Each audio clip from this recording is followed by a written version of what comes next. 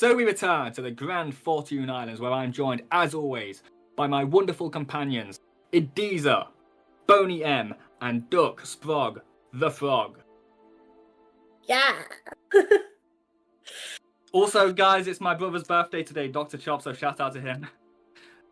Happy birthday, Dr. Chop! The Chop. Happy birthday to the Chop Stop. So does anyone remember what happened last time? God. Last time, we finally fucking got rid of Gale.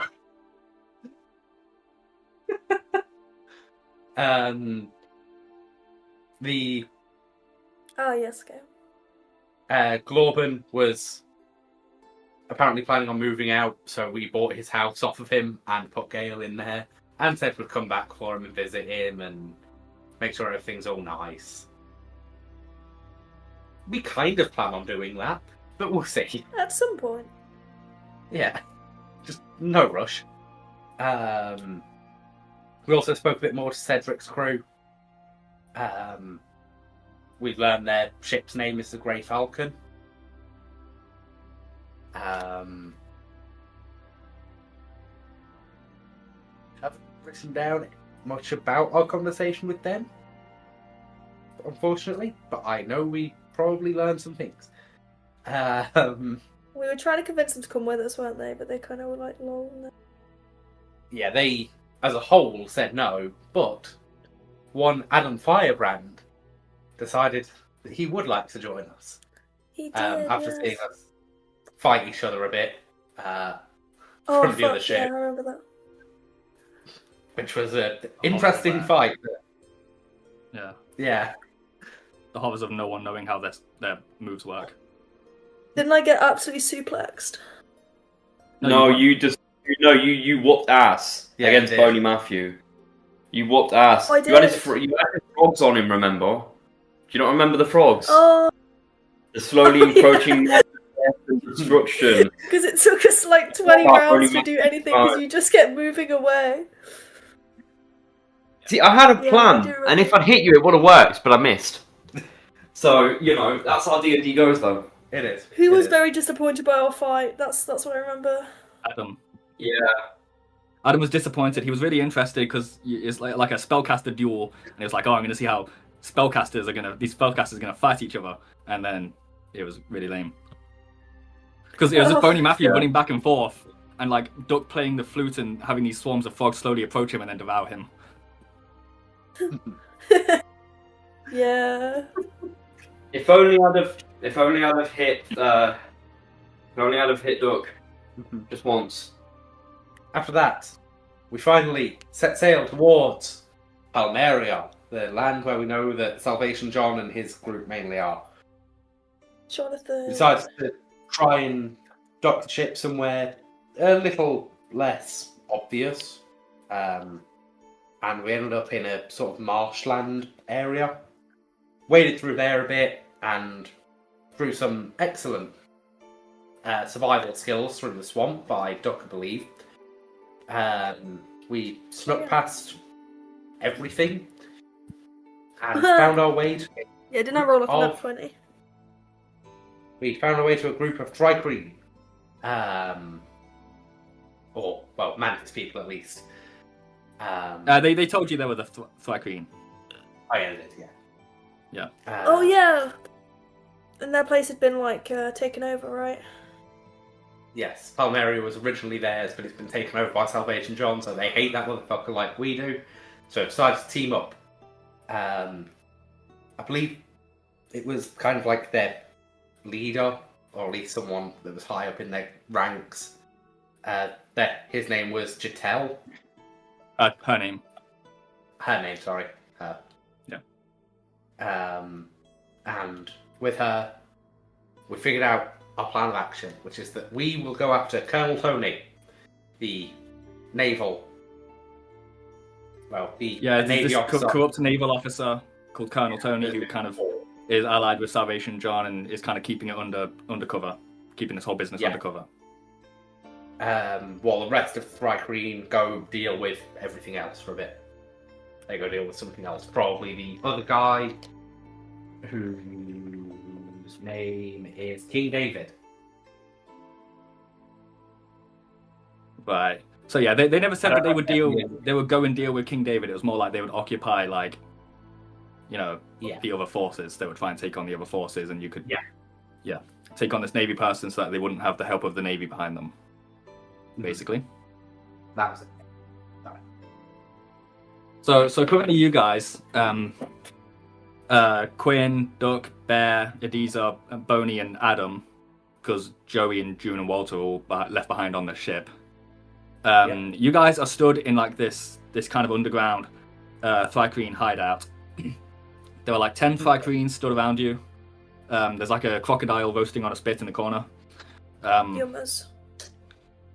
And Chitala's just explained this plan to you. It's like Yes. yeah. Sounds like a good Like, plan to me. Yeah, she explained she's gonna join you guys to fight Colonel Toni, and the rest of the Thrycreen will go do the other thing. Yeah.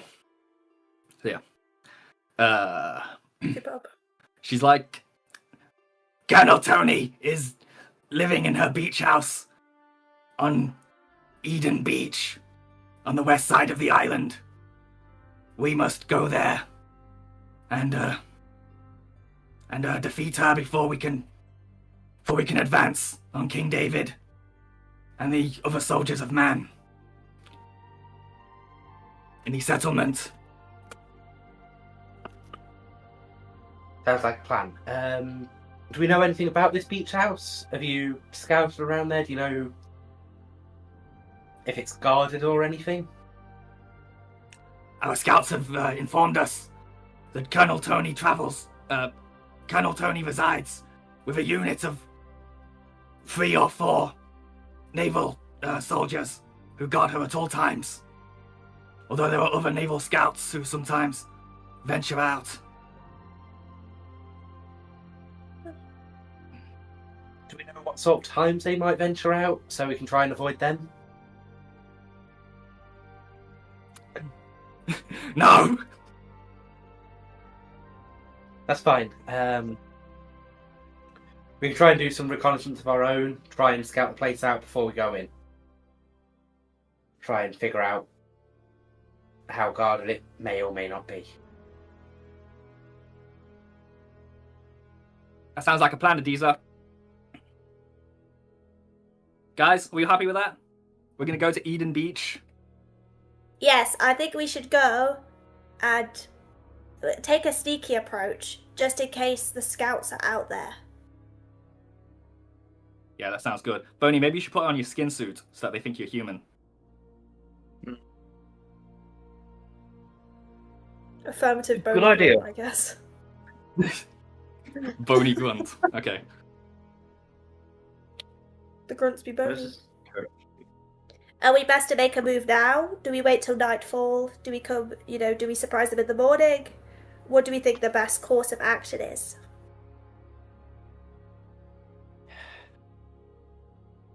Nightfall's not the worst option. What time are we on now? Above the table question. It's about... Hopefully I didn't state a time last time because I don't remember what it was. I'm going to say it's about midday. Midday. Okay. And how long would it take us to traverse across the island to this beach? It'll take a couple hours to walk to Eden Beach from here. Okay, that gives us sufficient time, I guess. Yeah. I mean, yes. the best outcome for this would probably be if we go in while she's asleep, assassinate her, and then just sneak on out. Could do this. That without is if she does indeed real sleep time. at normal times. Are we privy to this information? He is highly vigilant. This we know. Right. We're gonna have to take our chances then. Surprise attack is the best option, but I think we should aim for a nighttime attack. When we arrive, we'll scout out the place to see if she is in fact asleep. If not, we may still be able to get the upper hand, even if she is awake. If we are sneaky. I think with how vigilant she seems to be, we have to plan around being caught out at any time. But of course, if we can beat her vigilance, that would be best. People have to sleep, so we just kind of have to go with what we think we know and be open to the fact that we may not, in fact, know it at all. But yeah, so I'm open to that. Hopefully we. But we'll see how What was that goes.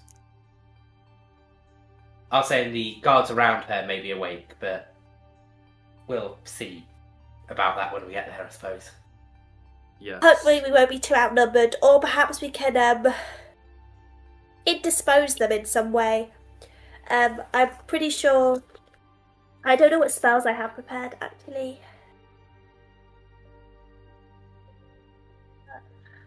Wait, so are we planning on approaching at night? Yes. In that case, guys, we could rest for a few hours, and then I guess that'll be enough time for you to prepare whatever spells you need. For you Yeah, I was funny just, spellcaster guys. That's a good point.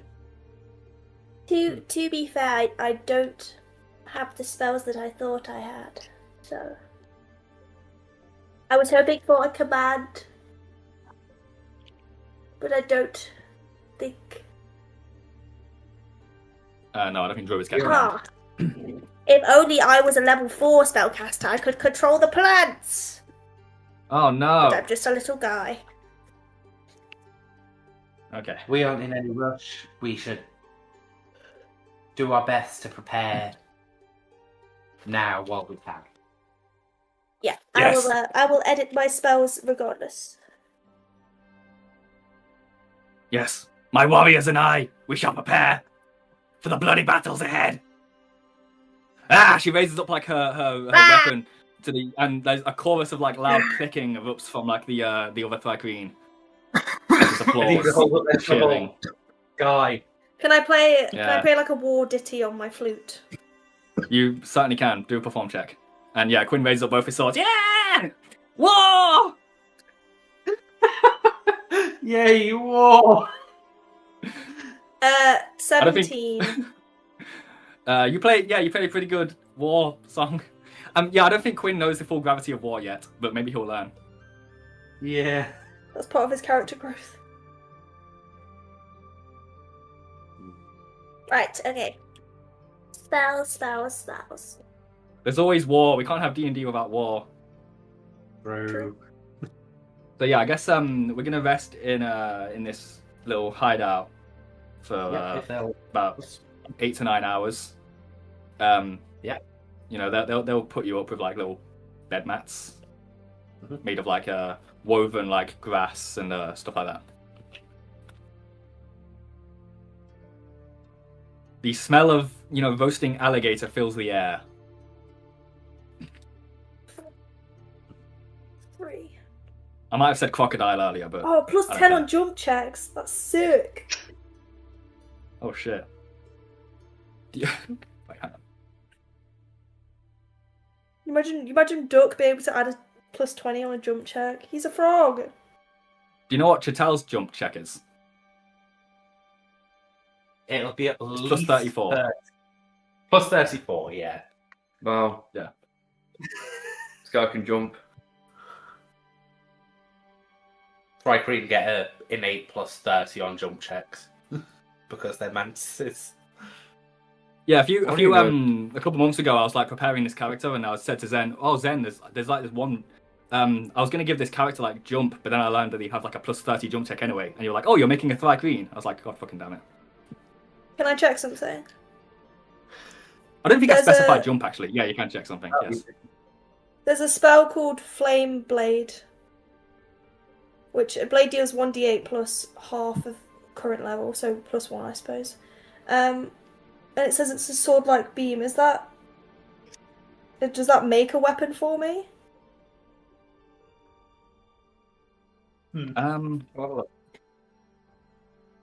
Let me take a Good little to look. know. So I have my druid spellbook right here. Oh, look. Oh, I'm not level 3. I want Cool Lightning, man. Come on now. Flame Blade springs forth from your hand. You wield this blade like That's beam it. as if it were a symbol. So it does make a weapon for you. Yeah. Nice. To be fair, Core Lightning is not all it's cracked up to be. I like Cool Lightning. I don't have any level 3 spells, do I? It's just level 2. No, you don't. Okay, cool, just checking.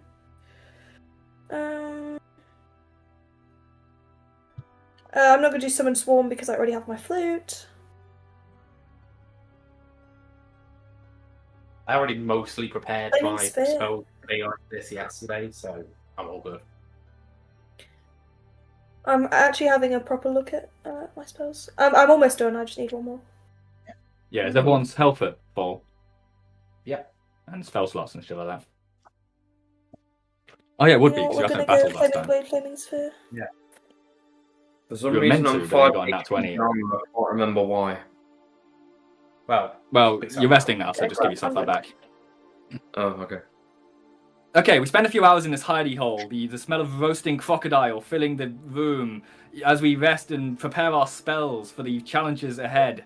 Do you think Duck would be somewhat offended by the smell of roasting? Is that like a friend? No, that's up Is to that you. like smelling a good friend? I think last session you said something really derogatory about crocodiles. You were like, they're like frogs but shit, or something like that. So I don't think Duck likes them. Probably just making it up. Yeah, probably. Anyway, You'll moving on. probably get hunted by crocodiles, I'd imagine. Yeah. Oh, You know, that's like thing horrible where to think that about. you have like those little kids in your neighborhood who were like, I got chased by a dog once when I was like 3. Duck with a crocodile. Yeah, okay. Nature's brutal. Yeah. Yeah. Damn. Yeah. Anyway, yeah. A few hours pass. Chital approaches you guys. She's like, "Are you ready to set out and take the fight to Colonel Toni?" Very ready. I am. Ready as we'll ever be to dispel justice.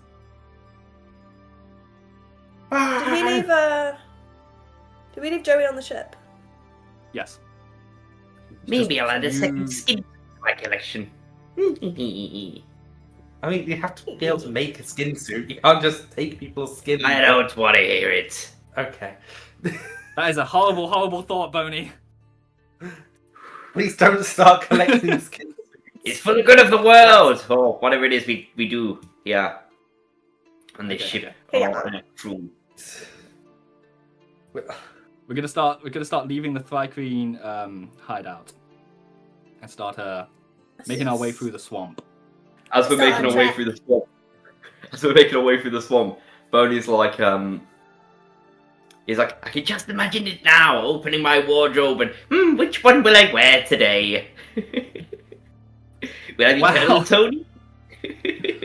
Maybe if we I'd meet any rather more like people with like, traditional skin.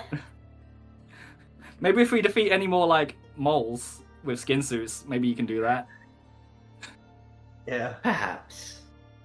I want to say that Although, Bear, who is traditionally stoic and unafraid, does look a bit uncomfortable at the concept of Boney wanting some more skin suits. yeah. Boney's guys, thinking maybe we of should he's from walking- discuss- a practical perspective. He's walking on the Sure. opposite He's got side. he's rubbing of his Boney. he's rubbing his non-existent bony beard. Mhm. I see. Thing. You just hear the think sound good. of like nails across chalkboard.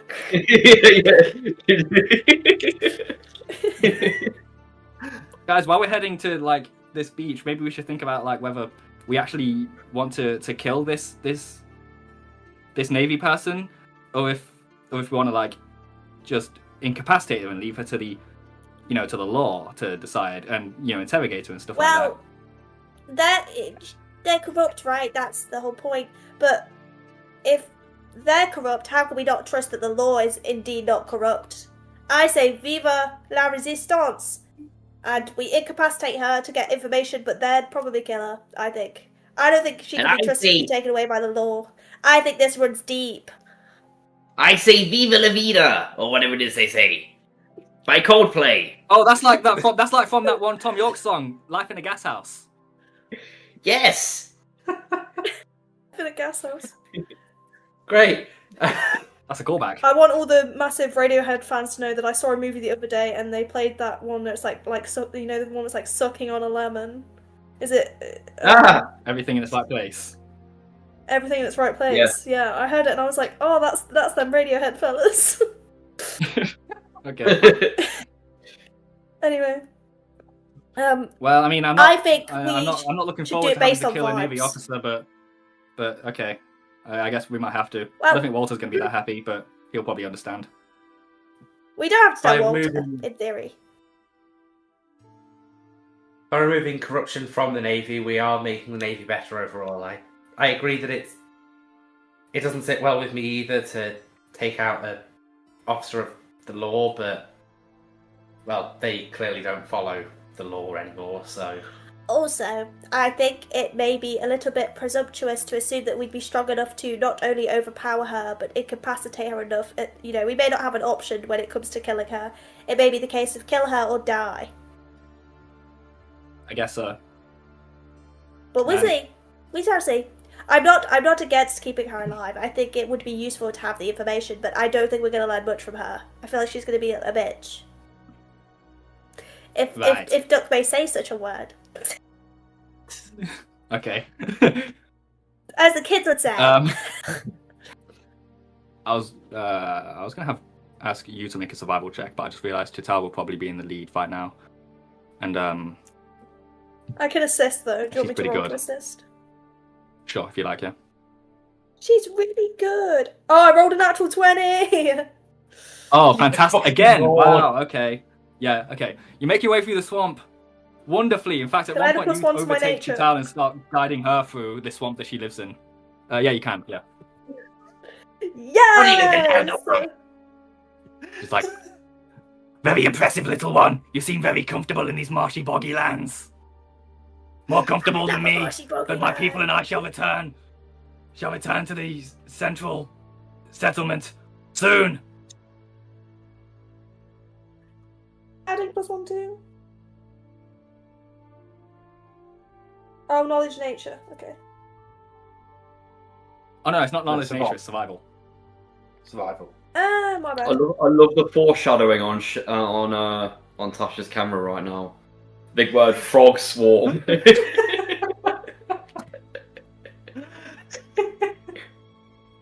Fuck's sake. What shall I do today? Frog swarm. It's like Gojo casting hollow purple. Sure. Sure. Frog Yeah, swarm. that's what I was gonna say. There is no way that's relevant to this situation. It's like that's how I like to imagine Duck casting a frog swarm. Just That's how I always imagine Valentine doing Call Lightning until I found out that Call Lightning is shit after doing it enough times. Okay, I It's now have more like- +6 to survival, which is fun. Nice. Cool. That is very super neat. So yeah, Thank you. you spend a couple hours walking through this swamp. As I said, Chital is very impressed with the ease with which you guide them. She was taking the lead at first, but eventually you just kind of overtook her, and became the kind of leader here. Yeah. Adam, as I said last session, looks very, very uncomfortable. He's got like this, wizard cloak that's kind of trailing in the mud and shit. Yeah.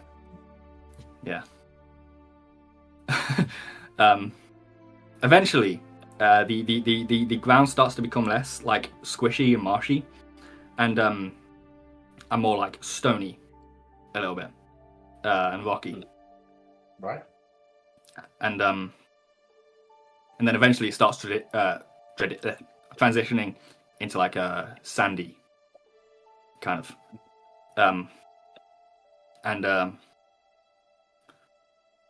you come up to like you can hear the sounds of waves crashing.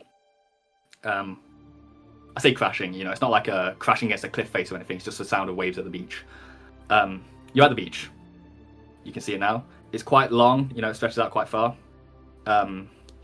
There's like this kind of grassy kind of it kind of transitions from like this grassy kind of sandy to like just sandy, if that makes sense. I see no. Yeah. And right now you're in sort of like the grassy beach, if that makes sense, you know? Yeah. I feel like a lot of Scrub beaches land. have like grass and then like sand and then water, right? Yeah. Yeah. Okay, and sand gets in the grass, grass gets in the sand. Yeah, I get what you mean. Okay, yeah. Yeah, it's quite tall grass you're in right now. Do you guys want to make a spot check? Yes, It's please. it's Oh, yeah, that's not it's very good. getting quite dark. The sun is just about setting. I got a 9. I got a 16. Boney Matthew making a spot check. Yeah, I got a 3. Okay. Okay. Adiza. Yeah. You can spot these two men walking along the beach. Kind of off in the distance, not massively close to you, but they are walking in your direction. You can make out they're wearing like this naval uniform, you know, it's kind of like white, kind of like, you know, white and blue kind of color scheme, smart looking like military outfit with you know, with their hats on. They look like foot soldiers. So. And they're both armed with like swords. They have them at like their sides. Yeah. And they're sort of walking in your direction. And he's just going to try and like sort of motion to be quiet and sort of sneak around a bit and try and get like try and stay out of their line of sight as they walk through. Right. Try and sneak Everyone. in time behind them. Yeah. Does everyone want to make a move silently check? Yes. Yeah, Oh I god. feel like stealth is. I feel like stealth is so difficult that everyone has to do good at it. I got an 13. 8. Oh, I should roll for Bear as well, actually. yeah, He's good, he got an 18. nice. Okay. I got a 19. Nice. Okay. Like I said, stealth is so difficult because everyone has to be good at it, otherwise it just goes one way. Yeah. So you guys kind of like as Quinn is Adiza is like you know, go around. You guys kind of like take cover sort of in the grass, I guess. Yeah. And these two men kind of walk more within distance of you. And you can overhear them kind of talking to each other. One of them's like, Listen. I don't know how much longer I can bear with this for. It's horrible. The other's like, you just have to grin and bear it for the sake of your family. You know the kind of person that Colonel Toni is. You just have to think about your family back home. It'll all be over soon. It's like, yeah, I can't sleep well at night. It plagues me. Well, How far away they are we kind of from look off in. of everything else at the moment? What do you mean everything else? As in, like, the village and stuff. Like, are there people within earshot of us other than these two? Not that you can see, no. So you've heard there's a settlement in the center of the island. You're on a beach on the on I believe the west side of the island. Yeah. You're not near the settlement right now. I see. But you know that somewhere on this beach is the beach house where Colonel Toni lives. And yeah, these are the only two people you've seen. Understood. And they're passing by kind of close to you, within earshot, you know, as they're talking.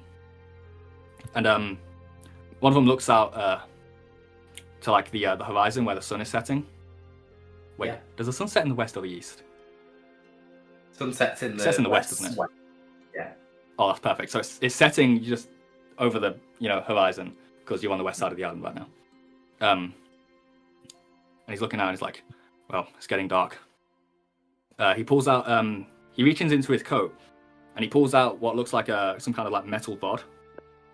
And then you hear like a click and a light kind of like beams out from this rod. And the other guy's like, "Oh, what's that? Is that some kind of magic item?" It's like, "No, it's not. It's one of Silverhair's inventions. It's they call it a flashlight. Pretty soon, these things will be standard issue. Silver. He wants something called a battery." Oh boy, interesting. Silver. What was that? I Sorry. love a thingamabob. Silver hair. Silver hair. Okay, yeah. So, okay, interesting. Silver hair. Wow, the times we live in, right? Evil, unfortunately. Yeah, these are exciting times. Anyway, they continue walking along the beach. This guy using his flashlight to help him see where he's going, you know.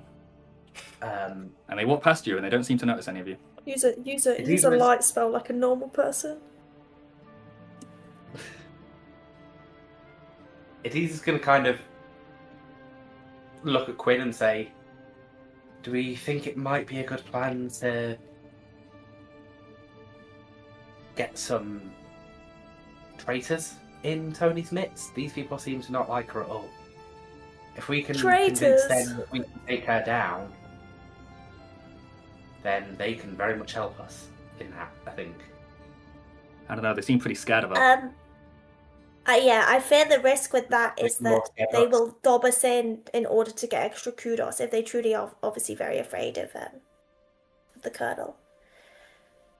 It's a pretty big risk to take. Although, honestly, I feel very bad for them and I don't really want to kill them. Yeah, we don't do anything Or about hurt them. them, I should say. We're trying to... Yeah, unless we...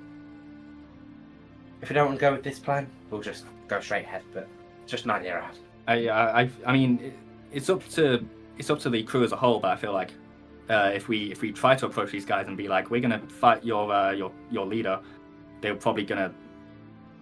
I feel like it's too risky. It might be best to maybe try and find them again after, if we defeat her, and then they'll know that we're strong enough to. Yeah. But yeah, they seem pretty spineless. Does anyone have any way to maybe make them take a nap for a while? I mean, they're just walking off in that direction. I don't need to worry about them. I think we can just continue past. Onwards.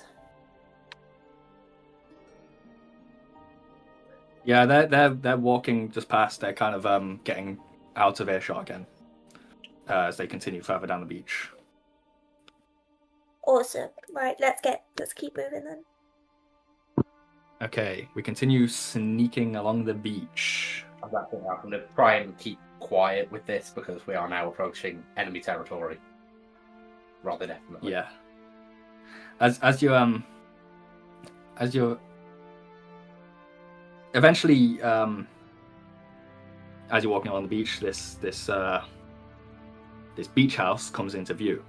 You know, it's not this enormous building. It's not like a mansion, but you know, it looks nice. It looks, you know, it's kind of up on like these like supports. If that makes sense, it's kind of raised up slightly. And you know, it's like a beach. It's like a large beach like hut, right? Next to the beach house, you can see like this sun lounger on the beach, but no one's on it right now because it's getting dark. You can see there's outside the beach house there are stood two more like navy men dressed in the same uniform as those people you saw before. They're standing there with their swords, you know, out, you know, ready to potentially use them. There's another man stood kind of like further off from them, kind of looking out over the sea. He's like he's a really large he's a very large man. He stood there with his arms crossed, He's got very, very dark skin and a very big, like bushy beard. Right.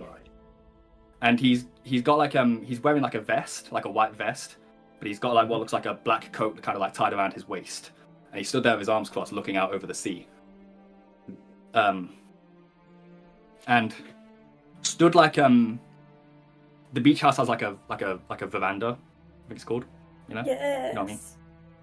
And Yes. stood in there is a woman. She's quite tall. She's wearing like a big like fancy looking like hat, and a huge like fluffy kind of white and blue kind of coat. It's like a blue coat with like white fluffy like kind of trimmings. Oh yeah. Yeah. And she's got long like flowing blue hair. Mhm. And she stood there like smoking like one of those like long like smoking kind of like sticks. I don't know what you call them. You know what I mean? She You mean looks, like she the- looks like a quite fancy woman. Yeah. Basic things that like make a cigarette. sort Like a of look cigarette longer. holder. Yeah. A cigarette holder, yeah, I guess. A smoking stick, you know. And yeah, this woman is stood there smoking, while these two men, Gardo and this other man, watches over the sea.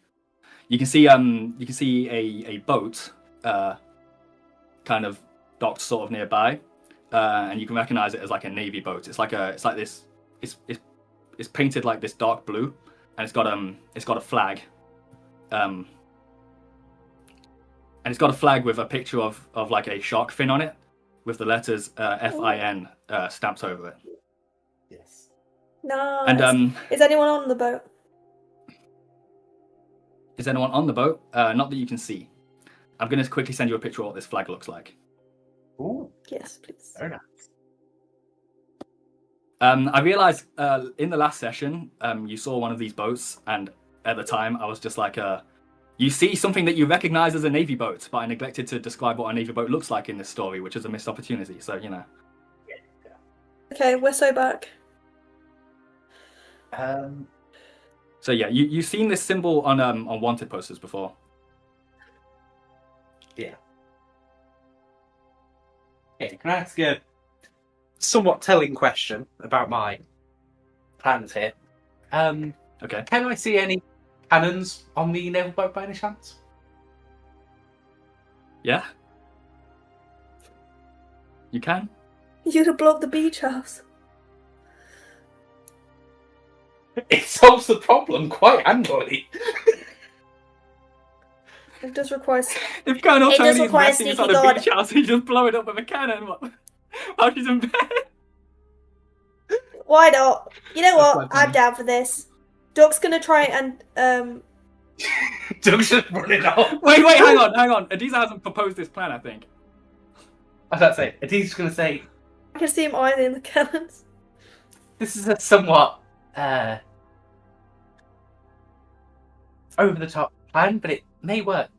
That naval ship is very heavily equipped with weaponry. If we could at least get on it and aim those cannons at the beach house, we could just blow them up before they even know what we're doing. That's a type of sneak attack, right? One issue Oh, I is see. it's not really inherently very sneaky. The minute that cannon goes off, yeah, they may die, but you'll also grab the attention of everyone, ever. Well, we just get out of here before anything happens. Yeah, I wonder if the other Blow forces them up. will even hear a cannon going off from wherever they are.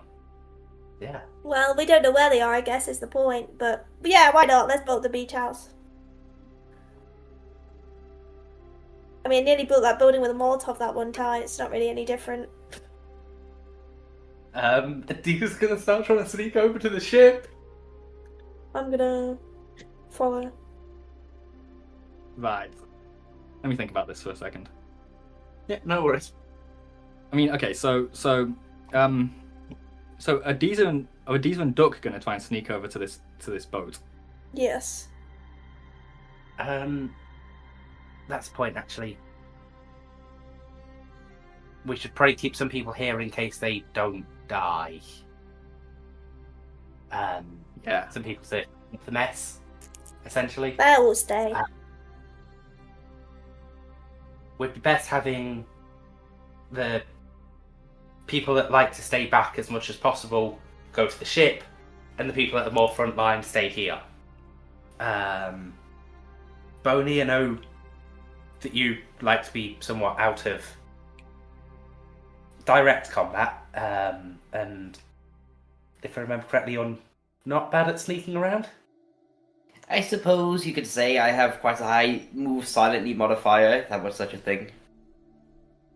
Do you For an know? analogy. Do you know how to load and fire a cannon? No. Does anybody here know how to load and fire a cannon? I know how to load and fire a cannon. Walter taught me. Oh shit! Quinn and Boney, you go over to the ship. Everyone else will stay here. Okay, he taught me that when I was a Right. kid, by the way, because we don't have any cannons on our ship. Well, we're about to put it onto practice, and I slap Quinn on the back. Okay. Let's look, but he's Just for You'll a do little high well. five. Plus, I am pretty sneaky. Wait, so is it Quinn and Duck on this sneaky blow up the house mission? Quinn and Boney. Boney. Quinn and Boney, sorry. Okay. So you've discussed this plan to have Quinn and Boney sneak aboard this ship, and Yeah.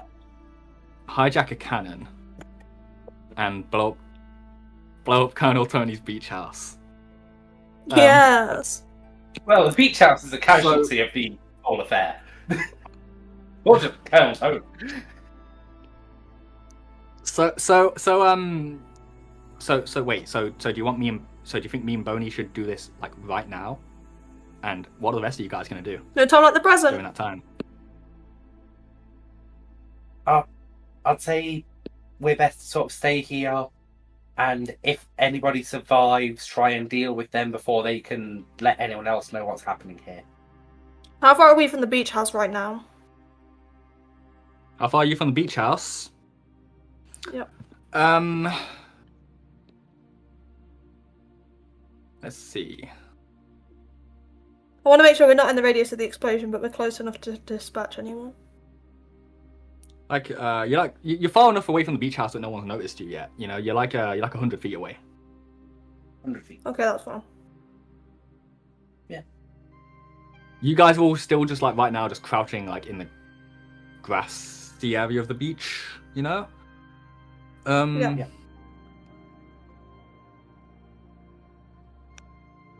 I would Okay. say it's going to pull out a javelin and have it ready for when the cannonball flies into it all.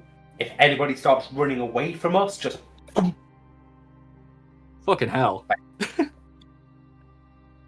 yeah.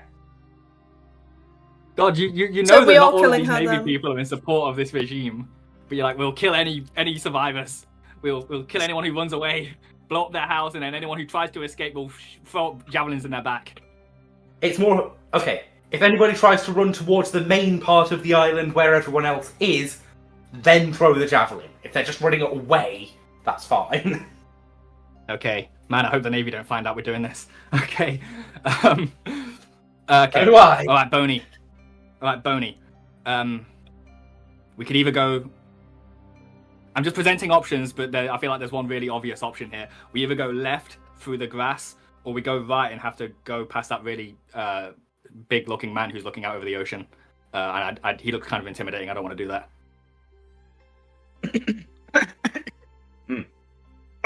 Got a bit stuck in my throat. I think there's only one obvious option. Yeah, okay. We're going through the grass. Okay. So yeah, you know, like I said, there's the grassy section, the beachy section, and the water. The beach house is between the grassy section and the water, obviously. We're walking past the beach house to where the boat is. Yeah. Okay, so Quinn and Boney are going to start trying to sneak through the grass, past the two naval officers and past Colonel Toni. Boney, make a move silently check. Oh, we certainly will. Wow. I got 9. What, 9 overall? Yeah. Let's see.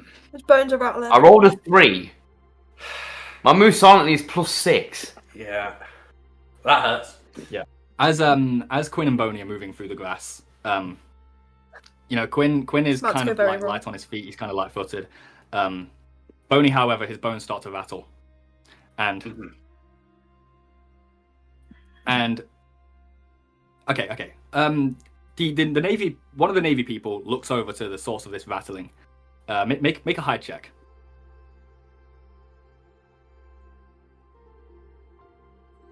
No. 16.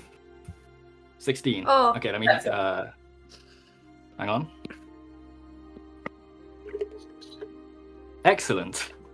Okay, as this person looks over, you manage to duck into the grass just in time, and this person kind of stares at the spot where you ducked for a minute, and then kind of turns back around. You got a 5, so yeah. Lucky. Keep those bones of yours quiet, Boney. Not a good time, Boney. Okay, that wasn't canon, obviously. God, he's a skeleton. He doesn't have lungs. Make another move silently check. I'm going to say that was a chance to get another move silently check, because you're not going to get any quieter unless you roll to be quieter. Oh no. 8. Okay. I rolled a 2 this time. Oh my lord. Okay, unfortunately, both of the Navy people this time look over. For the sake of fairness, make another hide check. This time it's going to be much more difficult because there's 2 people looking. 17. Ooh. Okay. It might be okay. One of them gets a 15. One of them gets a 9. So this time both of them look over, and you duck again. And they both kind of look at each other, and they're like, must have been the wind. Is this something straight out of a goofy shit. cartoon? It really is. Shut up, Pony! Make another move silently check.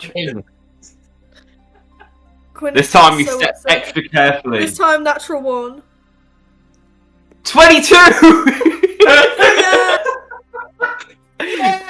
Okay. He's like, wait a minute, and he clicks one bone, and it clicks back into place, and then he's.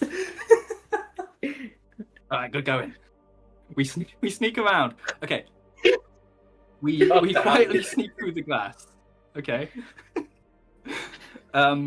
We go past the beach house, and then behind the beach house, though, on the side that we couldn't see, there is one person stood there. One Navy person stood there. Shit. Again with a sword at the ready. And if we want to get to the boat, which is now directly across from us, we're gonna have to go past this person.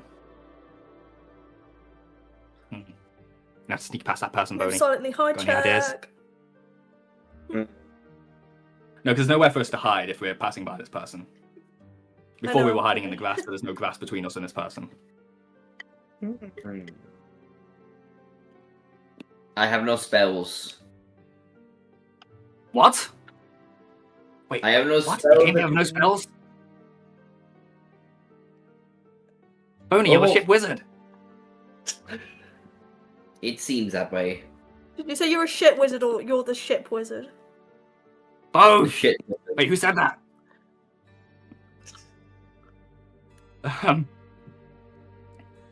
All Maybe I Boney could try has and- that could possibly help is Rave Enfeeblement and Touch of Idiocy, but neither of those are going to do anything.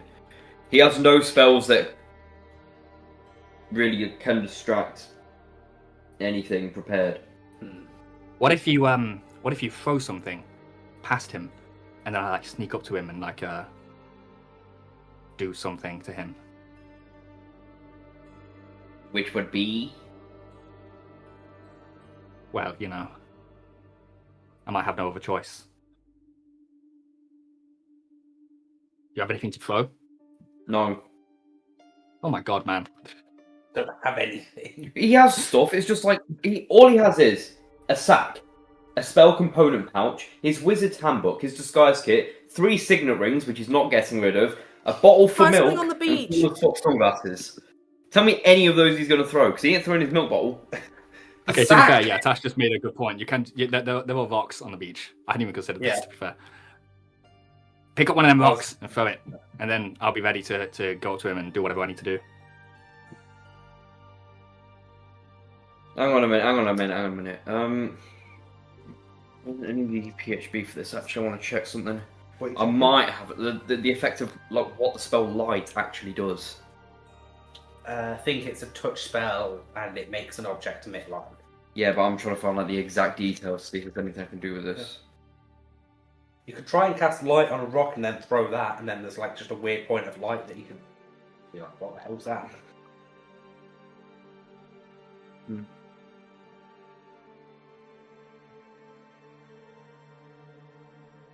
Surely that'll alert him when he pick it up so that there's a spellcaster nearby. Yeah, but that won't matter when he's got a sword in his back. Wow. If it Touche. So Kane hits. okay, well, it's a touch spell unfortunately, so I can't cast on it from like when it's sort of flying through the air. You'd have to cast it now and then throw it, and then you might. I don't know which way it'd look first. Be a bit of a gamble. Well, Boney's gonna pick up a rock, and he's gonna cast light on it and throw it quickly. Okay. Now there's an extremely bright object flying in the air. Okay. You throw it. It goes past the man who stood there behind the house. And yeah, as you throw it, the man's head sort of immediately starts to like follow it through the air. And as it's going through the air, Quinn is already like kind of dashing up to him as he's distracted by this rock this bright rock that's flying past him. Quinn runs up to him, and you see him sort of wince slightly as he goes to stab this man in the back. I'm going to say that Quinn does this with advantage because of the distraction. Yeah. This is not Quinn's way of doing things, but unfortunately. Yeah. Quinn is a lawful man. For now. Let me see this man's armor class. Okay. Thank God that was with advantage. Okay. Quinn, actually, let me do the damage. Let's see. That'll be, because it's a sneak attack as well, it'll be 3d6 plus 1.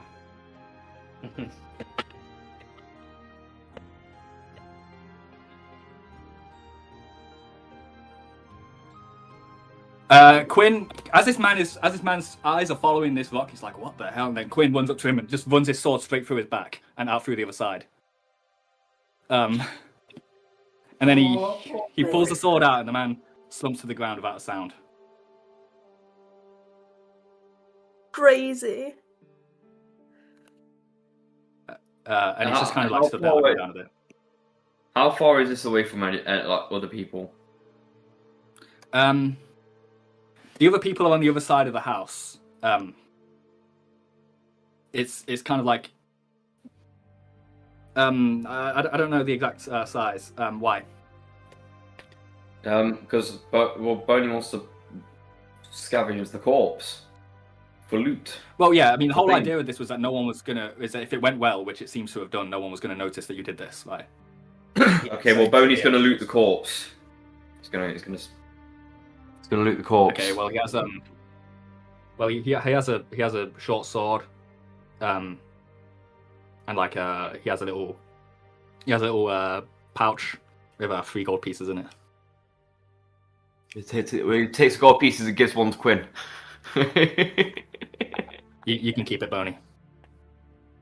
Let's Awesome. go. Sure. Oh, Quinn's really scary. Quinn's just staring at a dead body like, "Oh, I killed someone." Yeah. Quinn was like holding the sword in both hands, and he's like thrust it through, and both his hands are like drenched in this man's blood. Yeah. He's like Ryuji from Jujutsu Kaisen season 3, or like Lady Macbeth, Or like Toji. So yeah, there is now The ship is across from us. We've dealt with this man who may have been a problem. Let's make if we want to sneak over to the ship, let's make one more move silently check. So I'm filming now, Because nice. what do you got? Another 22. Excellent. Okay. As the two of us are sort of quietly, lightly treading over to like the ramp up to this ship. The big man who's looking out over the ocean, like his head seems to kind of like twitch, but he doesn't really like he doesn't turn around and look at you. Yeah. The two of us. Just real quick, Adiz's gonna say to tell Wald, do we know who any of these people are? Obviously, I imagine that's Colonel Toni. Are any of these other people known figures, or are they just random people? That man who's staring out over the ocean. We've not seen him before. I assume he's one of those soldiers of man, but he has a strange look about him. Got ya. I was kind of wondering if you knew who he was, but that's alright. No. What's that? What was that then? Just saying, continue with the rest now. Sorry. Quinn and Boney board this vamp. And with our move silently checks, no one seems to pay us any mind. Colonel Toni is still smoking her cigarette holder with her big hat and her big fluffy coat. And the two Navy men are still just stood there beside her. And the big man is still just watching the ocean. Who knows what he's watching for? He's not being a very good guard. But yeah. We get put onto the dock of this ship. And we may have seen the cannons that we spotted before were positioned in a way that you would load them from sort of below deck, if that makes sense. Does that make sense? Is that a thing? Yeah. Generally. Okay, good. I thought so. I just wanted to make sure. Yeah. I didn't want you guys to be thinking, well, actually, realistically, the cannons will be above deck. No, they're usually below deck now. You'd have like swivel cannons as well, but they're a bit more high end. Right. All right. Let's try and go below deck. There's no Navy people on the deck that you can see. All right, Boney. We go over to this door. Make a listen check. Okay. I got an 18. Okay. You can hear like a cough from below deck. Shit. There's people. Okay. Let's be careful. Do we open the door? Can you peek under the door, perhaps? Is there any space under the door to peek through? Yeah, sure. If you peek under the door, you don't see any like shadows or any movement or anything like that. Let's open the door. Beep beep. Not a monkey, not a circus then. He's gonna step behind Quinn. He's stepping behind Quinn. He's like hiding, basically. Yeah. Okay. As you open the door, you don't see any people. Immediately, like, we're gonna fight you. There's some stairs. I guess we're gonna. I don't want to be like narrating exactly what you do here. Basically. Well, yeah, he's going we to descend. sneakily if he can. Yeah. Just Yeah. the shit. Yeah. As we descend the stairs, we can sort of come around into like the room that is below deck, and we can see a Navy woman sat at like a table. with a sword kind of like on the table. Mm-hmm. And she doesn't seem to have spotted us. How big is this room? Let me see. Let me think. Let me see.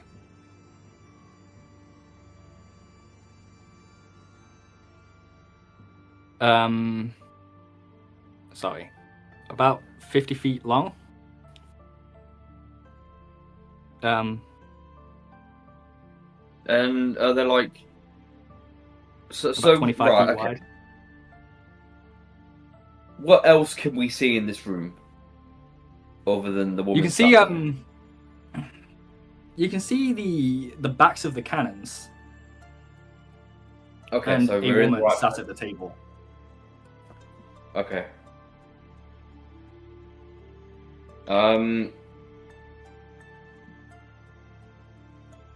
as you're watching, a man walks in from another room, holding like 2 cups of like some kind of like hot drink. And he places one down before the woman, and then sits down across from her. It's like, man, that Colonel Tony's a real slave driver. Ah, tell me about it. Can't wait for this all to be over soon. Are they both human? They both look human, yeah.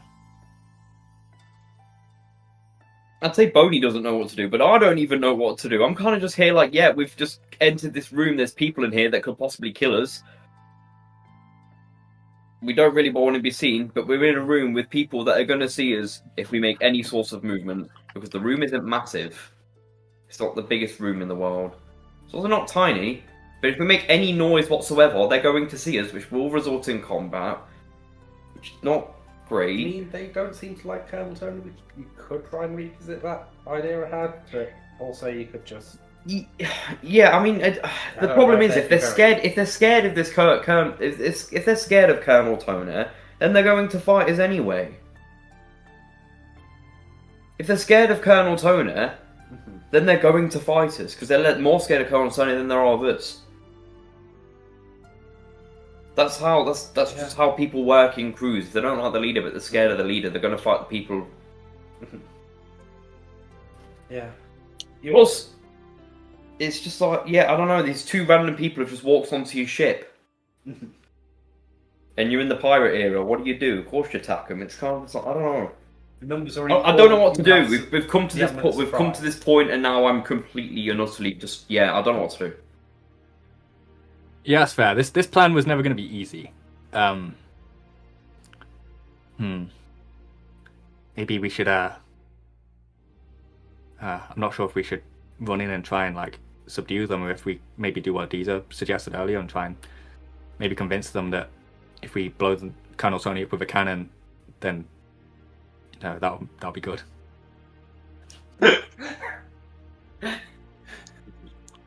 Like, blowing someone up with a cannon is a good thing, and that we should totally do it.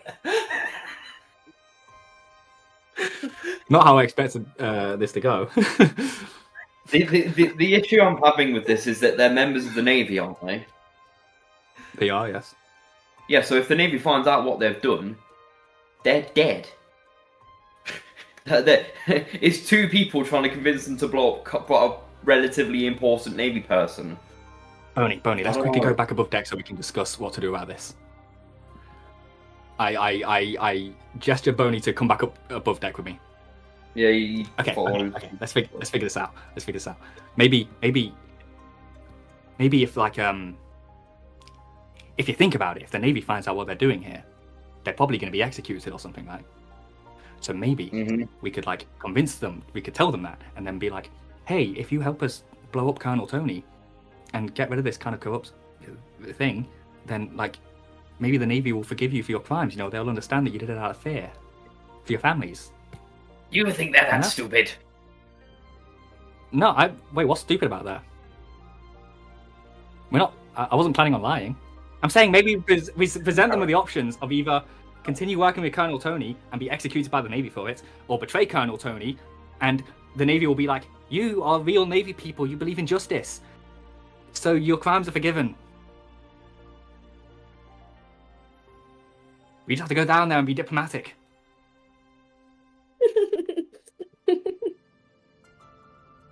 What do you think of that plan? To potentially talk to them.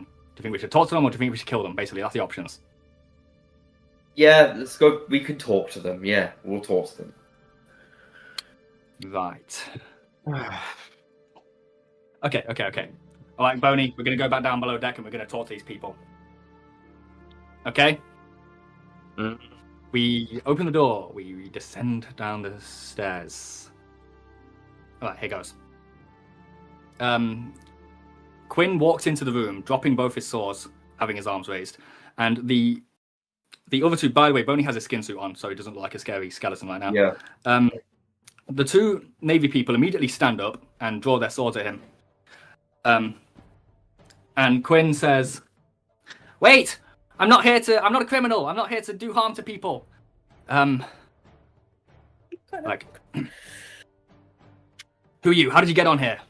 I'm Captain Quincy Shelley of the Starlight Nautilus, and we're here to... listen. We know that you guys don't like what's going on here, right? It's not right, okay? It's wrong. It's bad.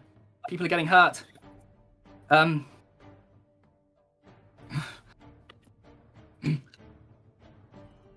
You shouldn't be here. This is a Navy ship. You're trespassing. Listen, I know you're scared of that Colonel Toni woman, okay? I'm sure she's very strong. However, is she stronger than a cannon? They all look over at the cannon. And now Quinn's gonna make a diplomacy check. Oh shit. Okay? That's so good. And this is gonna decide how it goes, okay? And then if it goes bad, then you can just fight and you don't have to worry about role playing. Great.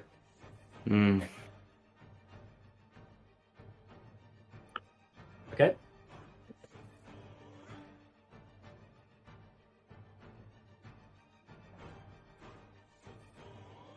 Okay. She's stronger than a cannon. What have you? Are you proposing what I think you're proposing? Yes. My very intelligent vice captain had a very good idea. We're going to blow Colonel Toni up with a cannon, and then if the Navy finds out what you're doing here, you're probably not going to be executed for it, because they're going to know that you blew up Colonel Toni with a cannon in the name of justice. Beautiful. Stunning. Like, if Colonel Toni gets blown up with a cannon, then I won't have to fear for my family's lives anymore. And I won't have what the business that's going on here on my conscience. None of us like John the Crusader, but Colonel Toni keeps us in check. She helped him take over this island. We were all stationed on this island before Salvation John came and bribed her. She's so greedy. I thought you said He gave her a bribed beach house. No, bribed her. She's so greedy, she loves money. Okay, well. She's just a girl. Okay, well, you don't have to worry about that because we're gonna blow up with a cannon. Does she love cannonballs, perchance? Well, she loves blowing up pirates with cannonballs. Mm. I don't know, I mean, she is really strong. I'm not sure a cannon would finish her off.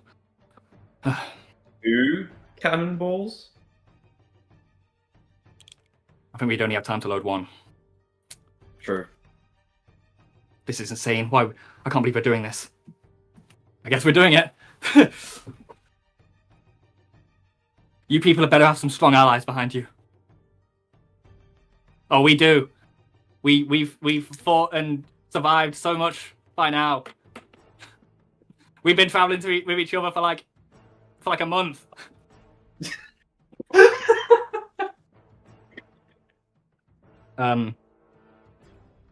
Okay, well. So, what's the rule set you've found on aiming cannons and firing them and stuff? So I was just going one of the Navy people is gonna go over to the cannon and kind of both of them actually are gonna shift it. Because they should know how to do it. Yeah, they would know how to do it. They are Navy people. They operate cannons. That's their job. And they say to Boney, "Fetch us cannonball from over there." Well, Bodhi's gonna walk over and he's gonna stare down at the pile and he's gonna attempt to lift one of the cannonballs. Okay, so the cannonballs aren't enormous, right? I don't know how big you're picturing them, but they're not like these massive things. They are quite heavy, but they're not like you would be able to pick them up. Okay. You know what I'm saying? They're not like bigger than you, right? Obviously. Yeah, they're just they're okay, fair enough. Bodhi is just it'd be like it would fit in one of your hands, you know, not comfortably, but you know, you won't be able to put your fingers around it, but it would sit on one of your hands. But you would. Okay. And yeah, you lug this cannonball over, and they both take it and they load it into the cannon. What's the rest of you guys doing? I guess we're kind of just waiting to, like, we're lying in wait until we see the cannonball hit the building. Do you want to do any specific preparations before we blow up Colonel Toni with a cannon? I don't think so.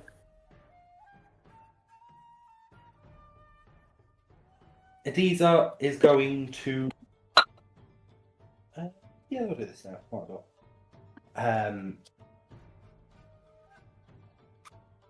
You can see them sort of like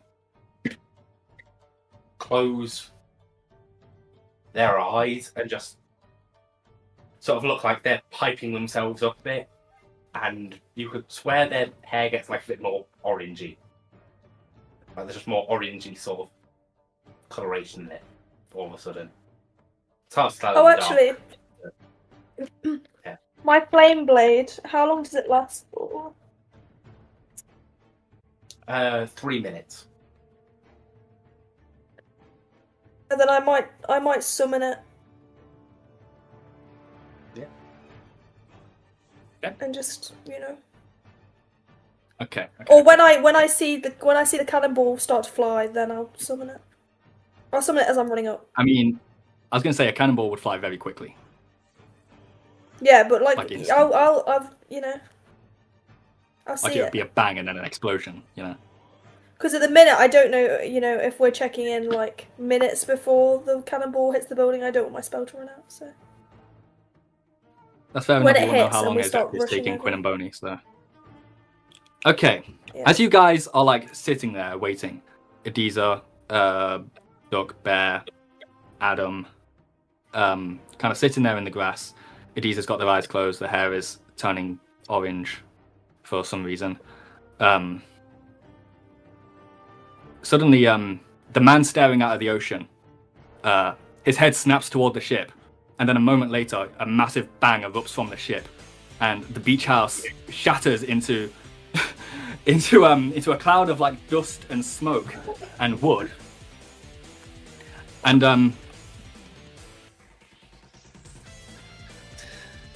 I guess you guys are all ready to. What are you guys doing? Are you running over as this happens? Running, charging towards the building. Okay. Yes. Charging Yeah, toward the Adiza will- building. Yeah. Charging towards the wreckage, and he has a javelin ready to throw, and is looking for someone. Okay. we see Let the me colour? let me quickly figure out some damage, right? Of this. Okay. Okay. As the smoke clears, the sight you see before you is there are two bloody corpses, kind of scattered, you know, with like missing legs and arms. They're completely motionless. They're obviously dead. They're both the normal Navy people, so I can wipe them off here. As in, are those the two people we saw walking, or are these two different people? No, they're not the people who saw walking. There were two people who saw walking, and then when you got to the beach house, there were two more people stationed in front of the beach house. Those two people are now Okay, dead. fine. They've been blown up by a cannon. Brilliant. And they probably Right. completely spotted You're- the Sunburn thing. They loved her. They really wanted to be here.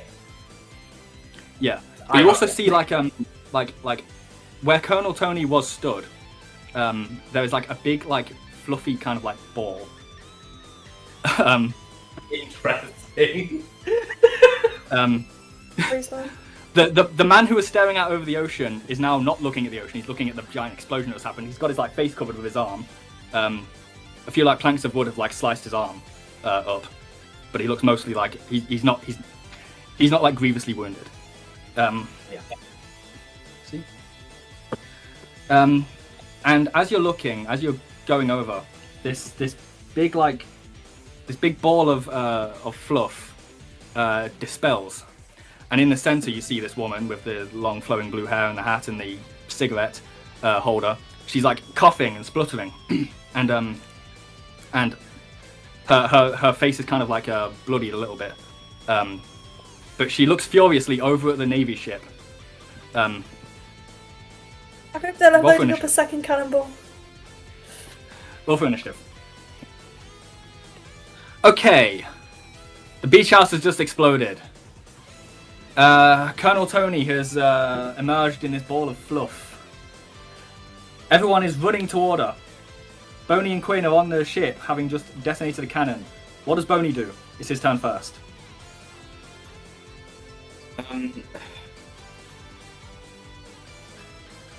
Right, so we're off the ship, are we? You're still on the ship. No, we're still on the ship. We've just detonated the cannon. Well, I mean, yeah, if I can see that they've sort of, if I can see that they're, I don't even need to see that they're aware. I'm gonna run off the ship. I'm gonna run off. Yeah, I'm gonna run off the ship. Okay, you're gonna take a run action to run as far as you can. That's 4 times your movement. Yeah, I'll do that. Yeah, I'm gonna say you could get off the ship with your run action, but without it, you wouldn't be able to in time. So. Yeah, that's fine. Okay. Let me bring up a battle map right now. Where's the beach house? Where's the beach house? Well, the beach house has been exploded by a cannonball. It's no longer here. No debris. But this is roughly where it was. Okay.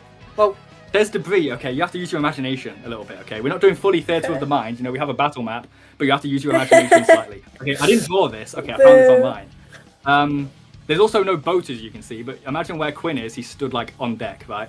And Boney has just about managed to get to the shore, and about 20 feet away from him is this man, very dangerous-looking man. And sort of, I put you guys in a line here. The rest of you, you know, and here's Colonel Toni, having emerged from her ball of fluff. I feel like we'd probably be more likely to be in like a little like circle. How's that? Okay. Yeah, good for me. It is now. Okay, so yeah, Boney, you run off the ship, and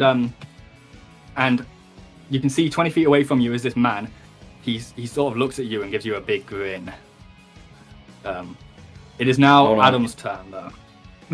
It's now Adam's turn. He's like, oh shit, fucking hell. Okay, he's gonna run over. 1, 2, 3, 4, 5, 6. That's as far as he can go. He's gonna do like this motion with his hands, and this flame is gonna appear from his hands, and he's gonna cast Burning Hands on Colonel Toni.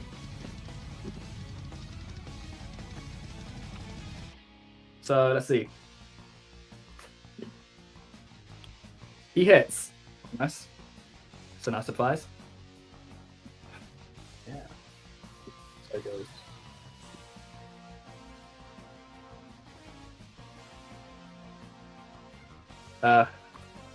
So yeah, this flame rushes toward Toni, kind of washes over, and she looks kind of like singed. She gives like a little cough. Yeah. It's now great. It's now Quinn's turn. So me again. Quinn is going to use his Hi, me again. This wouldn't really be his exact position. So I'm going to say, for the sake of fairness, like with Boney, it takes just with a run action, he can get to where Boney is. There you go. Cool, that's fun. And now he's stood next to Boney. It's now Bear's turn. Bear is gonna head over to the scary looking man.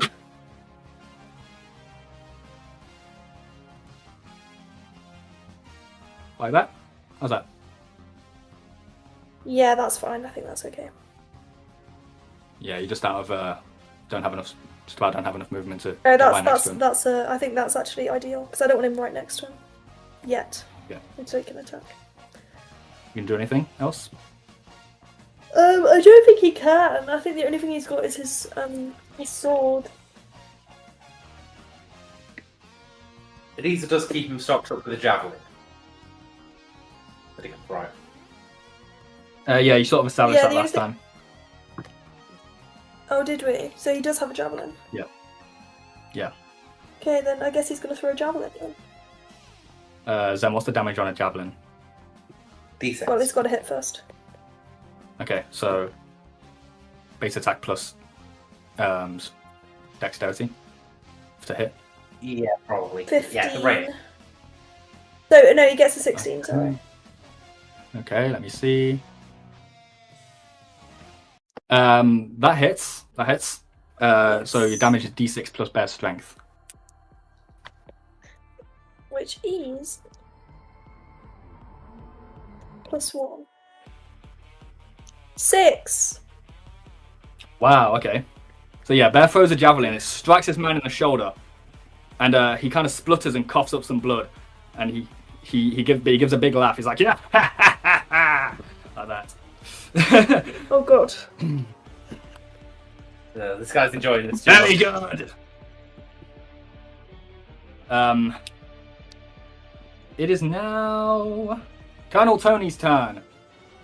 Still coughing and spluttering. She puts her cigarette holder back in her mouth. She clearly hasn't learned her lesson. And she gives a big puff on it. And a massive cloud of smoke erupts around her. She has casted shit. Obscuring Mist. And there's now a cloud of mist around her.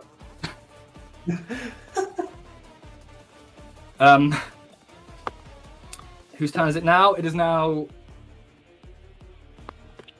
this man's turn. For some reason I wrote Quinn on the initiative order twice, so that really threw me off. It's now this man's turn. He pulls out. So he has these. I forgot to mention. He has these 3 guns like strapped to his body.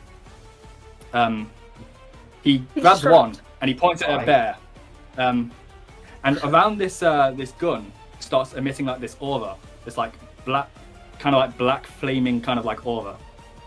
And he points it at a bear and fires. Let's see. Oh no! He gets a 10 to hit.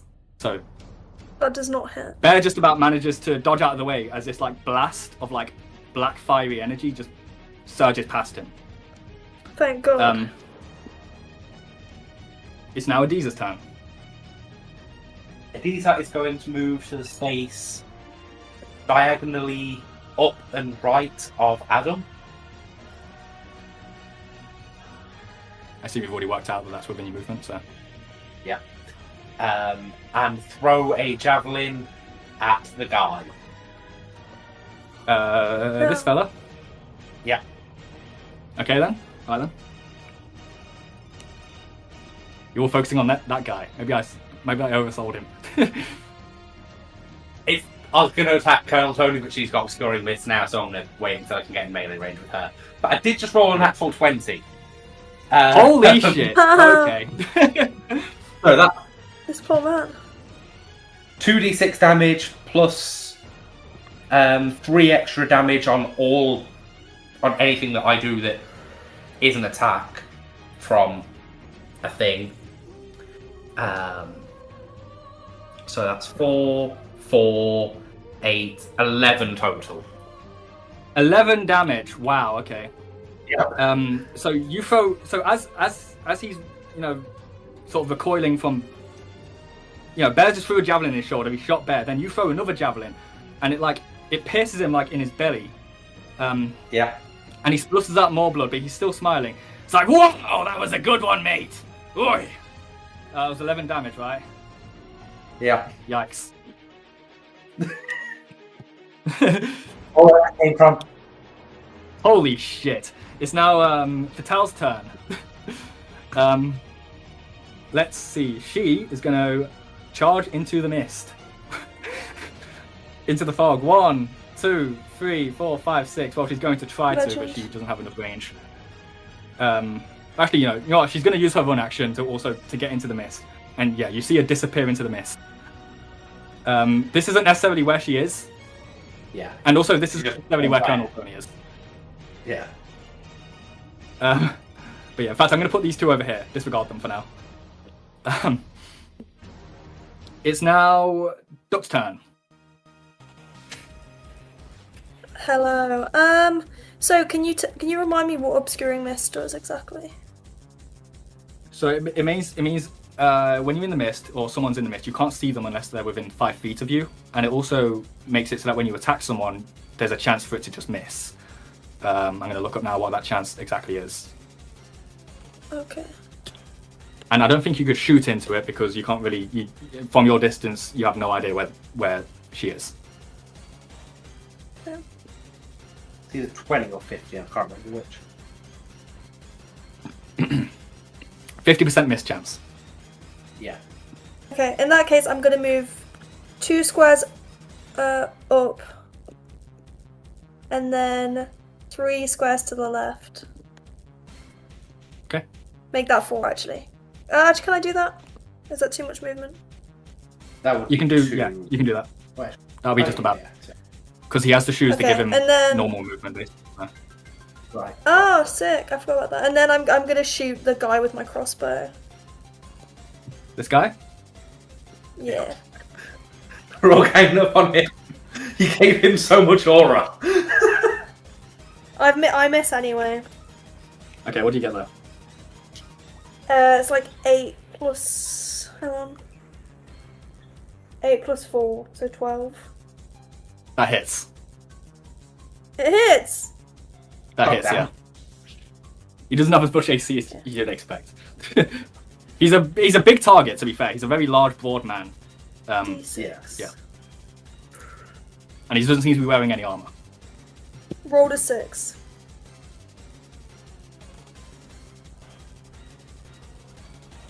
You got 6 damage. Yep. Okay. As the javelin from Adiza pierces the man in the belly, yeah, and he's like, good one, mate. Suddenly, a bolt fires from Duck's direction and pierces him straight in the forehead, and it kind of like blows him back slightly, right? But then he kind of like rebounds, and he's got like a fierce look in his eyes and a massive like smile on his face, right? And his big bushy black beard is like seems to have this kind of like flickering like kind of flame kind of like aura effect, right? Yeah. It's clear that there's something supernatural about this fella, right? He makes eye contact with Duck. He's like, You're pretty strong, aren't you? What are your names? He looks at Duck. What's your Would you like name? to know? Young lad. Would you Yes, like I to would. know? That's why I'm asking. Duck doesn't respond. At that, if no one else is going to say anything to him, you're all welcome to say something to him, by the way. I mean, if Duck thinks that there's no point telling him, there's no point telling him. I won't Okay, that's go fine. against With that, he lets out a loud laugh, and then he sort of falls backwards, right, with his arms outstretched. And when he hits the ground, he kind of just like dissipates in like these black flames, Whoa. Oh, and he's gone. It's now Boney's turn. Oh, Boney was going to cast Rave Enfeeblement on him, but he can't do that now. Let me have a look at my spells list.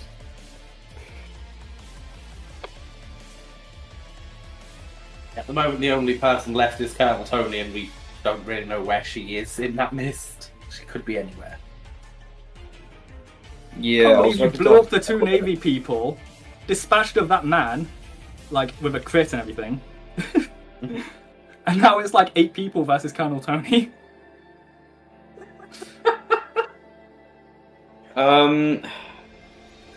I think Boney's gonna sort of move. What's his move to be fair? He's basically gonna move diagonally down up until he gets right behind a diesel. Actually, no, you can't do that, can I? Like this? Yeah, you could. 3 squares is 15 feet, right? So, like, right behind Adiza. Yeah. On Right there. Adiza's right side. Yeah, right there. Good. He's going to move Like that. behind Adiza and then cast Enlarge Person on Duck. Oh, sick. Okay.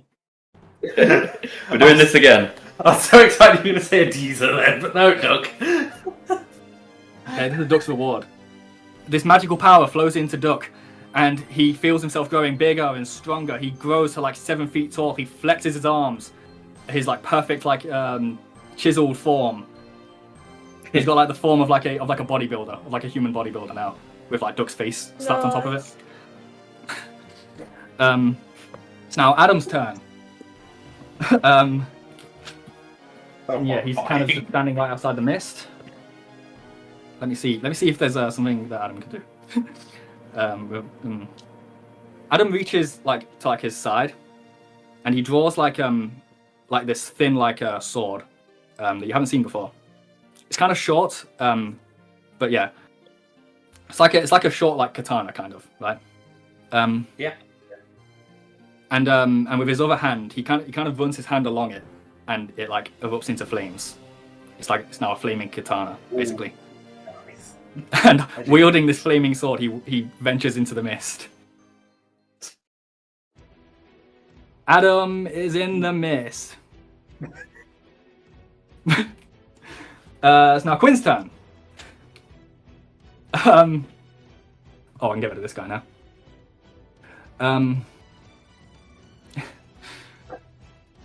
Quinn ventures into the mist. I don't know what you can do about someone who's in mist.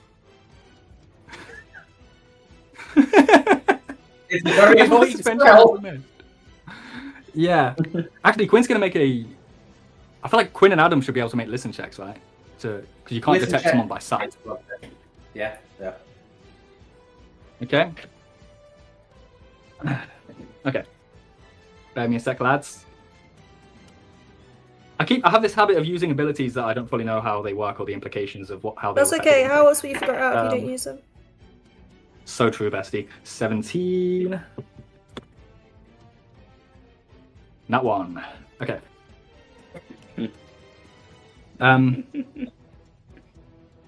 You hear? Okay. Okay. So you don't know what happened to Quinn. You hear Adam shout though. It's like, over there. Basically, but Adam doesn't have enough movement to reach wherever she is. So, Great. Quinn, however, heard absolutely nothing. He's suffering from intense ear cataracts right now. It's now Cool. Bear's turn. Bear's gonna rush into the fog. Okay. Do you want to make that a run action? Or not? Yeah. Okay. Is there any specific place in the fog you want him to rush to?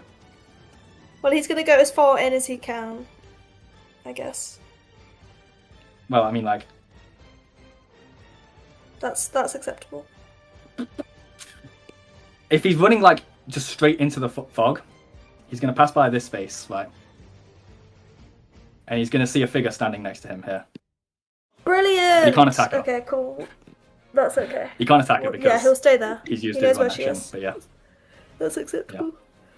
he runs into the fog. He sees like this this figure next to him that he doesn't recognize as one of his friends. So he skids to a halt and turns toward her, ready to attack. It is now her turn, though.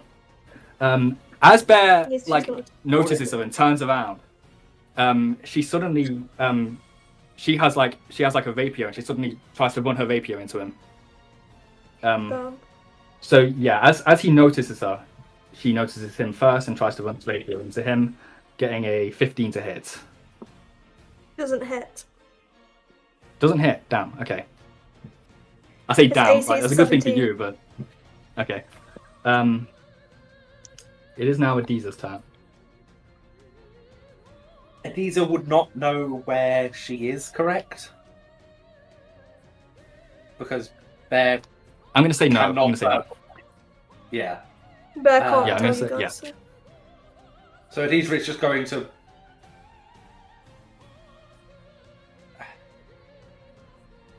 walk directly forward towards the center of the mist. Can you make that a run action or Yeah. not? No, because I'm going to try and listen as well. Okay, make a listen check.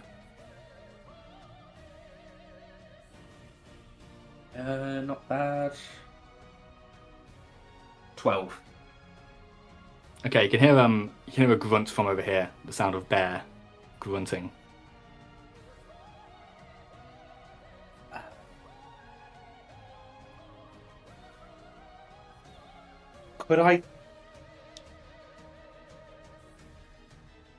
Would Aditha think it's viable to try and throw a javelin next to where they heard that noise? You're Obviously asking me, not- like, that depends on whether you think Adiza would want to throw a javelin toward where they heard bear is. In the mist. Okay, Aditha was going The to risk it could hit specifically there. throw it a little bit away from where they think bear is. Yeah, but what side? Because you could just end up throwing it through the fog. That is the question. I'm just going to... You know what? Okay, first of all, okay. If you're going to randomly throw a javelin some space away from bear, how do you want me to do that? Roll a d6, and if you get 4, 5, or 6, you throw it in the correct direction. That's a 3.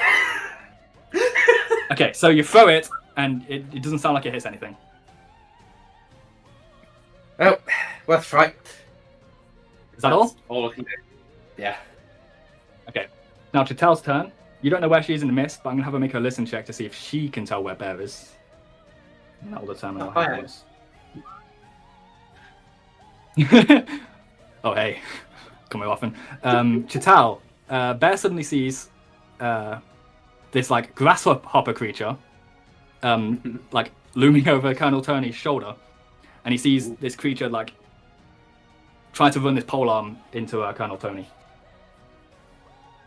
Okay, so that would hit, but she also has to roll for the miss chance, because they're in mist. She misses. Sorry. Thanks to the mist, she's not able to be precise enough, and Colonel Toni just sort of like it just kind of whiffs. Whose turn is it now? Duck. Can we enlarge? Because isn't Duck massive now? Therefore, how big Duck is should Duck be? huge. Is Duck still only one space? Duck is the size of quite a large humanoid, but not incredibly Yeah, huge. Oh, Duck's usually so probably small, still so one they're now normal size. Okay. Yeah, they're now man-sized. He's now man-sized, so just one space. Duck-sized man, man-sized duck. Pick your poison. Yeah. Right. Duck is. Does Duck know where bear is? Can Duck tell where bear is? Or I think it increases his speed to 40 feet as well, so that's good. Yeah. Make a listen check to see if you had bear. And, the general fighting that's now actually happening over there.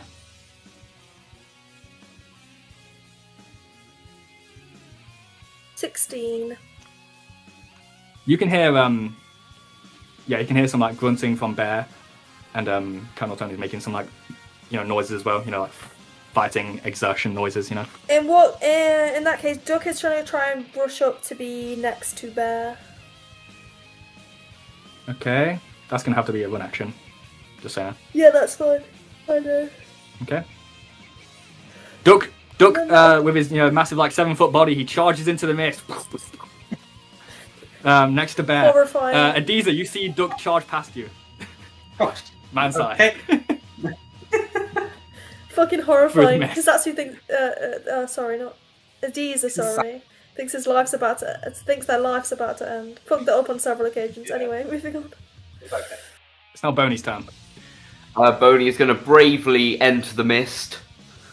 Okay. You can Um, make that run action or not? he's just gonna walk 30 feet forward. Next to Adiza. That's 30 feet. Yeah. Okay. Make a listen check. You can probably, by now, Matthew, for this too. it won't be a very high DC. I got 10. That's good enough. You can hear where the battle is going on. Okay.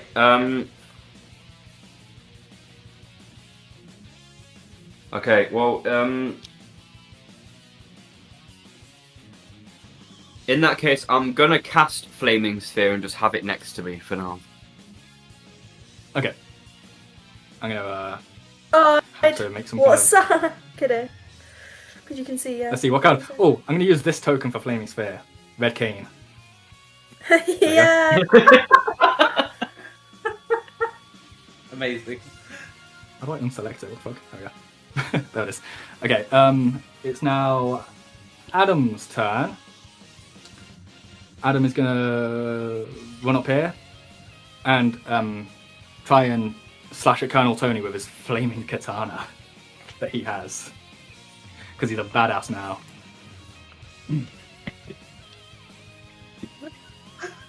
Where's Quinn?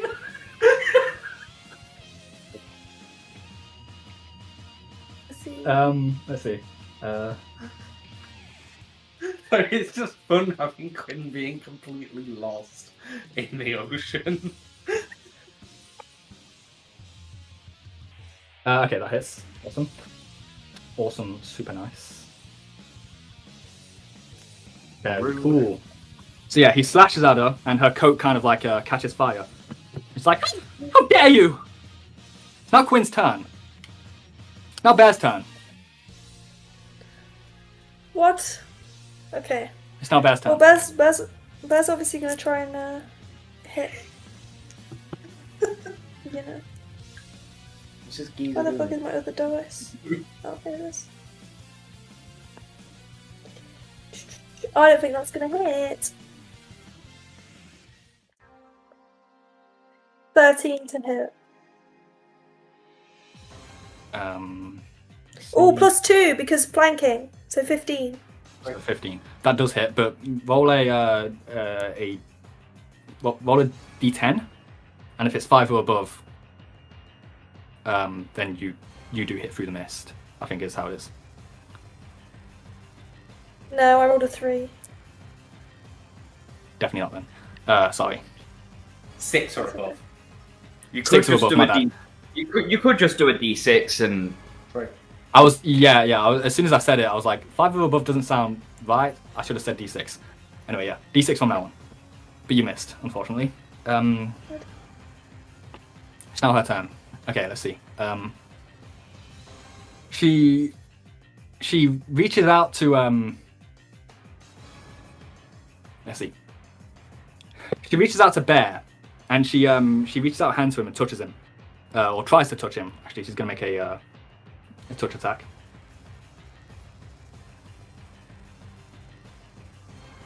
Yeah. Getting a 18. Oh yeah, obviously. Okay. And from her hands comes this like kind of fluffy, kind of like a cottony kind of substance. And it kind of like it kind of like covers like Bear's kind of like body, right? Is there any And he chance starts to feel like attack opportunity? it would in fact trigger an attack of opportunity From from 3 different people. everyone. So yeah, You Bear should gets be an attack of able to do opportunity. that. Duck and Bear get an attack of opportunity. Bear Yes, gets he's doing one. it. Yeah, Okay. my bad. Good for you guys, though. They both miss. Okay, Adam also misses. However, as she's doing this, Chital runs her, slashes at her with her kind of double-ended, like kind of sharp kind of staff thing. And let's see what damage she does. And then Colonel Toni will have to make a concentration check to see if she actually is able to do this. Actually, I can't do that, can I? What do you think? So damage. So realistically, the flame. Oh my god, my die just went under my fucking bed.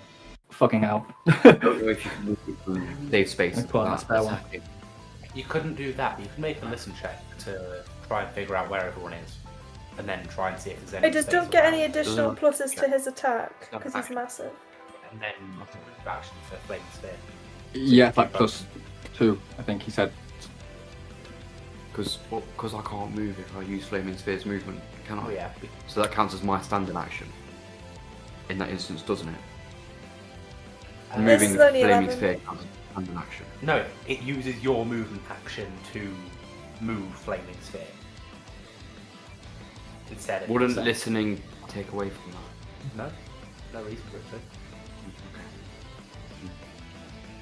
Okay, Chital slashes at Colonel Toni with this, with her weapon. Tony. Yeah, Colonel Toni looks extremely, like, she lets out a loud, like, ah! Like that noise. That's my noise of a woman being hurt. My bad, guys. Colonel Toni now has to make a concentration check, see if you can still do this spell. Let's see. She can still do this spell. Okay. So yeah, as this fluffy kind of stuff envelops Bear, it starts to feel it like sapping his energy, and he starts to feel tired and fatigued, basically. Let me see. So now he has a -2 to strength and dexterity. Okay. Yeah. Awesome. That's going to make him slightly easier to hit, and also make him hit slightly less. Not worth it for her, but she forgot that you guys would all get attacks of opportunity if she did that. So it's now Adiza's turn. Can Adiza tell basically where Colonel Toni is at this point? Or will it Yeah, have to make I'd say it- so. That was a loud altercation that just happened. So yeah. In that case, Adiza would like to move across from Adam on the other side of Colonel Toni. Yeah, you can just about do that. I counted. And bring out the shuffle.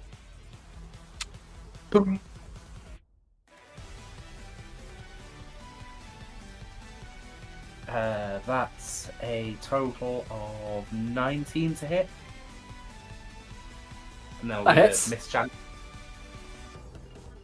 Oh yeah, do the miss chance so- as well. Yeah, 1, 2, or 3 misses, yeah?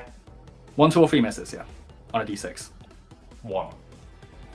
Fuck. Yeah, the miss just distracts you. You know, you can't aim properly. Basically, you miss. Oh well. Obscuring Miss is an annoying spell, but it's the only reason she's still going. It's now Chital's turn. He's going to attack again. Chitalo. She's got a lust for blood that is about to be sated. Chitalo, girl. Chitalo. Oh, that's a hit. All right, Is it actually that is one of the though? hits.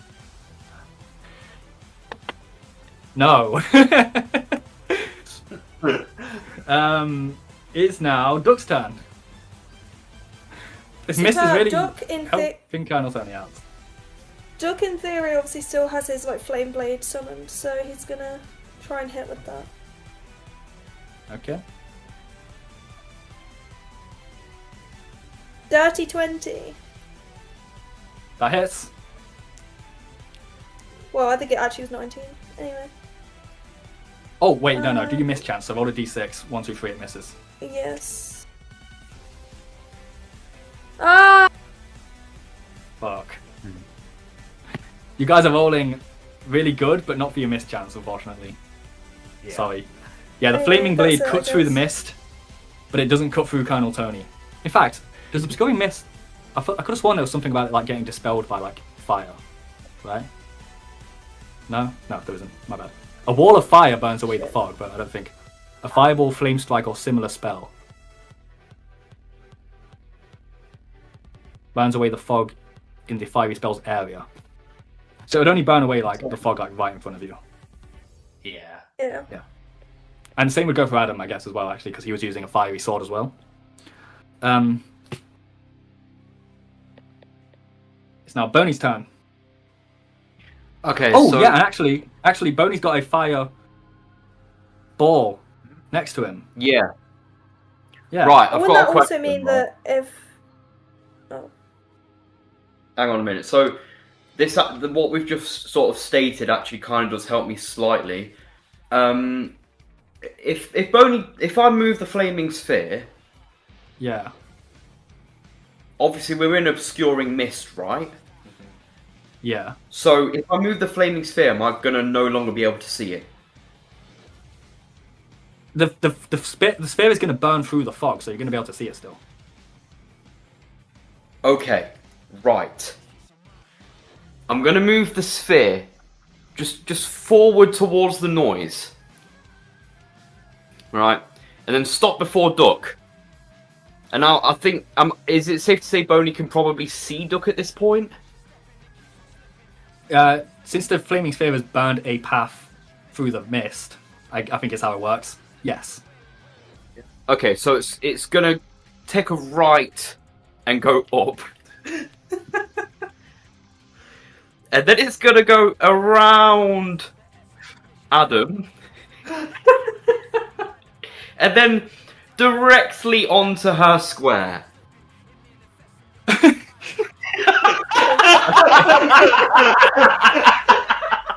There's enough movement for that. Hang on.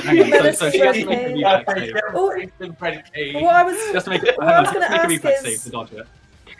Yeah, she has to make reflex negate. What are you going to ask, Ash? What I was gonna ask is if Adam was using a flame weapon and successfully hit her or hit the space in front of him, wouldn't the fog have obscured around her? So I should have hit. No. Yes. That's true, yeah, that's very true. You would have hit, yeah, do you damage? 3 damage. 3 damage. Yeah, again, you slash at her with your flame sword just like Adam did. The two of you are like a unit. She's burned, she lets out another yelp. I'm not going to do it again. She's looking very weak though. She looks very upset by this turn of events. She's trying desperately to keep her composure. What's that? She's going to do the reflex save now. I just got distracted by that. She's going to do the reflex save. Oh my god.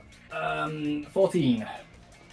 So the DC is going to be It's a level 2 spell. 10 plus so spell level plus 10 plus 2 plus your intelligence modifier. Oh, beats it, unfortunately. The spell save DC is 14.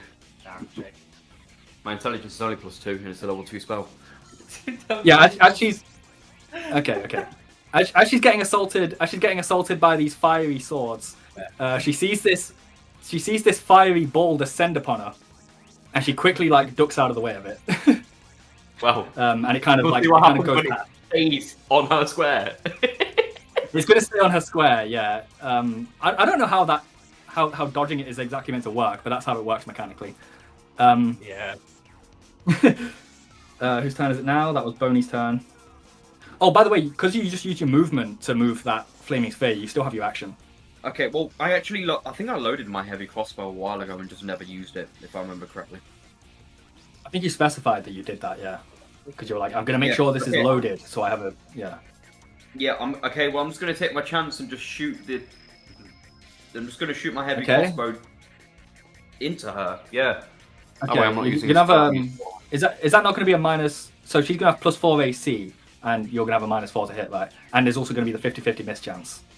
Yes. Actually, no, it won't be a miss chance anymore. Yeah, but the fog around it's her- obvious it ever. Yeah, I know. I'm well aware of this. Also, the mist is obscure. It's no... Yeah. You're right. It won't have the miss chance anymore because you burned away the path to her. That was not a roll. Okay.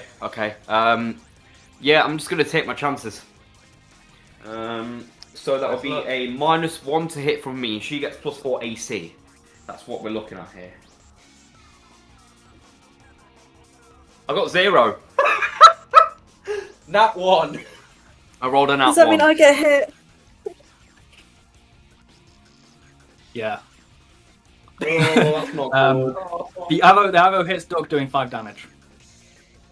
Damage. It hits Duck's meaty bicep. 18. He's a bigger target than he usually is. So. Oh well, the sphere's just gonna chill where it is and do its job. Hopefully it's not going to kill. Hopefully it's going to stay quite warm. But, Wow, funny.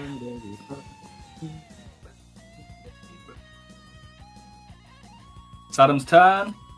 What's he gonna do? He's gonna stab her.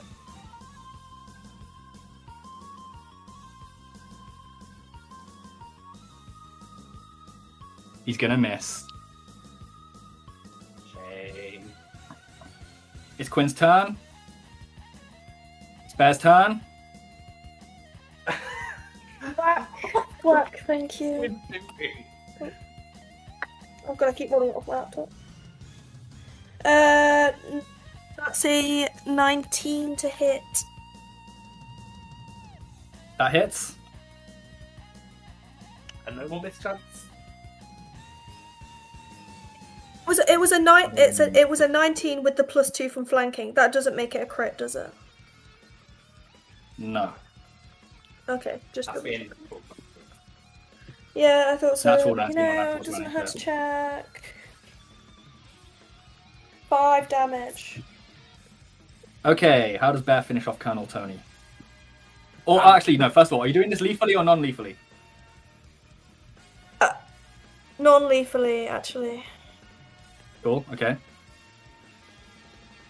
So, I guess you could just, like, whack her really hard with the hilt of his sword or something? Yeah, she whacks her silly little hat off. Is she wearing a hat? She is wearing a hat, yeah. She's wearing, like, a very fancy hat with, like, a really wide, like, kind of brim. In fact, you can sort of see it on this token. I didn't draw this, by the way. This Yeah. I thought I could, but I was worried I was saying something silly. Yeah, I whack her stupid hat off. Okay, he whacks her stupid hat off, bludgeoning her face. And she slumps to the ground. Adam, seeing that you intentionally did this non-lethally, is going to quickly grab her and drag her out of the space of the flaming sphere so that she doesn't burn to death. Bear helps. Bear does one side. Okay. For some reason, I thought Bear was on the exact opposite side, so they were just going to be like pulling her apart. Okay. No. So yeah, as Colonel Toni is knocked unconscious, the fog dissipates. Nice. And everyone can. The fog clears. You can once again see the scene. You know, the exploded beach house, the dead Marines, and you can see Quinn is lying right here on the beach in like the Family Guy death pose, or like Dobby Glue Oh trap my pose. god! Don't Quinn, crunch you're is up to okay. him. Can I check him? Is he alive? Yeah, if you run over to check Quinn, you can see also next to him is like another Navy person who you didn't see before, and they're also like unconscious. Right. And yeah. Can I He seems to stabilize have- the? Go on. Well, he seems to have lost a bit of blood. Can I stabilize the Navy person and then cast Cure Light Wounds on Quinn? You sure can. Make a heal check. Heal check for the Navy person. Oh dear. Oh no.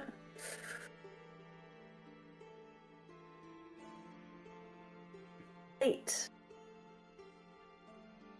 That's not good enough to stabilize them. They just continually bleed out into the sand. Quinn seems to have cut them pretty bad. Adiza is at this point going to. Okay, also... I'm gonna cast Cure Light Wounds on Quinn then. Can Adiza try and stabilize the Navy person? It seems like Duck's You sure having can. trouble. Yep. Okay.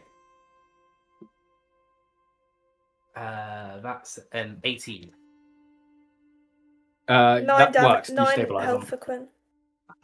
9 health for Quinn. Okay, as you put this magical energy into Quinn's body, his wounds close up and his eyes flick open. It's like, oh, Duck, I thought I lost you all. We thought we lost you. I like. Sorry, we thought we Yeah, lost I you. don't know what the hell happened. That fog was so disorienting. Then I got into a fight and it all went crazy. I could hear loads of noise and yeah, we blew up that house. Did this guy attack you? And I give the Navy guy a kick with my meaty leg. Don't do that. He's still really tender. Yeah, Just a gentle one. Just tap him with my foot. yeah, but I think I beat him. Seems that way. Anyway. Anyway, we need to get back over to the Colonel. Yeah. So the Colonel. Yeah. So Adam and Bear have dragged the Colonel away from the flaming sphere. Yeah. What are we doing with the Colonel then? Can we drag her to like the remains of the shack? Is there anything like is there like a wooden post at the shack that is fairly intact that like we can like tie her to? Sure. Use vote. Okay, Can I we'll do move that. her? She's not Is that- dead yet. Wait. So, Well, we should probably run her pockets before we wake her up. yeah. Do you think Boney Matthews is going to be like, oh, she's not dead, guess I can't loot her, she's unconscious, so he's going to lose her? You forget that Yeah, Boney we can't Matthew take- is not a good man, he's neutral. I've He not will forgot take that, but- anything. Jesus. Right, do I need to do like a rope check or something? Yeah, make a use vote check. If Boney Matthews searches Colonel Tony's body, he finds like a like a fluffy kind of like a purse. Like it's got these like fluffy trimmings. It's like pink. No, actually no, it's blue. It's blue. That's her color scheme. And he opens 13. it and 13. Yeah, you tie it to the post efficiently. And he opens it and inside it's like jingling like heavily with like these platinum-y coins. There's about 50 platinum coins in there. Okay, so As Boney's like looking in this purse, and he's just going to put their hand on his shoulder, not say anything, just yeah, Boney's gonna look into the purse and be like, and he's gonna be like, Because I'm so generous and, you know, I love giving to my friends, I thought to give you some of my money. and he passes 10 to Diesel, walks over and passes 10 to Bear, 10 to Duck, and then 10 to Quinn, and he just nods his head and goes, This will do. Good job. My Boney. generosity knows no bounds. You will thank me. thank you very much, Thank you. Boney, for doing the bare minimum. You are very welcome. Did you It's say a you lot gave to 10 to expect. Bear and 10 to Duck? Yes. Are you sure? Not a metagame, but can 10 of those instead go to Adam because he's part of your crew now, and also Duck and Bear are the Very same true. person? I We are forgot the same I person. forgot that Adam existed. Yeah. But yes, basically, the coins are evenly spread because Boney is Yes, so yes, generous evenly and spread. tall. Because otherwise Adam would have been like, oh, you know, not for me, I'm part of the crew now, I thought, you know. Okay. 10 platinum's pretty good, to be fair. Let's see. That is very good, indeed. That's 100 Anything else in our gold. pockets? That's pretty much all that's in her pockets. Just a lot of money. Shows where her priorities And are. then Boney's gonna hold up the purse. Who wants the purse? The shit's for girls, I don't want it. Bear grabs it. Bear has a fluffy purse. Lay. Okay. He's gonna give it to Joey Wow. later. Ah, that's nice. Because it's blue and he's wearing a little sailor outfit, so. Yeah, it fits his colour scheme. Anyway. Yeah. So, Yay, okay. Duck still massive. Is Duck still huge? How I'm gonna long say has yes, it been? minutes Since... haven't passed yet. It's a 3-minute lasting spell, so I mean, Yes. yeah. I'm saying the 3 minutes are about to pass. Well, before that happens, Duck gets in front of this lady who's now tied up and gives her a hefty slap to wake her up. A hefty, And then ducky, as she opens her eyes, froggy slap. he dissolves into like a tiny guy again. I love the idea of Duck in this form just being rotoscoped. That's exactly what I was gonna That's the only say. way you can- It's like the that's literally rotoscoped the only way you basketball can guy. imagine this is just rotoscoped Duck. Okay. She her eyes flutter open. She's like, what on earth? What in the world? What is this? She looks up and sees you all standing around her. You can't pretend to not possibly know what's going on, Captain. Capitan. What do you say? I'm joshing. Anyway. That's Colonel to you, you vile little beast. Oh, so you do know what's going on? Human supremacy is not a good look for you. It gets your ass absolutely whooped. So it seems you got the better of me, hmm? How surprising. You all must be very strong indeed. But Well, yes, but King David and Salvation John, they are far stronger than you can imagine. they can suck my left toe. Anyway, this is not especially about them at this moment. Okay, we could have killed you and we showed you mercy because we're not brutes or scoundrels. Not the rest of your cute crew weren't so lucky. We're going to turn you back into the Navy and you can either go along with us or we'll just kill you now. Well, No, hang on. We don't guess. need to be so hasty. You don't need to get the rest of the Navy involved in this. Come, look at me. I'm just a girl. And plus, I have money. Eh? Money makes the world turn round. Even creatures like you need money. Let's just see it. What? I want to see the money for myself. I want to see this money for myself. Well, reach into my pocket and you'll see my purse. And you'll see just how much sway I have. I'm not going Over to reach the, into a woman. over the Who position do you here. think I am? Well, you look like a human at least, so you must have some decency in you. I suppose. Decency enough not to turn me in. He puts his hands in both of your pockets. That's strange. There's nothing in there. Weird. Did you lie, perhaps? Gaslighting. Dog. Oh dear, I could have. Well, what can I do for you people, for lovely people, to make it up to you? Hmm? I would do anything. Well, really, People. For the right I think there's price. very little purpose that you serve on this earth. But one thing that you will be doing is telling us everything you know about this operation on Palmaria here. This operation, well, me and my unit were stationed here. Have been stationed here for a few years now. We did our job, our normal naval duties of protecting the peace and what's forth from the pirates and such like that. And then one day I was approached by a man called Salvation John, and he offered me money. He offered me lots of money. Oh yes, and he said, all you have to do is keep your mouth shut, and it's as simple as that. And I'll give you money, and I'll secure your future and the futures of all your men. That's what this is really all about, isn't it? It's about my men being able to provide for their loved ones and protect those who matter to them. That's what this is really all about. This said that you were putting them in danger. That you were putting their family and loved ones in danger. Oh, you know how we military types are. I have to drill the fear of Toni into them to in order to get them to follow their duties adequately. I have to make them. Well, You know how it is. the funny thing about do you that is want- that half of your men are dead and the other half have probably absconded. So, what has this plan worked out for you, Toni? If I may call you that. Well, maybe half my men would be dead if you hadn't blown up my house with a cannon. Whose idea Hey, was do you that want to know anyway? a little My secret? cover. Do you want to know a secret? Little secret, a secret for you, my friend. Why do you talk like that? That's not Why do you answering look my like that? question. Would you like to know a little secret, my friend? A secret just for you? Because I'm so Oh, good kind. with secrets. Well,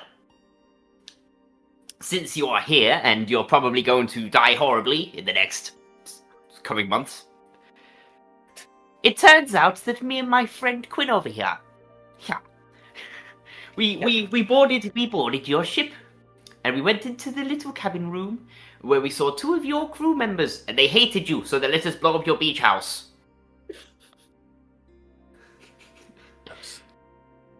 Those rats. Oh. Oh dear. And also, you suck. Some people just don't understand the important things, like money. Says the one with no money. I fear. Says the one with no You have- money. You have. Let me tell you, my friend. You have no idea how many offshore accounts I have. Boney Matthew pulls out his big pouch of money and opens it. Like, look at all this money. You have none of it. Ah, you're poor. Well, if you just let me go, I can give you more. I just said I have 70 alternative offshore accounts. You're about to be a lot more poorer when they put you in the slammer and close all the offshore accounts. Anyway, I think... I feel like you creatures still don't understand the situation. There is no slammer waiting for me because I have money. I don't think you understand just the sway that money has. There's no judge that can't be paid off. Can we kill her? She's annoying. I don't like her. Oh, Good. these offshore accounts. No, hang on. We don't need to go there. I still haven't told you all the information. You could want. Oh, keep going then. Yeah. And plus, I have money to give to you as well. You know. What about your bank account okay. details first? Okay. Well, I mean, I'll have to get in touch with my accountant. Okay. Well. Keep talking. Okay. Well, if you let me live, first of all, I'll order my remaining unit to support you in your. I assume you mean to I assume you mean to confront Salvation John sometime soon. You can't just do this to me and then leave. Right? Well, you like to know. Well, if you let me live, you'll have my support and my aid in the coming battles, And then I can give you money. Lots of money. I have so much money. Can we all lean in suspiciously? Let's talk first and then we'll figure out sense motive. In the central settlement of Palmaria, there is a great chapel, and within this chapel lives the king, David. He's a great brute of a man. I don't really like him very much, but his cleric, Salvation John, has so much money, and they both live there together. So that's where you'll find both of them. If you mean to take a sneaky approach, that's where you'll find both of them. They are guarded by many people. But clearly you have no shortage of ways to deal with that. Such as cannon. A further question. How deep does the corruption of the Navy run beyond this? You must know. Corruption. Well, there are many people within the Navy who spout on about fighting in the name of justice, fighting against the people who would hurt protecting those who can't protect themselves. But at the end of the day, aren't we all in it for the money? Whenever someone involves, do they not do it for the benefits, for the ability to provide for the opportunities it opens up when their life is otherwise going nowhere? Why else would you put yourself in this kind of danger? I certainly wouldn't. Well, as somebody who is in it for the money, as you say, I can certainly verify that none of my companions are. However much I may be. So you're wrong. Gag. It fools a lot of you. Well, You'll get nowhere. obviously money is required You're to getting set nowhere. to live. But...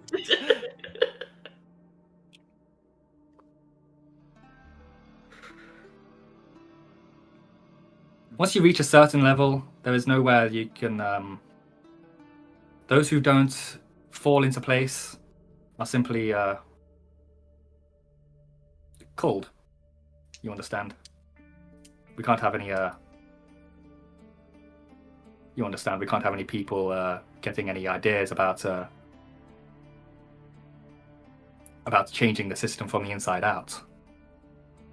Right. So we simply... Sure. You understand how it is? Guys, what do we do with her? I understand how some people think it is. I understand how cats think of the world. You've been very helpful so far, so you almost definitely won't mind just telling us about all of these extra sources of money you apparently seem to have scattered about. Tell us a bit about them, how they may be accessed, your account passwords and such. Yeah, so I was going to say, disclosure. I don't know how money laundering works and all that kind of stuff, I don't know about offshore bank accounts and shit like that. I just know that she probably would have them, right? So if you want to explain how it all works, yeah. It'll basically be that she has a bunch of different.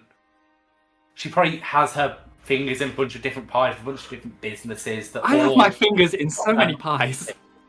I guess the question would be, what's the banking system like in the Grand Fortune Islands? Is there like a central bank, or is it just like people go to whatever bank they want, and it's all independent? I guess there'd be multiple. I guess there'd be multiple banks. You know. I think it's about the Grand Fortune Islands today, guys. What's that? So we're learning things about the Grand Fortune Islands today. Yeah, stuff I hadn't really considered how the banking system works, to be honest. Normally You know in what, I D&D think you just that's have fair money. enough.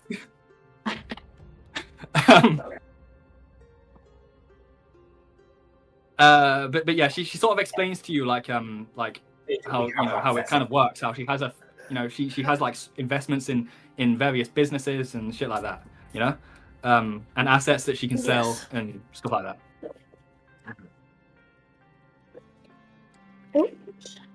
So, would you give us access to these now? Oh yes, absolutely. Once you let me free, once we deal with this whole nasty John the Crusader business. You know what I will say? I never agreed with all of this. I have a question for you personally. Yes, fire away. Where is your stamp for your letters? My stamp. It wasn't. Yes, your wax seal stamp that you use for your letters. It was in my beach house. It exploded. Can I sense motive? Yes. I mean, true. It's more likely to be on the ship. I mean, Realistic. true, real. My sense motive is 15. Okay. You don't really sense any dishonesty here. It seems like her stamp was in her beach house that exploded. Damn. We've got to find a stamp because we I can did forward letters wonder. on that stamp. I did If wonder when find we that blew up stamp, the we can beach house forward whether it. there'd be something important in there. Can I go look inside the beach house, have a little We can scavenge? start forging letters. We might finally use the forging Inside, I mean, you can skill. search the remains, the rubble. You know, make a search check. Yeah, Someone I'm help. also going to go out and make a search check. Ooh, such quite good. Editha's going to stay by Colonel Toni to make sure she doesn't do. I'm going to search for the letter stamp, for the wax seal stamp.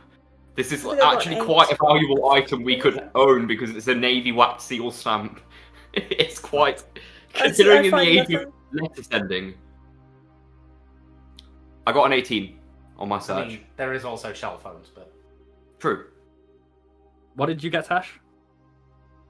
8. 8. Beaver. So I didn't find anything. That's what I'm hearing. So Duck doesn't find anything of any use. What does Bernie find? Does he is looking specifically for the stamp seal. thing, Okay, yeah. the stamp. You see like a piece of a stamp, right? Oh. Oh. You know? You see like bits of metal. Crushed. He just picks it up and holds it. It's like, oh no, I can't have her money. No. Yeah. okay, Colonel. So you're going to give us access to these accounts, you know, all of the passphrase, all of that bureaucratic bullshit that we might need. All this is going to start getting a bit more unpleasant for you. Oh yes, absolutely. Anything you need, you know? Just so long as, you know, there's still money for me. Otherwise, what's the point? Right. Yeah. So those. Can I take a Come on. Can I take a Deezer and Boney to the side? Well, everyone to the side. I'll be like, come on, guys. I'm obviously not far enough away that we're away from her, but like so we can see her. Guys, I feel like we're missing the point a little bit. Okay, she's not getting the money because she's in prison, but also we don't need her money because the Navy's gonna find that really fucking weird. So let's just take the money we found on her person and ship her back to the fucking Navy. But like Duck has a point. Thank This you. is really like complicated illegal business, and I don't know if I want to get involved in it. That's I'm yeah, here good for point. fun with friends and taking. Like at the down end of the this day, fucking like if we capitalist take her bullshit. accounts and stuff, aren't we kind of sort of taking a bribe from her? And like, won't the Navy find Yes. out? Like, if we take a bribe from her and take her money and then give it to the Navy's gonna be like, well, why did you take money from her? You know? We should just tell the Navy about the offshore accounts and they can have the money for all we care. Hopefully they're not corrupt. Yeah, I mean, you know? it's up to you guys ultimately, but like, I don't really feel comfortable with this. No, that's fair. That's fair. I suppose if I'm the I only think- one who's saying we should, then we shouldn't. I In think that we case, need someone when to we head hand- back. I think we need someone to head back to Walter. Use the shell phone to call. We have a contact, right? At the Navy. Yeah, we have we Boney's have, nephew. Yeah. Bodhi's nephew. We call Bodhi's nephew, who we know is a good man, to tell him about the business on Palmaria. He could come pick up this disgraced colonel, and we sleep well at night knowing that we didn't commit any level of fraud, and that we got rid of this, quite frankly, annoying woman. Oh, that's just absolutely uncalled for. Okay, I mean, who's going? Who are we sending back? I would say realistically, guys, it's with either my gonna be Quinn or Adam. navigation. Because Oh, like, we want I all was the gonna say players with my together. navigation skills, it's not gonna be quicker. Me and Quinn can go, maybe. I mean, if we're still quite far away from anywhere else, we could just try and hunker down for the night here, while those two go off back to the ship. Yeah. Yeah, that's a good idea. Yeah. That is a good idea. You guys could camp on the beach. Oh, actually, does the Navy have a shell phone? Does the Navy boat have a shell phone? The Navy boat would have a shell phone.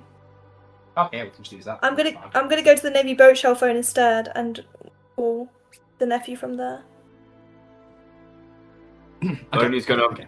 Boney's gonna go with and search the captain's cabin for loot.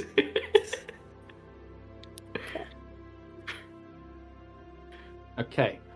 A bit of static, and then the phone is picked up, and you hear a woman's voice. The voice you recognise by now as Captain Boney's kind of like assistant, subordinate, Lieutenant Amber. You call number like- 129.07 for Wilhelm. 129.07. Good. Okay. Remember that off the top of my head, you know. She says, Colonel Toni, it's an unusual time for a report. What is it? Well, it's not Colonel Toni, it's Duck. Yeah, if you remember me and my friends, Boney Matthew, No! Adiza, Tony! Bear, Back on shore. etc. What on earth are you people doing on a Navy ship? Listen. As it turns out, Captain Toni, totally bad chick, really into money and bribery. We came to Palmaria, looking for Salvation John and that whole thing, and we found her here taking bribes and using the Navy's money for no good. And so we haven't killed her. She's not dead. She's alive. She's tied up on the beach because we destroyed her beach cabin using a cannonball. But we need someone, a trusted someone, to come pick her up and take her to Navy jail, which is what I assume is the outcome is going to be. And we know that you guys are sensible Navy folk, so we wondered if you would come collect her. Hang on. So Hello? So you blew up a Navy officer with a cannonball. Yeah, The I Navy mean, she officer survived was being in blown up, Leeds. though. She was in Leeds with She Salvation was a John. massive Right. tyrant. Everyone Salvation hated John, her. I think you and she mentioned was that you were money going after that laundering. man. She This wasn't is- going after him. No, you were going after him. I think you mentioned We that were you guys were going going Us. after him. Yeah. This is intense stuff. I will report this to Captain Boney immediately. And by the way, unrelated, and I know you didn't ask, but I'm afraid we still don't have any lead on the boy. But we are still trying That is our unfortunate. utmost to find him. I hope he's okay. Yeah. Listen, this is intense stuff, and I'm not sure about. This is a complicated matter by the sounds of things. It is. But you. Is Colonel Toni there?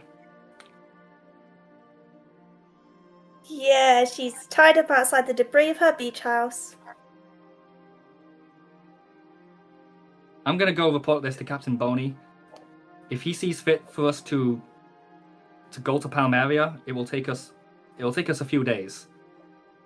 In the meantime, I guess don't go anywhere. We will remain on Palmaria Don't leave. regardless, but yeah. Yes, don't We won't. leave. We need to question you about this. Okay. I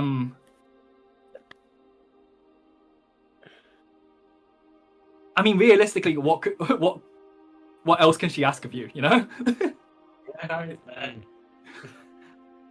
No, he's gonna search the cabin for plunderable items. That's what he's gonna do. The captain's quarters. Yeah, we're in the captain's quarters. He's gonna search the captain's quarters for things he can take that may. That's where you are, by the way, because that's where the shell phone would be. Yeah. Okay. You open the drawer, you find a pouch full of money. You also find bank statements. Inside the pouch. Ooh. Inside the pouch is 10 platinum pieces. You keep those, Bernie. And yeah, there's bank statements. And I guess. Listen, I'm not a banker. I don't know exactly what to tell you about these bank statements, right? But you know, Bank statements. there are bank statements listing transactions from a man called David, and also from there's a lot of transactions from various like accounts under like personal names like David, you know, shit like that. Two names that you recognize are, first of all, David, as in King David. Second of all, Ale Rondo, who is a guy that you met on Diana. I didn't hear that. Maybe I remember him. I don't remember who Not that is. really, but Yeah, that name is like vaguely familiar, but I can't seem to pin it. In that case, your characters can't seem to pin it either. No, It's just a name that you vaguely recognize, but you don't remember who it is. right. If that was. I'm going to look up the YouTube videos. You're not. No, you're not gonna. You don't have enough time right now to skim through the YouTube videos and find it. But yeah. What's the point of YouTube AI if I can't type Ale Rondo and have to Google if I find it? Oh, to be fair. Kidding. I do that mostly because I hate AI, but I thought you were going to say mostly because you hate YouTube. And these videos specifically. Yeah. So yeah, that's a name you vaguely recognize. None of you seem to be able to remember exactly where you recognize it from, which is fine. Mm-hmm. But yeah. What are we doing, guys? Are we skipping ahead to when these guys arrive? Is there anything we want to do? I think we need to continue with our forward momentum, though. We need to make sure that she doesn't move. Yeah, what do we do with it? Do we ask our new Navy friends, like those two guys and then the two people on the ship, to guard her? Okay, I don't trust them to not be bribed. Okay, maybe we go to them. With her. It kind of fixes the issue of her escaping and us not moving. We could realistically take her with us to those people and say, look, we've got her, and now you can ask us questions. Well, at that point, we sail for a few days to them, and then we have to sail a few days back to here. What other choice do we have? Waiting here would honestly be better, because that would waste less time. Just let them come to us. They said they're going to be a few days. I feel like we can probably get everything we need to do wrapped up in that time. If we can get all of that done, and then when they arrive, we have Salvation John, King David, and Colonel Toni waiting at the beach for the Navy to take. In 3 days? Maybe we could in 3 days, I don't know. Do we know King David is here? King David's Yeah, you in learned, the chapel. We've been that. you learned he lives in a chapel with Salvation John in the. Is there a map of Palmaria? Is there a map of Palmaria in this captain's quarters? No. What are they doing here without a map? I don't know. Maybe she took it into the beach house to study it, and then you blew it up. This is the bomb that's blowing up. I think we need to leave someone behind here to watch her. Someone we trust, not just those 2 naval officers. And then we go and deal with everything else. Though that does mean leaving one of our crew behind. Well, it's only temporarily. It just depends, who we pick, I suppose. And also, Does anyone want to volunteer? I can stay behind and watch her if you want. That's Adam speaking, by the way. I can stay behind I and am watch this person. speaking, by the way. Adam, you were going to be one of the first. You are a good choice, I believe. You're more than strong enough to take her down, seemingly, if she does somehow escape. And yeah, just make sure she's in good enough health that it doesn't look like we've been malnourishing her. Fix up her wounds, but make sure that she can't do I need to anything. prove my place on this crew. You've got it, boy. Also, traditional spellcaster stuff. Make sure she can't move her arms or talk too much. Yeah, I know all that.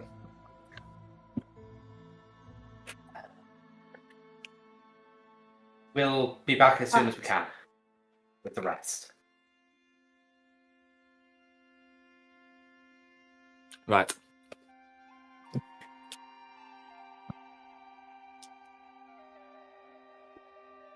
So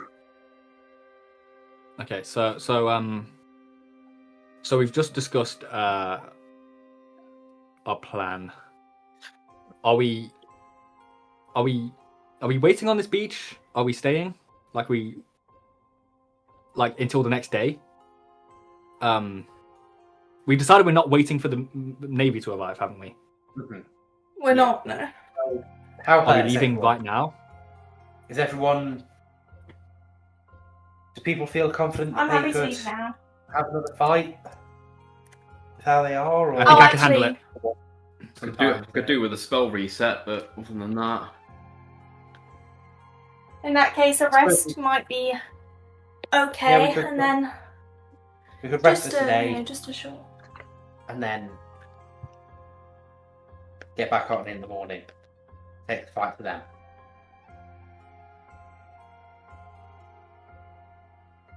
Oh, are itching for battle.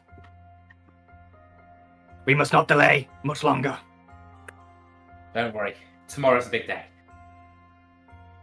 Hopefully we can get everything done. Yes, if we do not set out tomorrow, then I will set out on my own and join the rest of my warriors.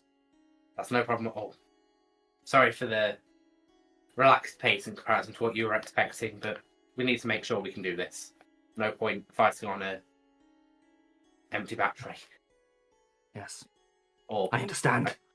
All that I don't understand is why you would let that woman live. She is greedy. She's nothing good for this world. She's brought nothing but pain and misery through her selfishness. Then she deserves to live out However, consider a life of prison time where she gets beat up every day. the rest of her life. The Navy officer. And prisoners don't like Navy officers, I assure you, and they will find out. So she'll probably be injured often, frequently, possibly die in prison. Isn't that nice to think about? That's very reassuring. Okay, I understand. glad we can help.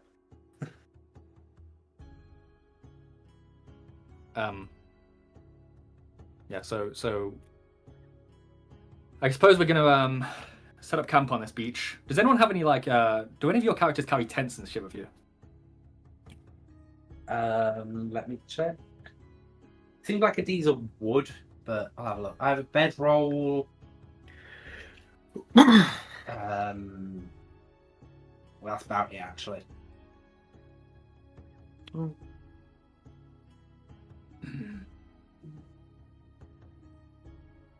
Okay.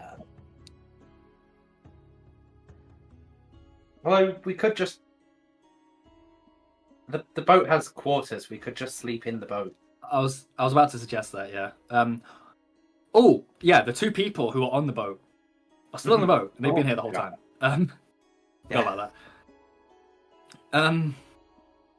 Man, they were not part of that fight whatsoever. Yikes. Oh well. Yeah, okay. So on the boat, you can see that the two of them are in one of the quarters, and they've sort of been there the whole time. Just kind of like hiding. If you're looking into the quarters to find rooms to stay, you'll see them there. Like, so the fighting's over, is it? Apologies, we didn't join. We didn't want to. If you guys lost, we didn't want to. I don't know. We just froze up. Don't worry. It's not. It's completely reasonable. She threatened you with horrific things. We managed anyway, don't worry. I'm glad you two are safe. I can't believe we're doing this. Can't believe we've actually revolted against her. Well, luckily, you've got some actually good Nave people coming around to sort all of this out. Do you know that for a fact? Hopefully.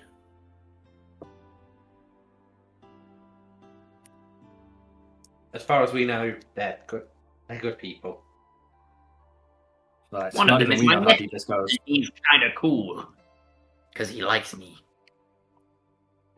Right. Okay. They've proven that they're good people before. We hope they will do the same in the future. Okay. I mean, yeah. I mean, you can think that, but I will say, like, you haven't really seen them do anything except for lose the child. So. True. They might be incompetent, but they're at least looking for the things. Yeah, they claim to be. But yeah. True.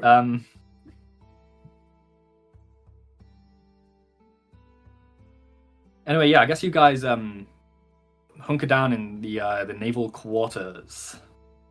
Sounds good to me. Yeah. You can see some in one of the rooms. There were some wanted posters. Some of which you recognise.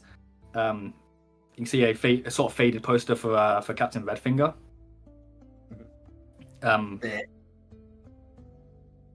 There's a poster for Salvation John in there.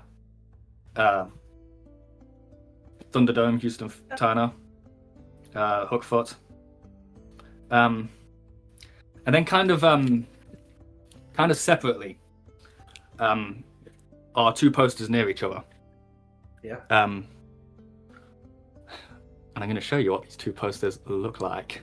First of all, actually, you would notice a face that you recognize on one of the posters. It's the big grinning face of the giant monkey man, King Kong Housey.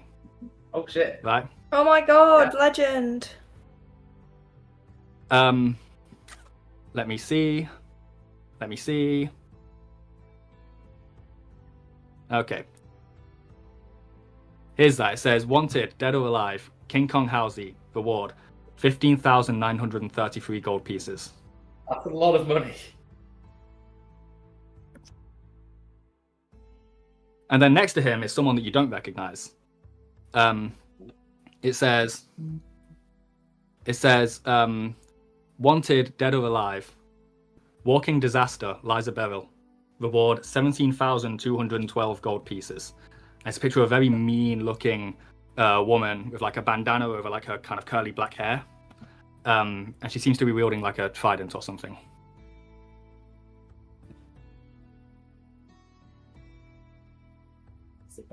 Interesting.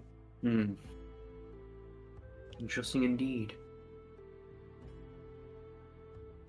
Walking disaster is rather ominous as well. Yeah. And this is in like the main room where the cannons were. We say? Did you say these two were kind of separate from the rest, but together with each These two other? are separate from the rest, but they are together. I have a feeling they're probably both on Adric's crew then. So we know that Housey is, or I think we do. yeah, we were told that Housey was. So it would make sense that Liza would be as well if they're both off to the side together. Maybe not. We'll see. You were told that Halsey is the left hand of the pirate sorcerer. I don't know who this Adric fellow is, but Sorry. that's all conjecture on your part. Yeah. True.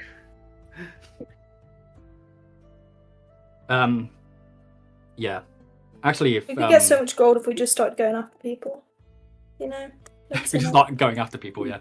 I have a feeling both Adam of these actually- break our faces off. Adam actually would see these posters and go over and start looking at them. He's sort of taking a long drag of his cigarette. Like, wow. So these are the people I'm trying to meet. The right and left hands.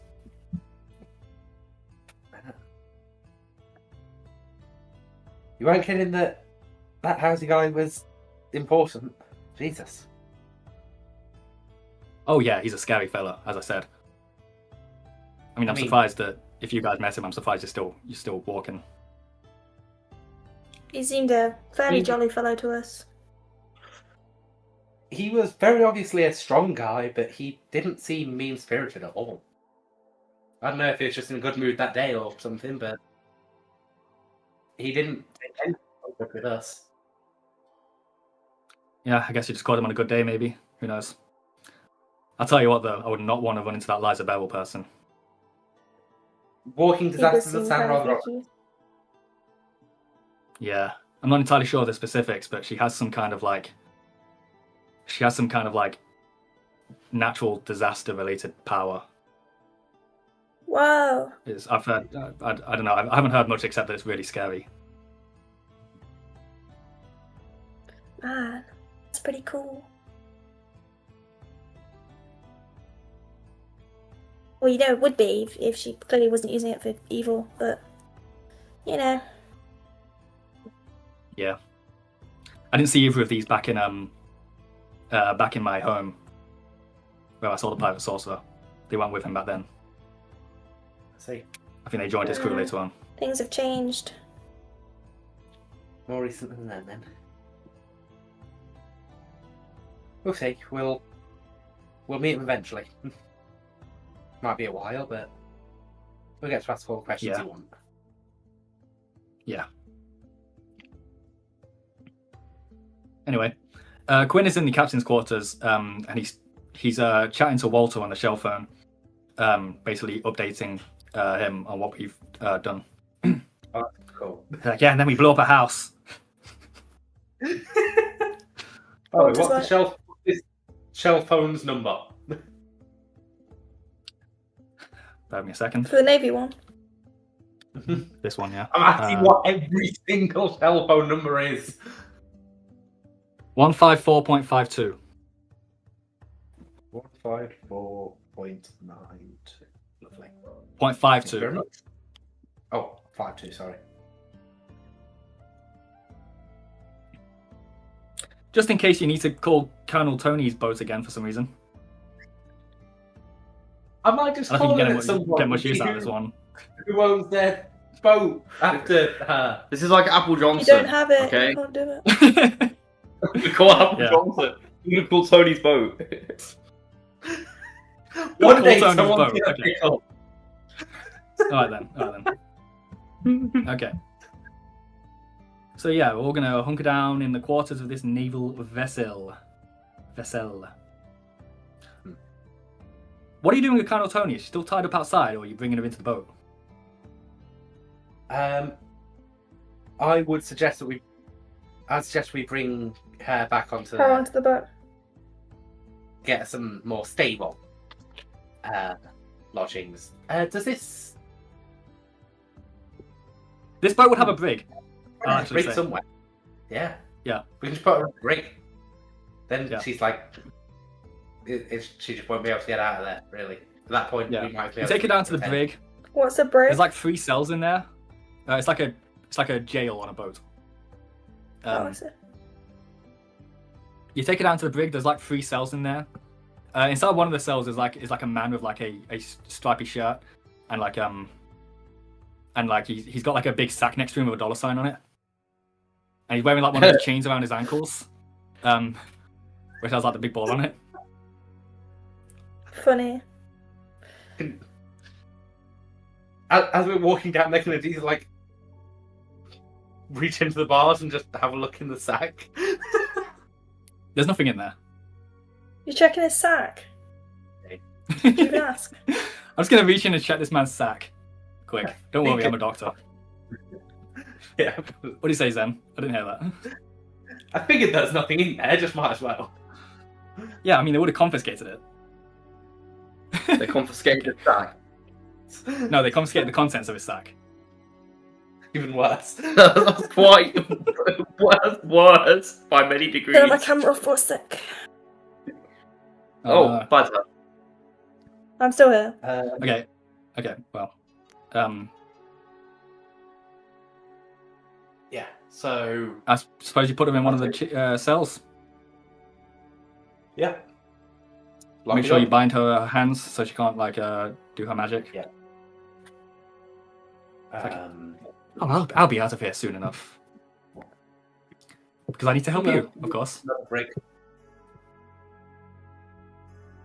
Well, we'll see how that goes. Indeed. Sorry, Tash, you're going to turn your camera back on in a minute? Yes, I am. Don't worry. Yes, thank you. So yeah, you lock her up. And then I guess now, actually, I'm back. because I've said this a few times now, you hunker down and take a rest. Yes. My setup is going to be basically exactly the same as it was yesterday. I'm going to reload my crossbow. Important. Good thinking. Toni is ready for ranged action.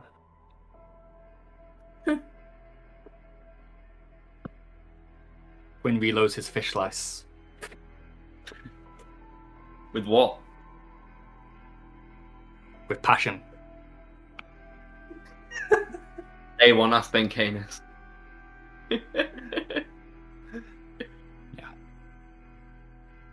Oh no, he doesn't sharpen it away to nothing. Okay. You all wake up! What do you do? What do we do? Right. Can we go check on the Colonel? Is it Colonel? Do I keep using the wrong verbiage? No, It's Colonel. You've called her Captain a couple times, but she's a Colonel. Okay, cool. Right, I got it right this time. What's she doing? Right. Well, Well, she has money, so. What do you say, Tash? She has money, so what is she doing? Is she still in the cell? She sort of just sat cross-legged with her head down. She's still got her big, fluffy coat on. Yeah. You knocked her hat off. Okay. Her blue hair is kind of I did. kind of dishevelled around her face. Aw. Well, no, I put the hat back in the cell with her. You know, I'm not going to deprive a lady of her hat. I'm not a brute. Oh, thank you. I see you're not as brutish as you made yourself seem. I have not made myself seem anything. You're just racist. I don't even agree with what Salvation John's doing, okay? I think it's quite barbaric, really. He's You don't agree, but you're willing to overlook it for money. Yes. Well, then I think you're just as bad as Salvation John. You're free to think that, I suppose. How many hit die does she Thank you I for that, do. though. Oh, yeah, You're died to welcome. shove. Yeah. 3. Yeah, 3. Okay, I'm going to cast Daze on her and walk out the room. Oh, that's so mean. Dude, what's going on? I'm dazed. Oh. one day. My name's Tony and I'm dazed. Yeah, I don't know what else to expect to happen, really. So. I leave, Oh, that's I'm dazed. fine. I've had a bit of a thought. At some point, Oh, no. those two went. I know it's dangerous. Those two that went on patrol are going to get back here. When they arrive, what do we want them to see? Do we want them to see Adam, a man that looks somewhat piratey, on board a naval vessel with a blown up shack next to him? Or do we want them to just walk in, see the blown up shack, and see Colonel Toni locked up? Because they hate her. We already know that. If they just see her locked up in there, they probably won't do anything. The two other naval people, were kind of standing ready for them to return so they could explain the situation. They were like, we think we can convince those other two who left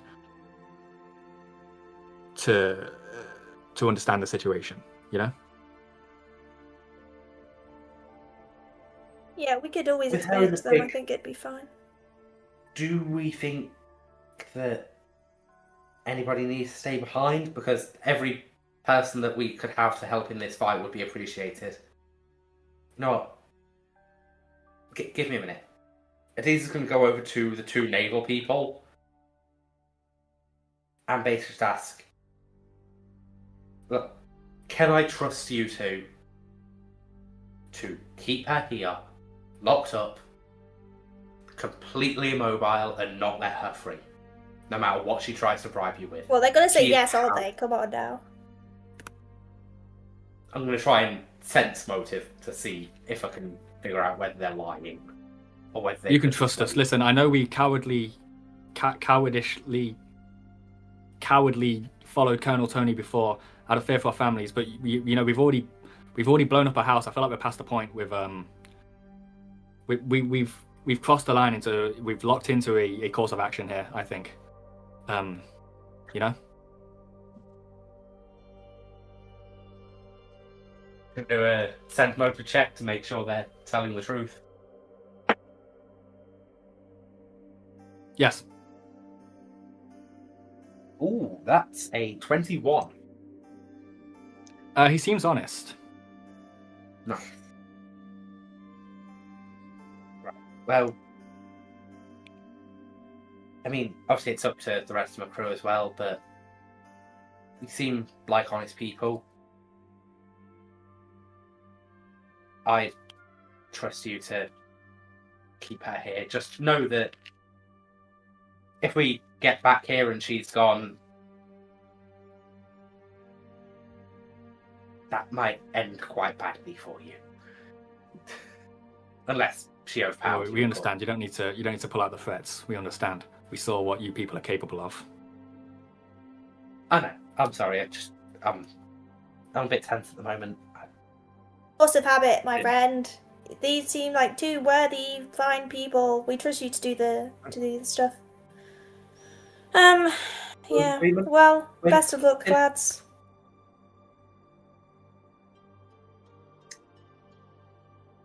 By the way, what happened to that other guy who was standing guard over her? Yeah, he just evaporated. I don't know what that was about. No, I mean,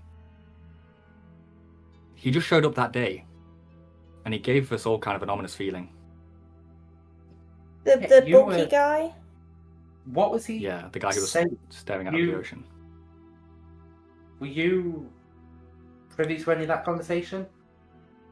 He didn't really say much of anything at all. He kind of just showed up and asserted himself. Did you know his name?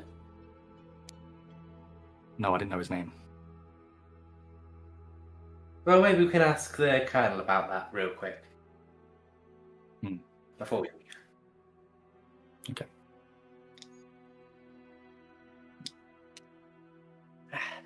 Well, Adiz is going to go down to Colonel Toni and just sort of sit outside the bars and just say, "Oh, good morning. Hope you slept well. Just one final question before we leave you to it for a little bit. Just because I forgot last night. That man that was standing on the shore, he didn't seem like a naval officer, and a couple of your crew have said that he just turned up and asserted himself. Do you mind explaining? Oh, come to think of it, I didn't really, he sort of just showed up that day, and for some reason I just didn't really think to question it. Who was he? Who It was gave me a he? strange That's sort of what we're feeling. asking. Do you have no Your idea who name? he was? Did you speak to him at all? I think he said his name was Warlock or something. Patch Warlock? Yeah, that sounds right. That's Warlock. Something like that. How do you spell it? Datch. Thatch. Thatch. That's just cool. Warlock with an E at the end. It's cool name. I assume he was one of the soldiers of man. Interesting. Well, I guess we will know. I guess we'll find out. can I roll a sense motive check to make sure she's telling the truth? You sure can? You can't have it, but Sorry to Or look she up a might be able- diva. that's a If we had a 14. diva, I'd lose. She seems genuinely like that question sort of caught her off guard, and she genuinely she was being honest in that she's like, yeah, who was that guy? You know, Yeah, she's being honest with you. interesting.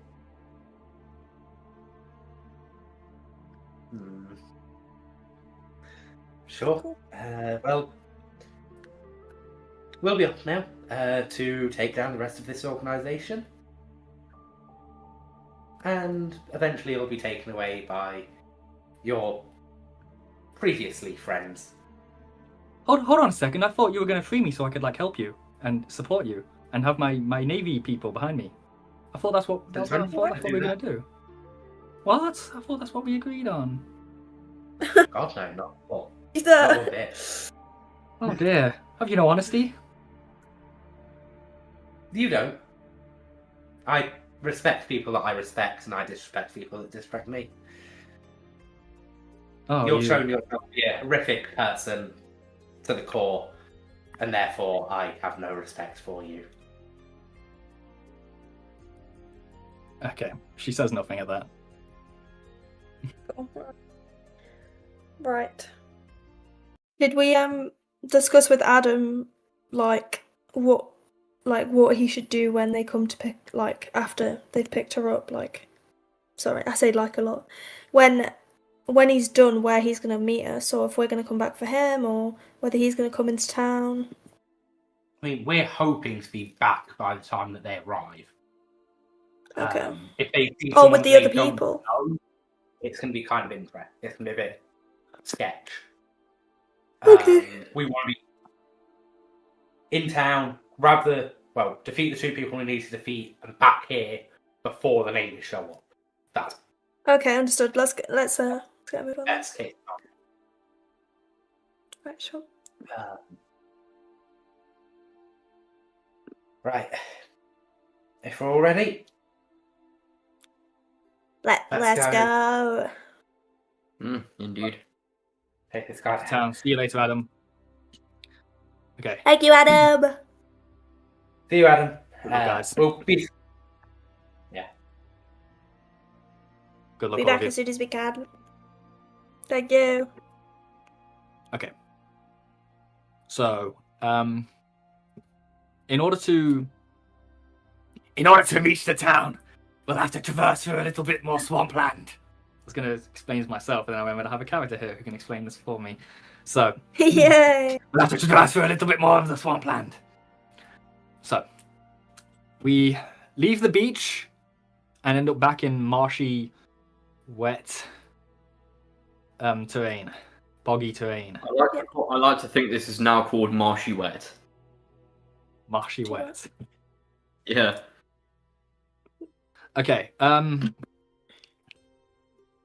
Once again, okay, so Chital and Duck are leading the way because Duck just proves that he's so good at it. Eventually, while we're walking, we should probably discuss.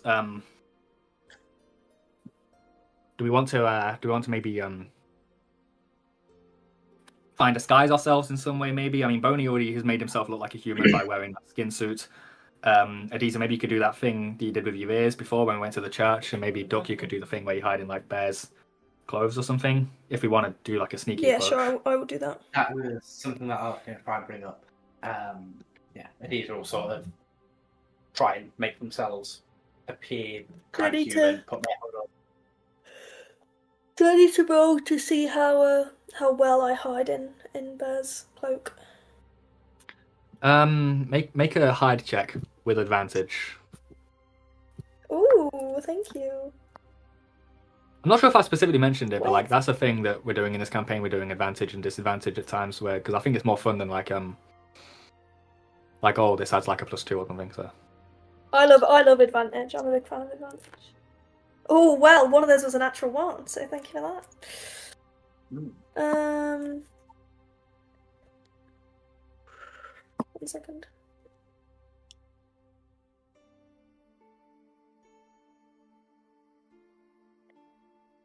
Had 8. Also, I'll ask. So I think we're fine. Oh, that's good. Yeah, I'll also ask Adiza to make a disguise check. Is the plan to if our companion wouldn't mind, to perhaps what did you get for your check? Sorry, Zen. I'll continue after. I got a 12, and yeah, I was kind of wondering how we might make Jatel look a bit more human. Well, that's what I was saying. Maybe we could have if Jatel doesn't mind. I think perhaps the only solution is to use Jatel as bait. To approach the village, pretending that What do you we've mean bait? captured her. To pretend that we've captured you. To foster a bit of trust, and then perhaps we can ambush them. I don't like this. The danger with that is No, I'm not I'm not suggesting it's a feign we keep up for a long time, because I don't think our disguises will work very well up close and in person. Obviously, I can only do so much from hiding inside of Bear's cloak anyway, but perhaps just so we can get the jump on them. If we get a surprise round of combat, perhaps. A surprise round of combat, yes. We'd have to go through a lot of cities before we can get to King David and Salvation John. I think there's a fair chance we'll be found out before then, or there's a higher chance that something bad will happen to Jatel before then. I think we should sneak for as long as possible and see what the village is like, seeing as we currently have no idea. So waiting for the moment to begin the assault. Perhaps we try and sneak in, get to some sort of back alley area, somewhere that's a bit more enclosed, and those of us that can disguise ourselves fairly well, like Boney, or myself, or obviously Quinn, we lead the pack. If we see any guards, we let the people at the back of the pack who won't be as well disguised know. So we can try and find them. I don't believe the issue is just guards. I believe the issue is everyone in that village, because everyone in that village is likely to be some kind of human supremacist. So it's about being spotted by anyone, not just guards. I do agree with that. We do have to be careful about the general populace. We don't know how fanatic this area is. It could be that they're all just... It's going to be very fanatic because they've took it over, I imagine. But I think we should creep as we get closer and see what we could see before we make a severe plan. I think we should have established... maybe we should have established some kind of... with those Navy people that we allied with, maybe we should have established some kind of signal so that they could, if a big fight does break out, give a signal, and then our new Navy friends, who we now have, and our Thrycreen warriors can begin, the big attack, so we don't have to worry about, when it all comes out, the general population. The Thrycreens probably would have helped, but I'm not sure how much. I'm not sure how much the Navy would care about getting involved in this specifically. I mean, do you mean Are you talking about the ones that we got from Colonel Toni? The ones that she was saying she'd back us up with? Because... Yeah, I think actually, I think we left two of them behind. There were another two. Actually, yeah, I think those other two would have come with us. So, right, if you guys would want them to. I mean, yeah, why not? If they're willing to. I think if this is something I kind of... I think if we look like we've captured, what's her name? Ciao. Giselle. If we look like we've captured her, then I don't think the guards are going to pay too much attention. Yeah. The kind of thing with two of the Navy coming with you is something I kind of failed to explain very well. But that was what I... Yeah. Go on. What you intended. Fair if we have two of the Navy that are known to have been with Colonel Toni, then they're probably at least somewhat known quantities around here.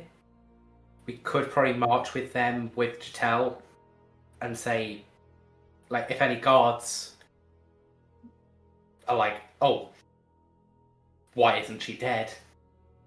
We could probably just say, you know, Salvation John's orders, he wants something with her.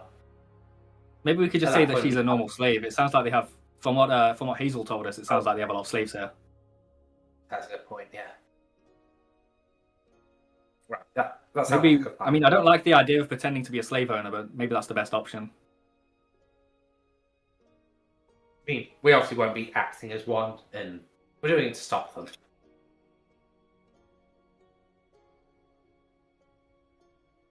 I don't like this, but if it's the only way for the salvation, for the liberation of my people, then I'll do whatever it takes. We'll make sure it's as brief as possible. I hate this as much as the next person, but it's especially not good for us, especially non-human Many folks. of my people have been taken in chains. I suppose it's only right that I bear a similar burden. We will liberate as many of them as possible, as quickly as possible. Onwards, team! Let's go! Okay, are we happy with that? Yeah, Are we going to yeah. pretend we can do that? Yeah. Okay. I suppose Quinn is going to bind Chatel's many hands. Rope. Oh. Yeah, Quinn binds up Chatel's hands. He looks a little bit guilty as he does it. He's still got blood all over like his self from stabbing that guy. Yeah, especially all over like his hands. It's all down his hands. I mean, we're in we crossed through like somewhere swampy. Could I have grabbed like a bit of moss to use as a natural baby wipe? Oh, that'd be nice. Yeah, he'd appreciate that. Oh, thanks, Doug. Just I guess I it would look don't weird if he think, walked into town all bloodied. cool. It's not. Yeah, it's like human blood as well. It's not like insect blood. Let me just clean you up. I don't think it's very convincing otherwise. Yeah, thank you. Good thinking. What colour is the blood of the mantis people? Not red, I assume. Let me ask. I imagine it would let me be ask like. people. Yeah, I mean, look up mantis blood. If mantises have blood, wait, they probably don't. They're insects, right? They do. Do they? Insects have- Do insects have Yellowish blood? green. Yeah. It's a yellowish green. It's like Yellowish pus. green to blue green. Yeah. So blood on your hands probably doesn't look great as it is anyway. Yeah. The blood all over Quinn's hands was human blood, but Duck just helped him clean it off.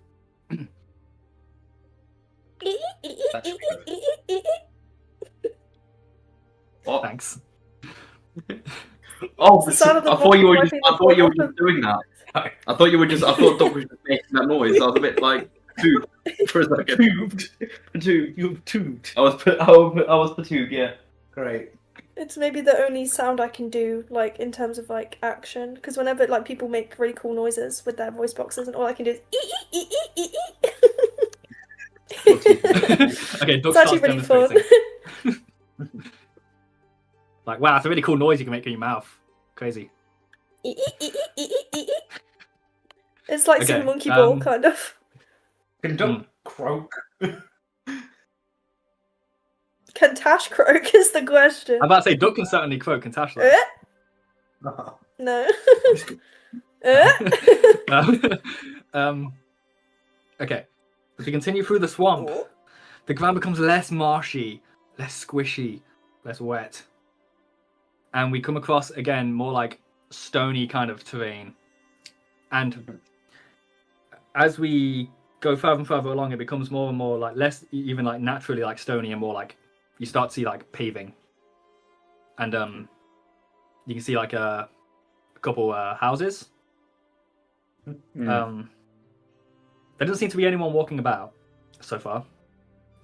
But if you walk just past these houses, you'll eventually see there's more houses, and they get a little bit more like more, concentrated, if that makes sense. Yeah. Yes. Can we see the chapel in the distance at all? Going to a chapel. You can see make a spot check. Okay. I'm also gonna look. I got a natural 1. I ain't seen shit. Duck doesn't see Ooh, anything. Duck has eye cataracts. It's crazy. 17. You can see a tower in the distance. That looks big. That's probably where we should head. With like a bell at the top of it. Like a bell tower. Yeah. Right. Act natural. Sneaky, sneaky, sneaky. Okay. As you're going more and more into the settlement with Chital bound, you get a couple of looks, because not a lot of people are walking like around with a slave. Yeah. But you can see like as you get properly into like you're in like what looks like the suburbs, right? A lot of the houses look the same, and they have these very like neatly like done like lawns at the front of them. Do the buildings look new? The buildings look very new, yeah. Cool. And yeah, they all look very much the same, very clean, and yeah, they all have these very neat lawns in front of them. You can see on one or two of these lawns, you can see like a person, like trimming the grass or watering the flowers or something like that. But these people are like have one of those chains around their ankle with a ball on them. And also these people are distinctly non-human. You see someone who looks like they have the ears of an elf. You see another Thri-Kreen, one of these people doing this. Does it seem like Chital occasionally- recognises them? Chital is staring at the ground. I feel like she thinks that like if she spends too long looking at one of her enslaved people, she's going to get really angry and possibly blow her cover. So That's fair. Bless her. But yeah, there's also a few people now, a few humans walking around. You see like a man in like a suit and like a big mustache. And he's like strolling down the street. It's like a woman pushing like a baby stroller, and like this man sees her and he's like, "Oh, morning, Carol," and she's like, "Oh, morning, John." Can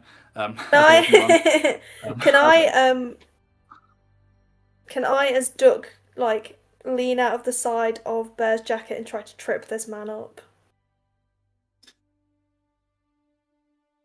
You're not walking very... right by this man.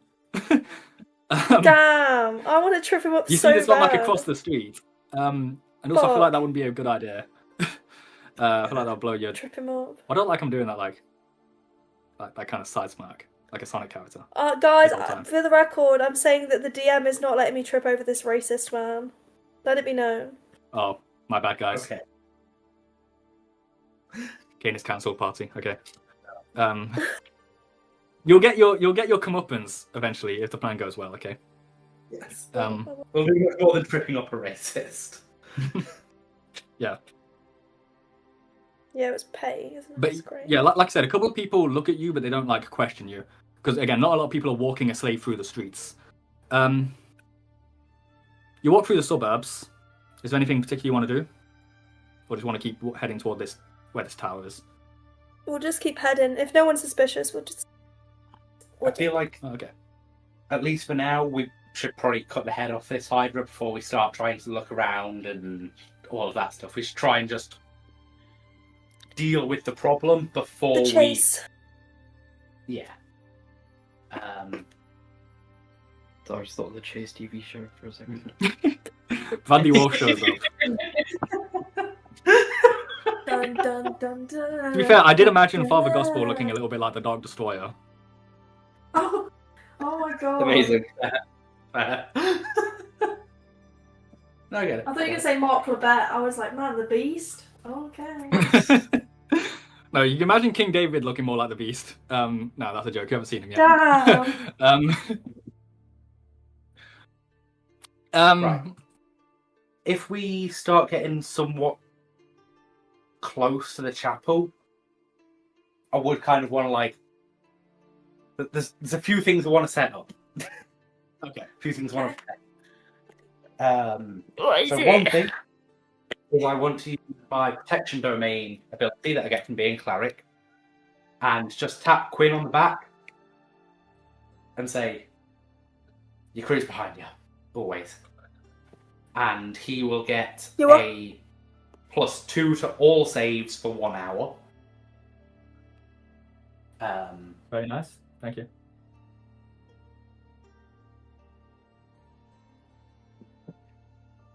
Anything else? Thanks, Adiza. Actually, no.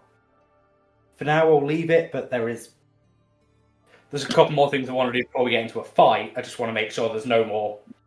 A lot of the other things more like once we're in a fight or once it's guaranteed we'll be fighting the people we want to fight. Okay. Yeah. That's done for now, and then I'll say more stuff later. Okay. As you're approaching the city centre, you see a couple strange things. Okay, first of all, you see about 6 armed people Or 7. marching off in the direction that you came from. They march past you. They don't really give you much of a look, but they look like guards, soldiers of man, not like civilians. They look like the enforcers here, and they're marching off in the direction you came from. Second of all, if you keep going, you can see this. There's one soldier who has like a long line of people chained up behind him, and he's kind of like marching them along, sort of into the center of town in similar direction you're going. The unusual thing about these people that he has chained up is that they all seem to be clowns. They all have clown makeup on, but they all look very sad. Their makeup is kind of flaky, and they look kind of bloodied and beaten. Are they all humans? No, they look like elves. Not the sad clown elves. That's a Yeah, new they- idea they- for a they- D&D character. Sad elf clown. That's not a new idea. That's No. they all have these big red bulbous noses. And they all just like have their heads down. They have like this crazy like colorful hair, and like. Is that who big, Bozo like, is? Exaggerated like. No, Bozo's not a clown. He's a mafia gangster henchman. He's also a dwarf. But obviously he's named after Bozo the Clown because Bozo is like an insult that New Yorkers use, I guess. True. Okay. But yeah, you see this procession of sad clown slaves being walked along, basically. No, free my boys. Yeah, some of them are men, some of them are women. There's one like kind of shorter like clown woman who like who just looks really especially sad. You hear like a beep beep noise coming from her, but you don't know how she made it. Life is a highway. I don't want to think about the mechanics that make that noise. But yeah, that's what you see. That's what you would see. Hey, don't hate the player, okay? Just hate the game. I'm just the messenger here. I'm the creator. You're God, basically. The muse speaks through me, and he told me to put clown slaves in this. So, yeah. Okay. That's something to do with hate. You continue onwards. Yep. Continue towards yes. the chapel as long as no one stops us. As you get closer to the chapel, someone does stop you. A man reaches his hands out. He says, "Halt!" Halt. He says to it. I know.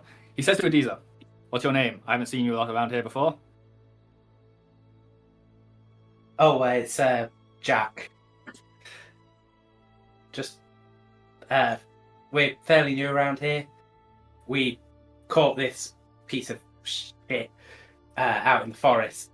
Thought we'd bring him over to John. For some reason he seemed want her in particular. Don't know You what think he wanted St. with it. John wants you to bring him a big insect? That's disgusting. He seemed to say so. He seemed to think he wanted her. I don't know. Boney Matthew is gonna try and talk in a normal voice, to speak to this guard, and he's gonna say, he's gonna say, second, can I borrow your ear for just 1 second? Okay. I wouldn't want to cause any violence. Okay. And he basically, he says, "This is the leader. Salvation John is this is the leader. Salvation John, we catch the leader. I wouldn't want to raise violence from the other scoundrels here. You know how it is." You basically trying to say like this is the leader of the Mantis people. Yeah, this is the leader of the Mantis people. If other Mantis people hear me saying this, they're going to get really mad, basically. The Mantis people. So they are still around. I thought we'd gotten all of them. Well, apparently How not. obscene. Make a bluff check, both of you.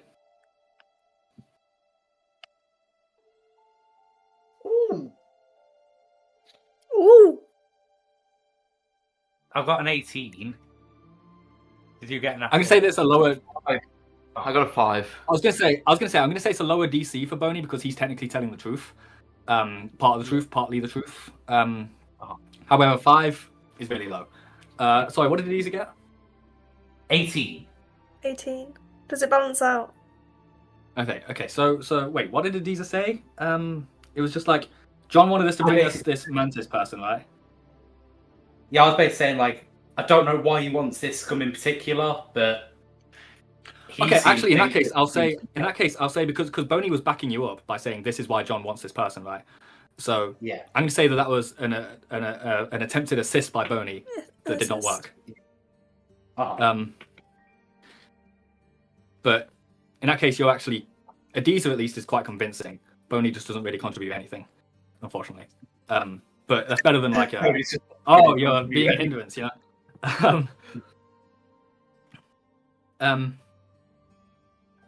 Leader of the Mantis people. I suppose St. John will be quite interested in that. St. John is busy at the minute, but maybe I could get you audience with King David. I mean, anyone, I'm sure John would entrust her in such a amazing man's service. Yes, all hail King David. All hail King David. King David. Okay. He goes. So you're basically very close to the chapel, right? You're outside the chapel. He goes inside the chapel. And there's another guard, by the way. He's not the only one. There's another guard outside, still watching you. Right. So, I'm about to say, it's not going to be instant. Is there anything you want to do while you wait for this? Come up with our next game plan might be a good idea. Yeah, what are we gonna do when we get an audience with them? We gonna attack him? Do we wait to see how I'm many thinking guards we do ask to go? get inside the chapel. If we can maybe use Jitel as a demonstration to the people in the chapel why you don't mess with the humans, you know? Well, the people in the chapel are. Well, yeah, I see what you mean. Yeah, like use it as like a look what we did this, look at us, you know? We could use it as a means to get inside the chapel as if we're like showing off what we've got to the humans I think inside. I think the best plan is try and get as one-on-one with David as we possibly can. Take him out of the picture and make sure nobody else knows we've done that, or at least as much as possible. And then basically hunker down until we can try and figure out where Salvation John is. Apparently he's busy at the moment, but I think we need to try and depose of King David and then try and get Salvation John as soon as possible after that. We want them both individually if possible, which seems like... Are we going to kill David, or are we just going to tie him up? No use killing him just yet. We can always kill him later if we want to. Okay. David, he's far too big to tie up. He's far too strong. None of us would be able to subdue him without killing him. In that case, So be it. yeah. Salvation John has to be inside the chapel, right? He said apparently he's busy, but he Busy, must still but be inside. yeah, that's what I'm thinking. Like, Yeah. I thought I'm of the personal opinion we should try to get in the chapel Absolutely. and kill the fuck out of everyone in there, and then leave. We want to try and avoid as much bloodshed as possible, only for the reason that we don't want to die ourselves. True. If we start going around trying to kill every single person in there, there might be over 100. We don't know. We have no idea if they're forces that are actually in the chapel. I have a sneaking suspicion that John is in the chapel. That's most likely. And if he isn't in the chapel, then we have no means of finding him anyway at this current moment, so...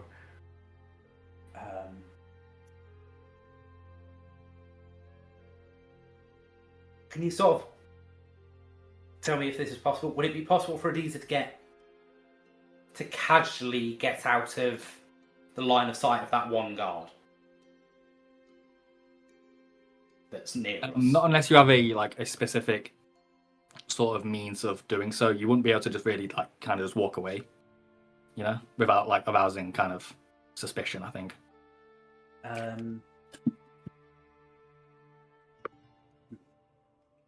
I really should have prepped invisibility, but whatever. Okay, yeah, because this is something that technically doesn't actually even have a visual element.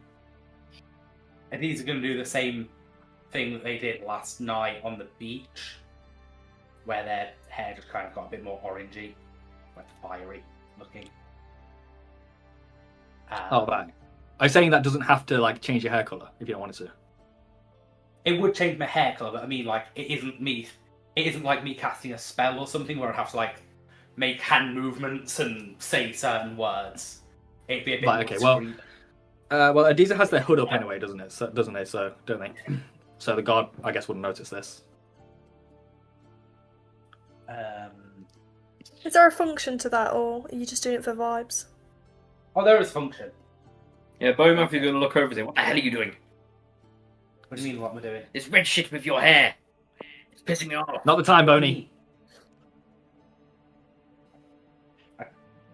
I don't know. Not the time, Boney. Adiza is completely normal right now. And if there is something unusual about them, we can ask them later. I'll have to read that until we get in, which is annoying, but whatever. Yeah, that's it for now. Sorry. As you're kind of waiting around, discussing your next plan, I imagine kind of hushed tones. Yeah. Eventually, the man who first spoke to you emerges from the chapel, from the big kind of grand door of the chapel. Mm-hmm. And he says, "Well, King David will see you now." We are on it. And he and the other guard push open the two big doors for you. Mm-hmm. Suppose we shall enter. Who's taking the lead? Bear will probably bring up the rear. Adiza will probably be at the front. Yeah, I suppose Adiza and Quinn could be about the front together, holding, containing Chital, right? That makes sense? Yeah, and then those two sort of behind Chital. Yeah. Making sure he doesn't run away. Yeah, okay. Like a square. Okay. Okie dokie then. Okay. So, you walk into a room. It's a very fancy room. It's got like this expensive looking sort of a red carpet. And these kind of ornate kind of carved kind of like I don't know, the things that you have in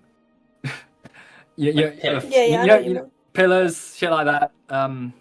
God, I'm so horrible at describing locations and things. No, I see it. I see the vision. I resort too much to like, you know what I mean. I kind of just leave it at that, But it's a very posh looking, fancy room. There's a painting on one wall in like an ornate frame of like a man that Adiz at the very least, and probably Boney, and possibly Duck would recognize as Jesus Christ. With his arms outstretched, with like the sun behind him. There are little statues on like a cabinet, an ornate kind of cabinet of like Jesus Christ and like crosses, and there is also a statue of a man in armor that you recognize from the wanted poster of Salvation John. Just had a new concept where I was like, one of Duck's siblings is called Jesus Christ, so the Duck can rage bait Salvation John by being like, I know Jesus Christ, he's a Gripply.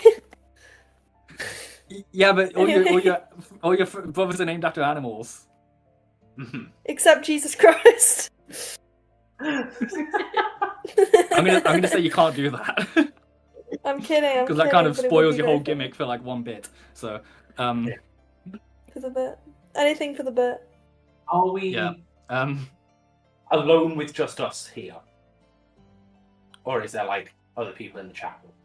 I doubt it. The two guards are accompanying you right now. Okay, they're accompanying us. Got it. Yeah, and there's another door at the other side of the room that they're guiding you over to. This is what you're seeing as you're being walked through the room, right? Yeah. Yeah.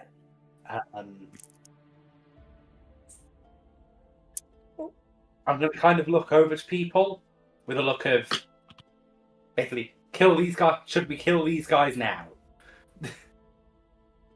Before we get into the next room. Is he? Oh, are we in like an in-between room? I'll see what I'm looking at right now. We're in an in-between room. Yeah, we're the only people in this room, us and these two guards. If we can take down these guards quietly enough, we might be able to get into the next room and be only with King David, or with King David and whoever else he has around. I don't know. I think the fighting's going to cause a lot of noise. Quite possibly. I'm mainly going to look at Quinn and say, do you want to give the order, Captain, or do we just keep going with this? I'm fine going with this, but... I feel like the decision, such a drastic decision, should be down to not me, pretty much. If you understand. Yeah. Even though it makes sense to ask Quinn as your captain. What's it? To both of you two, Tash and Spencer, do you both just want to keep up the roof for now? I think we Yeah, will. I think it makes more Well, anyway, sense. this is metagaming anyway, because we won't be able to discuss it. I imagine you would have discussed it. Neither would Bear. I mean, you wouldn't necessarily have known there was an in-between room. I guess when you were waiting outside. Yeah, Duck and Bear do not make any moves. Okay. Yeah. Quinn. It is going to kind of around, see that everyone else is okay to keep up with this and continue. Yeah, because I don't really think there's any way, even if, like, I don't think there's any way you'll be able to communicate with Quinn subtly. Let's kill these people, right? Yeah. So. You're just basically going. Yeah, and they'd be like, "What the fuck are you saying? What the fuck are you doing? It looks like you plan to kill us." So if we didn't discuss it outside, maybe now Adiza would be thinking, "Man, we really should have discussed this outside," but we didn't. So that's fair. Yeah. Onwards we like go. I said, there's a lot of paintings on the walls.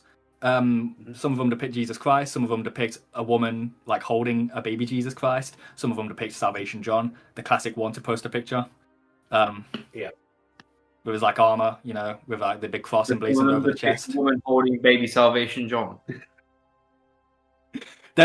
You see another painting of a woman you don't recognize holding a baby you don't recognize. Make that what you will. But there are many different depictions of Jesus Christ, so that just could be another one of them. Yeah. I've just met Jesus. Yeah.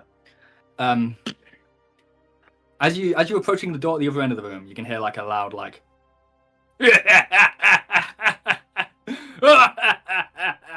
laughing noise coming from the next room. The door. What did you just say? We've got a One Piece character on the other side of the door. Great. Yeah, there's a guy. It sounds like there's a guy in that room who's having a really good time, a jolly good time. You know. No worries. The guards go ahead of you and they open this next door for you as well. Mm-hmm. And as you guys step into the next room, it is much larger than the room you were just in. Say just an enormous, grand, like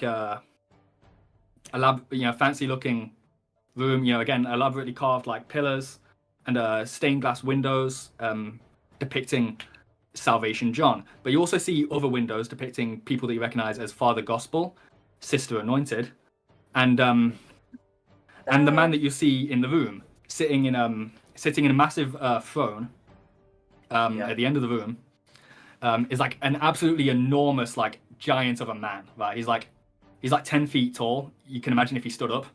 And he's got arms like as thick as like fucking logs. Massively. He's got like a really like bushy kind of like ginger beard. And he's got like a shiny bald head, but he's got like a big like exaggerated like gold like crown on top of it, right? I'm imagining King Neptune, SpongeBob. And he's got like and he's wearing like these super like elaborate like kingly like robes. Like a stereotypical like cartoon king, right? He looks like that. But he's absolutely massive. And he's got, and he's like, and he's clapping his hands together. And you can see what he's laughing at. I know you two just thought about Swimming's Goodman. You can see what he's laughing at. There is a person stood in front of him. So like the throne is kind of raised up on like a raised thing. But below him, before him is this woman who's chained up. You can't see her face, because she has this colourful like big like hair, and the skin that you can see from behind is like extremely like pale white, and her arms, she's got like her arms bare. Her arms are covered in like burn scars, like Maki from Jujutsu Kaisen season 3. And she's chained up as well. You can see her ears. She's got pointy like elf ears. She's got these really buff like arms. She's a really muscly woman. Really muscly like burned woman, and she seems to be juggling. And the king is like, okay, I've had enough. Be gone. And two guards come over to this woman, and they're much shorter than she is. She's like a really tall woman as well. She's like a big muscle woman as well. Not as big, nowhere near as big as King David is though. He's like monstrous, right? These two people start leading her away, and she like she goes to like punch one of them, but he like dodges out of the way and like restrains her, and like chains up her arms because he had to free her arms so that she could juggle. Like, so they bind her arms again, and they start walking away. And you can see her face now. She has like this flaking like clown makeup on, and like this big red bulbous nose, but she looks absolutely furious. She's like a furious, muscly clown woman, covered in like burn scars on her arms and shit. I'm an angry clown. What do you say? Writer's barely disguised fetish. Yeah, there was a reason I had to include these, okay? But I knew that you'd take it that way. Well, now that's sorted. King David looks down upon you. What do you want? Hi. Amazing to meet you in person. Oh, great King David. We have a present for you, don't we? And he's just gonna like look over to Jitel and kind of nod, like, "Go on." I will liberate my people. You will not keep us in chains any longer. Ah! Ah, we got a rowdy one. Yeah. Oh well, I mean, I guess we could put it to use in the gardens. Well, the two guards who led the clown away come back, and they take Chital. Okay, at this point, Adizra is going to draw out the shovel and attack. I was kind of nodding at Jitel to be like, "Give him his present, death." Oh well. Well, yeah, no pressure, my bad. just Chitel. Sorry, you're going I through a don't cool think- moment, but I don't think you communicated that to Chital beforehand. Like that was the plan. So I didn't. I think she was still going on I with the should've- ruse. You know. I should have made it clearer. I don't think we're going to get a better moment than this. I don't think we're going to be more alone with King David at any point, and if Jitel gets taken away, that's going to be very, very bad for her. So Okay, surprise round against this guard. Then make an attack. You, Adizra. yeah, nice. This So one there's guard. two. Okay. It was only one guard who came along to take Chital. I think. Sorry, I might have said two, but I meant one. Sorry. No, in the room Same. with us all together, just one. No. So there's in the room right now. There's 4 guards, including the 2 that brought us in here, and King David. Okay, that's fine. Can we get a map? I'll give you a map in a moment. I've got a 2 for a total of 9. Okay. As this man is coming over to detain Chital, you suddenly whip out your shovel and swing it at him, but it just about missed him. He's like, What in the world? What are you doing? King David rises from his chair, a very serious look in his face. Roll for initiative. It is Quinn's turn first. He is simply going to draw both of his blades. He's simply going to draw both of his blades and slash at this guard next to him to try and stop them from taking Chital. They both miss. Oh, no. God The damn! guard like This guy is... the guard kind of like one of them sort of whiffs. The guard kind of like raises up like he's kind of armored like he has like a gauntlet as part of like his armor. He kind of raises up and kind of deflects Quinn's sword with that. Is You about it... to say some things then? Remember, before you have your turn in combat, you are using your flat-footed AC, so would that make it hit? I don't think it would, but I'll quickly check. Because it was quite low. Yeah, no, it wouldn't hit. It's now... Okay, so it's now the turn of one of the guards stood next to King David. He's gonna look up at King David, and King David's gonna look down at him and say, "Sound the bell!" And the guard gives an affirmative nod, and he runs over to these stairs and disappears up the stairs. It is now Boney's turn. I tried to look up whether Scorching Ray could like melt chains. However, I have not been able to find anything, so that option seems out of the window. The chains, realistically, would probably have a hardness and health pool. Hardness is essentially their AC, and then their health pool is their health. Right. So you could try and attack them. Oh, it's obviously up to Kane. No.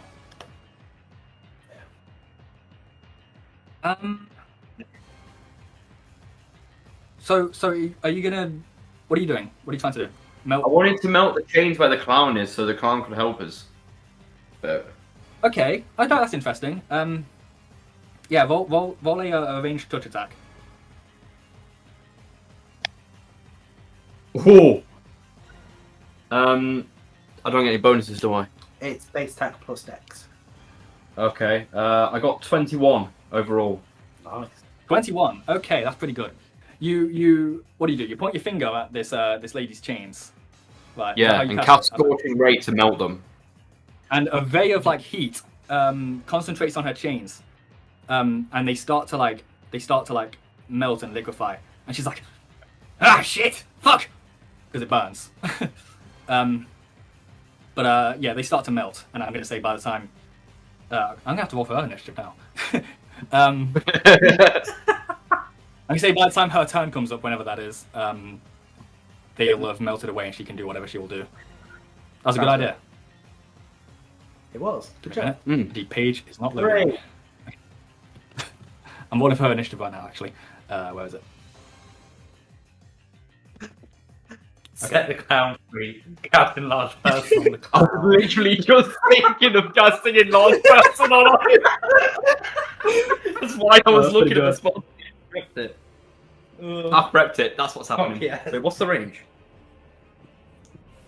Medium, so... The range is close, actually. Oh, okay. So I don't think it fits in that range. I think it's close to 25 feet. That'd be 35. No, it'd be 30 feet. So we're a third level wizard, so yeah. Right. Is that all you're doing, or are you moving anywhere? I'm going to move. I'm basically going to try and move towards our general direction. Toward the clown's general direction. Yeah, but sort of more off to the left so I can keep away from the guards. Cool. Bear's turn. Bear is going to... Can Bear move with Duck still inside of his jacket, or are we going to consider that too good to be true? Let me see. I'd say have him make a dexterity check. Come on. I don't know if there's rules for carrying a person. Sorry, it slid. Oh dear. There probably is, but that's what I'm saying for now. Sometimes you have to make a judgment call. Yeah. Oh, so no is the answer. No. He can't. Yeah, he can't move like at any kind of like action. You know, the speed and energy of action without a. I guess Duck would fall out and plop onto the space where you are. Yeah, Bear kind of just like shakes him gently out of the cape, and then we'll move. Far down, 15. We'll move alongside Boney, because I think. Oh no, because he can get close to Connie if he uses his dash. Can he go to the? Can you see the you know, in front of this like altar bit, there's like that 3x3 path. Yeah. Here, yeah. Can he go like in the middle of that path? He's gonna stay there. Do you want to be any closer? There's Or- a bear there. Yeah. No, that's fine. Okay, so Bear shakes Duck free and then runs over to like stand in front of King David, basically. Whatever it does he plans to do. It's now the clown's turn. And as her chains melt off, she like winces. She's like, ah, fuck. She reaches into like a small pocket, and she pulls out a massive hammer. And Down.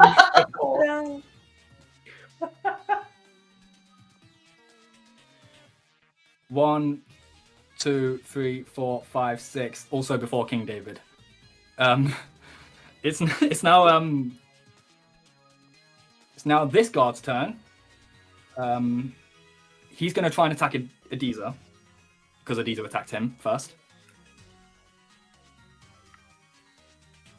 He's drawn his he's got like a mace, and he's going to try and whack Adiza with his mace. He's been fucking drawn.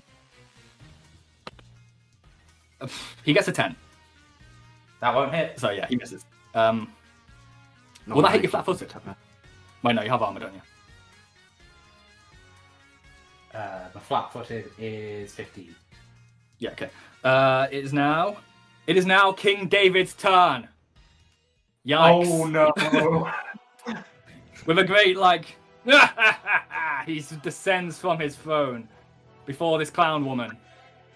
And he has like you know, like one of those. Again, I've described he's like a really massive like cartoon king, right? You know those scepters that kings have? Yeah. He has one of them, and he swings it at the clown. Got it. Good that it's not hitting off that. This is quite funny. I really don't want this clown to die though. Let me see. I haven't actually got his stat block up yet. Hopefully the page loads in decent time. Okie dokie, this ain't gonna be good for her. I should have cast movement on him first, shouldn't I, really? Oh well. It hits her. Let's see the damage.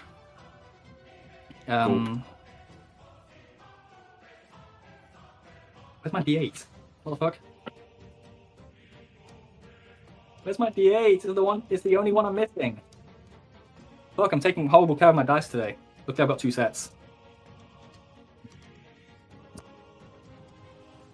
Okay, let's see. Okay. He swings the scepter at the clown's face and just smashes her face, and like blood like flies out of like her nose and mouth, but she doesn't. Does she make like a squeaky noise when she gets hit? No, it doesn't knock her out. Good. He rolled extremely low. It's now Okay. It's now Duck's turn. Duck is going to go 3 spots to the right, 3 spots up. I think that's right. That's fine. Yeah. And he is going to shoot at the guard that's to the right of Bear. This one. Okay. The guard is Yes. standing sort of below David. Roll to hit. Yeah. Brilliant.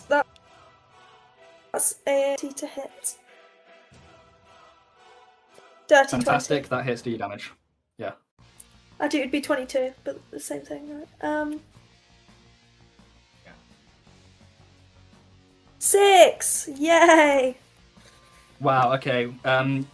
Yeah. You shoot him. It hits him in like the belly, and he lets out a loud grunt of pain. Hurrah. It is now that guy's turn. He pulls out a short bow, because I saw that he has that, and he tries to shoot Duck back. Hurrah! Whereabouts there, Blake? He gets an 11. So, yeah. Does not hit. He misses. He's encumbered by his injury he's just taken. He misses. He does, however, use his movement to move to this side of the clown, so that he and King David are flanking her. Oh no! Well, The over! What's that? we're the only ones allowed to do that bullshit. Fuck off. Yeah. We've got to save this clown lady. We do. All Boney Matthew can do is rave enfeeblement the king. Which is a very good call. Mm. They will be making it a -4 because it's into melee, but you don't have to go through anyone, luckily. Now Adiza's turn. Okay. Adiza is going to interpose themselves between Boney and the guard that's in front of them at the moment. So it's 2 squares up. Oh, I see. And attempt to smash the guard over with the head with the shovel again. 2. Yep, and you're now flanking, so 1, 6. So this is a +9. Ooh, that's a 27 to hit. that hits. Do you damage? Obviously. 3, 4, 8, 11 damage. You bring your shovel down on him, Yeah, that'll do. and you split his skull in half. Okay, non-lethally, please. Oh, okay. You don't split his skull in half. You knock him the fuck out. For now. We Yeah. can always go back and kill these people, but Adiza likes to play it safe, but first. At least Okay, cool. knock them out first, and then decide later. Yeah. But yes. Awesome. Nice. That's one guy down. It is now, I believe, this guy's turn. Yes. He is going to stand here and attack Bear. He's going to get to the other side of Bear. Yeah, and attack him with his mace.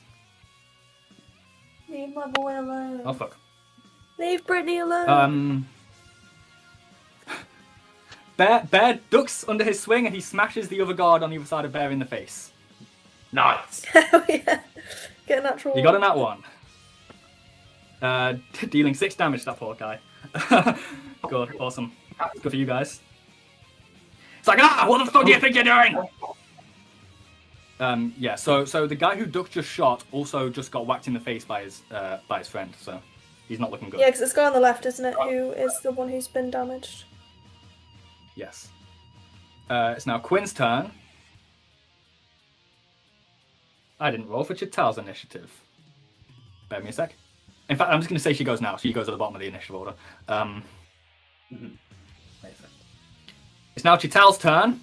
I assume we would have bound her in such a way that she could like free herself. I guess. Yeah, I would imagine like a lot of sort of false knots, essentially. Yeah. So she's gonna just quickly free herself. Basically, you would have discussed with her how to do this. Yeah, probably should have said this before, but Yeah. And she as well is gonna start with a loud like clicking, raucous clicking noise, like she's shouting like a war cry. She starts 1, 2, 3, 4, 5, 6. She's gonna take a dash action and run over to these guys.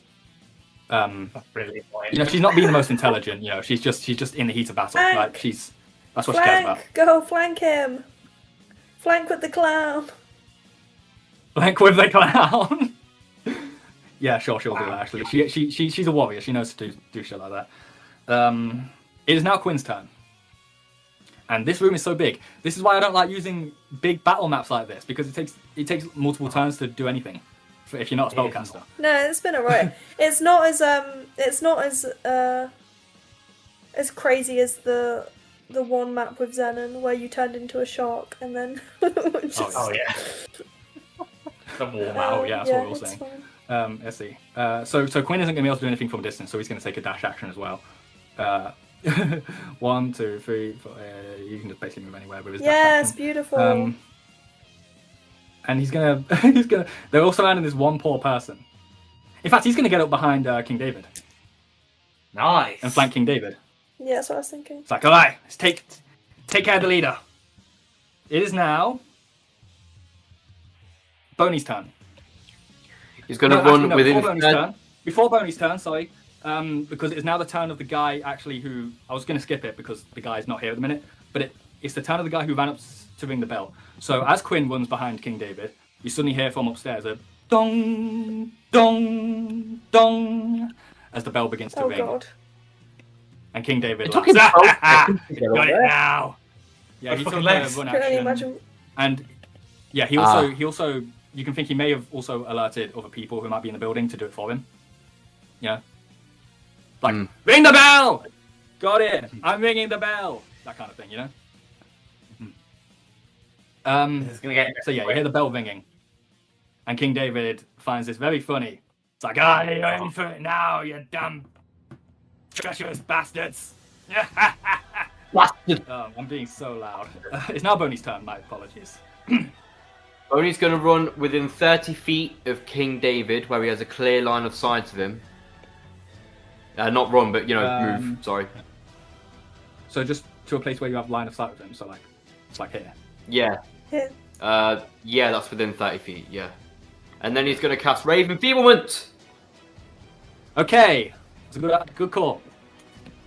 Ranged touch attack. Okay, we've got to think about how this actually all adds up, because he's a huge character. Large. He's a large character. He's large, so that gives me plus something to hit, doesn't it? Well, that would be included. I think it just- in his AC. I think it just Oh, affects right. his AC, yeah. Okay, So, okay.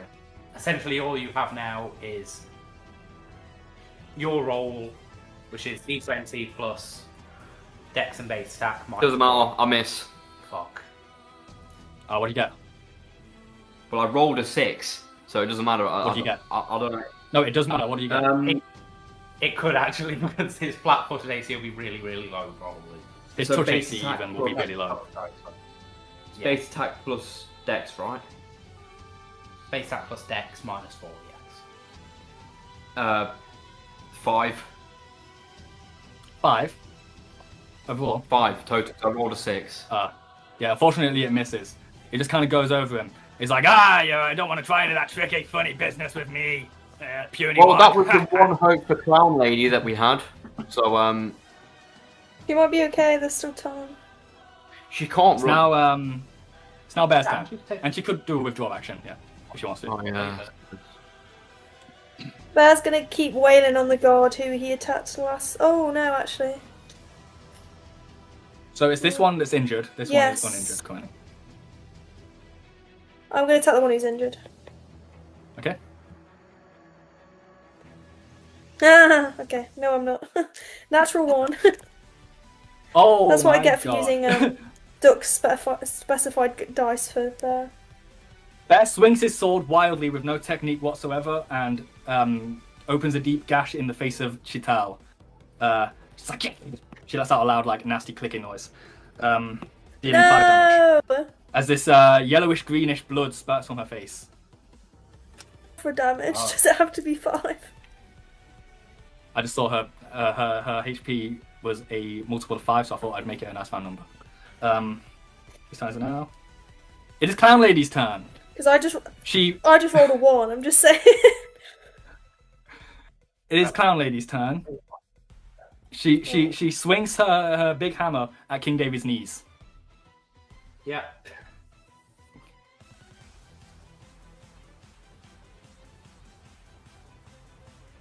She hits. So, Nice. let's see. He could be really. Oh, excellent. He could have no help. Excellent. Mm. Where is he? Okay, awesome. She swings this big hammer while King David is distracted by the ray of enfeeblement that just went past him.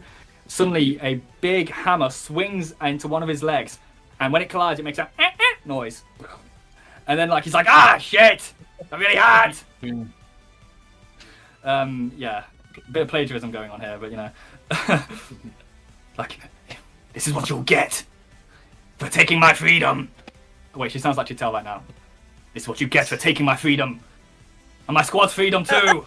It's now his turn. He's gonna whack her back. This is probably not gonna be good for her. This is fine. He misses.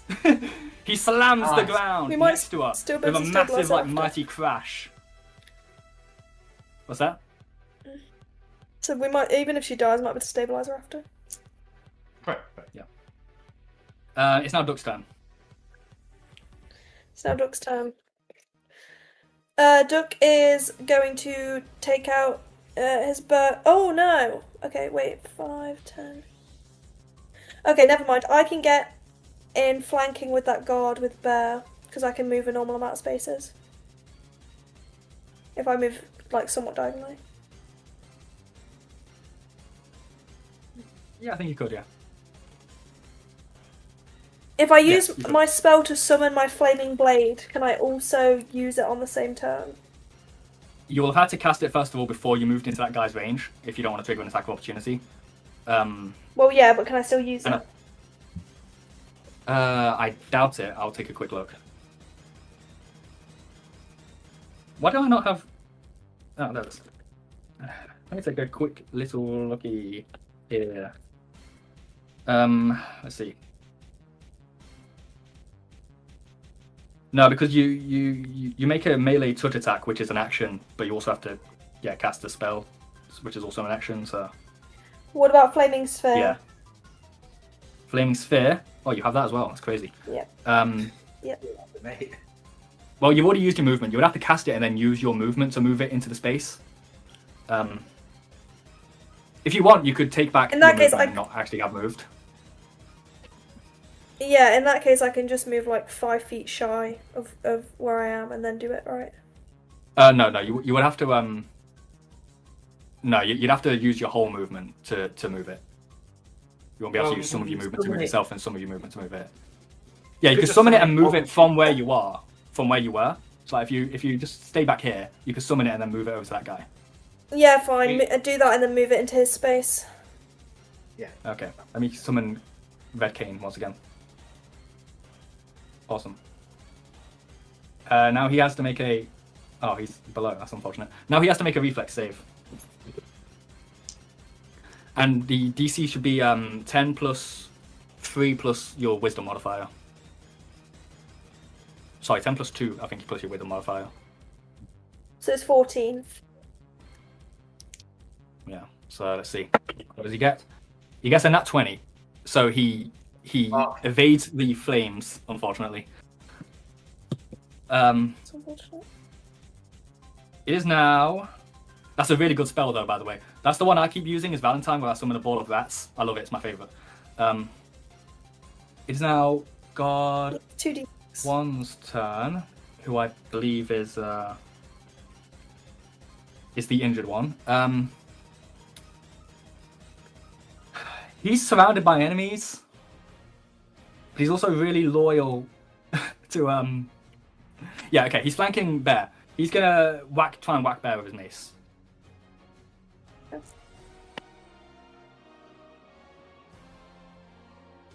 Luckily for you, he does not crit on a 19, but he does hit. Oh boy. He whacks Bear around the face with his mace, dealing... Oh, I just rolled the wrong damage dice. Dealing 7 damage to Bear. Oof. It's now Adiz's turn. Okay, Deezer is going to move up to the square below Bear. Yep. And attack the... No, they're going to be cocky. They're going to attack the uninjured guard. Okay.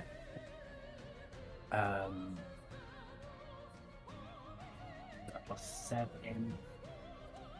Fucking 24. Jesus. Okay. Great roll. So this is going to be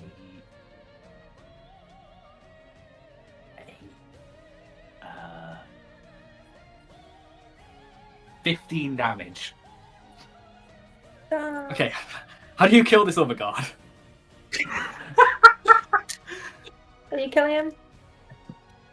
Oh yeah, non-lethally. You might want to do it, I guess. Non-lethal. Literally just going to Okay. charge straight up, get into this area and just use the momentum and just whack straight across the face. Yeah. Send This is the guy who just got this is the guy who also just got a nat 20 to dodge Duck's flaming sphere. But the flaming sphere is still there. So on Duck's turn, if Duck doesn't move it, then it will burn him to death. True. It is now Chital's turn, and she's gonna whack the injured guard with her polearm. Wait, no, she wouldn't have a polearm. Can we remove the dead god off the incapacitated god off the map, please? I shall do that. Yes. She's actually gonna try and grab onto this guy in front of her and bite him. Nice. Ah! Diva. Let me see. Yeah, here we go. Remember to put the flaming spear back, by the way. And that got released as well. She got a nat 1. Oh my fucking god. I'm not gonna say she somehow accidentally bites someone else. I guess she just misses, basically. Actually, I'm gonna say the guard gets an attack of opportunity against her for that.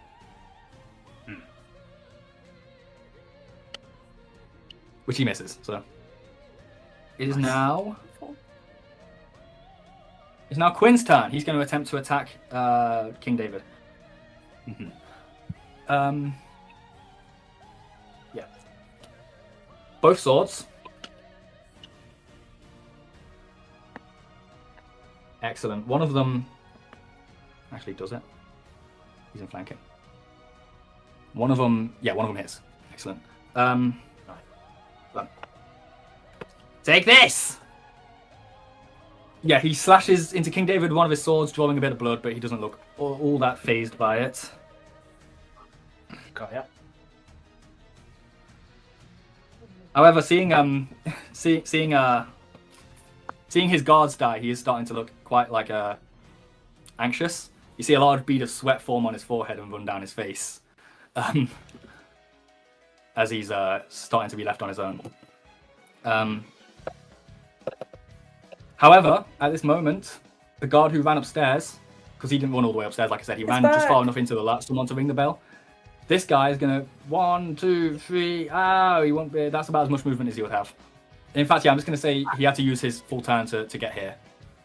And it's like, King David, and King David's like, what took you so long? I'm getting my ass kicked out here. It's now Boney's turn.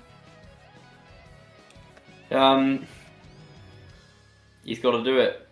He's got to do it. He's got to do it. He's going to cast Enlarge Person on Clown Lady. Okay. So now she occupies 4 squares. I'm pretty sure she has to make a strength check. To push people around a bit. Yeah, whatever strength check that may be. It's literally... It'd be a strength check against both the guard and the king. If either of them fail, then she can fully grow to the full size. But otherwise she's stuck for You're gonna make now. a strength check against... Yeah, so you're gonna make a strength check. Okay, let's see. She can tell you're on her side, so she's not gonna try and avoid this spell that you're casting at her. Okay.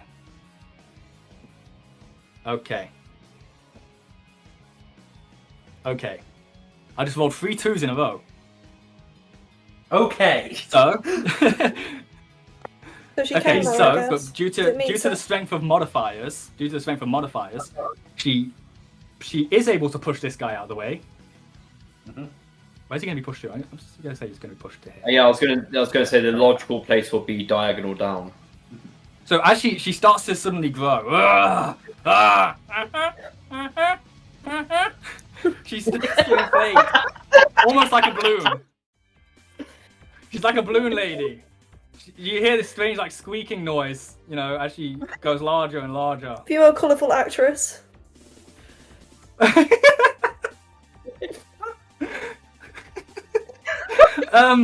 By the way, if you saw me laughing earlier when you were discussing your plan outside the building, it's because I went on Google Images and started looking up pictures of clown women to use, because I realised I might need it. Let's see. But King David holds his position, so she expands out this way. It's like, "Ah! Feel my clownish strength." It's not bad still.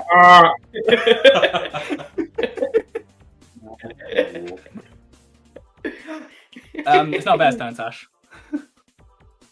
Bear's going to move 1 space forward and attack the key. Awesome. I think he's in flanking with Quinn here, so. Yep. Yeah. Ooh, Quinn didn't get a sneak attack damage before. Hang on, let me just do that quick. Oh, wow. Awesome. Yeah. Okay. That's very good. I rolled a natural 19, which is a crit. Holy shit. Do your damage. So Against King David. 1d8 plus Holy 1. So moly. is it 2d8 plus 1? Or is it 2d8 plus 2? 2d8 plus 1? Yeah. It's only the Modified. dice. Yeah, it's only the dice that are multiplied. Wow. I rolled 5. So it's a 5. So I got 2 2s. 5 damage. Okay. Yeah. Bear, like, Kind of disappointing. stabs into, like, his fucking kidney or something. Into David's kidney. And he lets out a loud, like, ah! He doesn't sound so mighty anymore. Yes. Brilliant. Okay. As Bear stabs into King David, he kind of drops to his knees, and he starts to cry. Tears start to run down his face, It's like, oh my god, I'm gonna die. I'm gonna die. And then Oh suddenly, my god, he's a coward. this yellow aura starts to appears around King David, and you see some of his I think that's wounds. called. Some of his wounds close up, and Oh, Shit. you see he's still crying. He's still crying, but he looks a little bit like a. He has a bit like a confused look in his face, like he doesn't fully understand what's going on. It's like, what? And then you hear a voice coming from the stairs back here. Salvation John! You hear a voice I that think says, so. "So, you of all people require salvation, David." And a man steps down the stairs, slowly, stepping into view. This man that you've seen on the wanted poster. You know, he has this armor with like the cross emblazoned over his chest, and this cross-shaped kind of visor. And he seems to be doing these like hand motions as he walks, as King I'm gonna David's set my orb wounds on him. close up. And King David, crying and blubbering, is like, Saint John, I'm sorry, I thought I could take them on by myself, but I can't. They're really strong. And Salvation John sort of looks down upon him and says, "Fear not, David. On this day the Lord has seen fit to test us, to see if we truly are worthy of carrying out the mission. If we do not band and fight together, as these do, we are doomed to fail this test, just as Father Gospel and Sister Anointed failed before us. We shall strike down these animals." It is now, it was Bad's turn just now. It is now, in fact, the Clown Woman's turn. We get the Mario and Luigi Partners in Time boss music on right now. And she, with a great swings her now huge hammer on King David. She swings her massive hammer on King David with his newly regenerated like strength evator. She's like, "You stop being so slippery, you bastard! Thank you, Saint John. I won't let you down." And he swings his scepter at the clown. No one's targeting the players, but it makes most sense for him to attack the clown. So, right now, God. Look at her, she's so happy. That's not what she looks like. Okay, she's not that happy. She is a furious clown. That hits her. She's a furious clown, guys. And she's about to be more furious when King David knocks her the fuck out. Where's my D8? Oh, that's...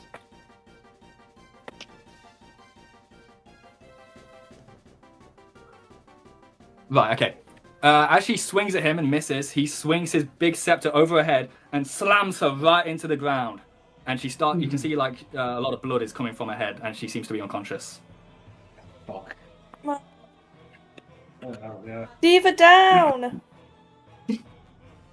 Diva down. Love that. It is now Duck's turn. And he burst my eardrum out. That was so loud.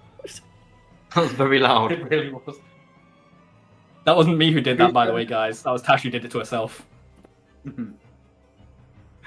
Tash, it is now Duck's turn. Right, Duck is going to move the flaming orb onto that fuck-ass king's space. Oh, did I accidentally delete the flaming orb? Oh shit, I think I did. You did, Let me- yeah.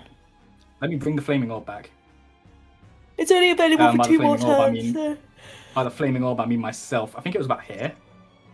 Yeah, it was here. Move it where? Onto the king? No, it was one space to the left. But yeah, move it onto the king. It doesn't matter anyway. Okay. Yeah, Duck mentally controls this flaming sphere to attempt to consume King David in fiery hellfire. He's gonna make a reflex save. What is his reflex save? It's probably not very good. So every time he has to make 2 reflex saves. He gets a 12. I don't Which think is that too succeeds. little. Yeah, so do Is it? damage. One of them hit finally. Yes. 8. 8 damage. Right. Yeah, you say Yeah, say as it he slams the hit, clown it into the hit ground. once before. As you slam, as No, he slams sorry. the clown into the It's only ground, these movement. flames suddenly wash over him. It's like, ah, shit, fuck. It's now this poor guy's turn. Does that wait? Um, Is that my action? Because that was only movement. That's not I your didn't action. You cast. still have an action. That was your movement. That's a good thing about flaming sphere. Thank you. I'm gonna move You can't like move. 4 can't move. spaces No, forward. you can use your standard action as a movement. So yes, you can do that. Yeah, you could. Oh, I choose to can't. move Okay, wait. instead. I'm just gonna shoot him then. Can I just shoot the guy? You can, yeah. You'll be shooting to melee though. That's fine. What's that a minus of? It's a -4. 4. Just found out his chances. Nope. That's fine. Okay. Yeah, these flames wash over him, and an arrow whizzes by him, but he doesn't really notice that amidst the flames washing over him and burning him. Yeah, this poor fella's turn. No, I was gonna have him. He's gonna attack the clown. I was gonna have him run over to she's Boney, down. but like, you're right. The clown is down. Clown is down. He's gonna run over and try and attack Boney because Boney is clearly causing a lot of trouble. And get a Trigger an attack of opportunity. Yeah. I know. Trigger an attack of opportunity from Chital. Don't think I forgot. Okay. Like, oh, he's immune Yeah, to attacks of no. opportunity, by the way, guys. Let's see. She still doesn't have a weapon, so this is going to be a bite attack, which misses. He is going to attack Boney, Matthew, with his mace. He is going to get a 17 to hit. That hits. Okay. He's going to slam Boney Matthew around the skull with his mace. What is his damage going to be? Let's find out. Probably not that high. 6 damage to Boney Matthew. Okay. Awesome. This is the guy who's injured, by the way. He looks very bloodied and, not very happy as he does this. It is now Adiz's turn. Right. Ediza is going to. Would it be possible for me to walk up to King David, climb up that bit of that raised platform? Yes. Would you say that takes double movement to walk that space, or can I just keep going? Yeah, I think that makes sense.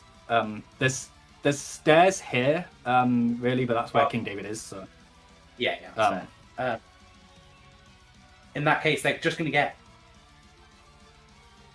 sort of to the space just next to King David. Yeah. Up on top of him, yeah. And basically just looking directly at Salvation John as they do this, just whack King David, not caring if it's lethal or not. I don't know if that Yeah, matters. well, I don't know if he's dead. But just, for the sake of it. We're suddenly on our non-lethal arc. I I guess he's that'll racist. be I guess you all like racism. true. Apparently so, weirdly. That's an 18 to hit. That hits. Do you damage?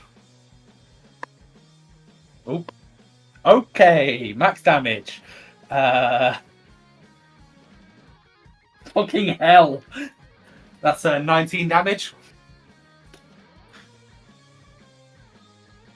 You climb up onto the plinth while King David is distracted by the fire washing over him. You climb onto the pimp, make eye contact with Salvation John, and as you do, you swing your shovel without even looking and decapitate the king, and his head flies off.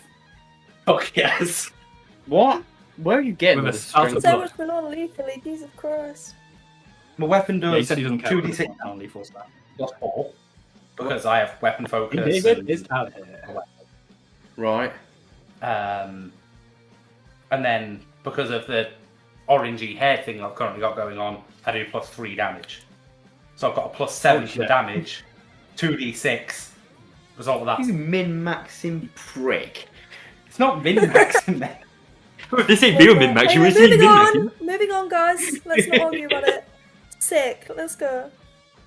I wanted the double cane on screen. You still can get that. Yeah, but it's not as funny.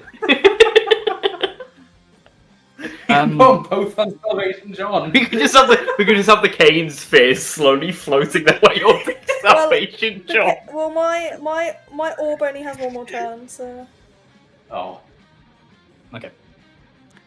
It's one round Salvation per John level, so. looks down upon King David's corpse. You obviously can't really tell what he's thinking by his face because he's wearing a helmet that covers it.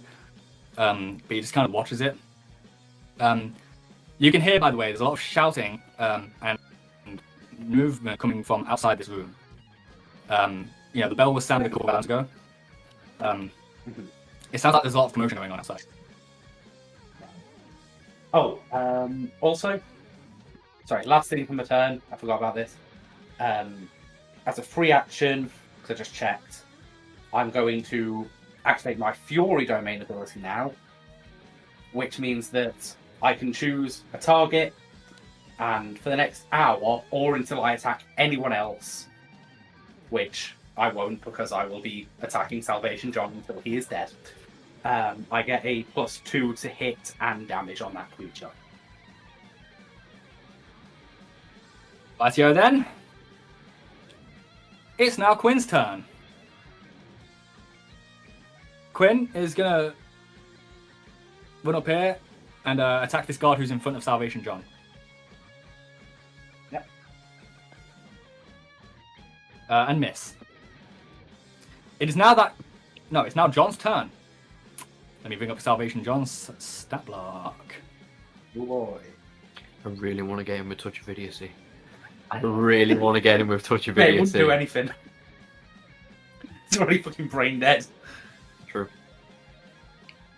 He's going to look away from Adiza, and he's going to look at Quinn, and he's going to and this kind of yellowish goldish aura appears around him, and then this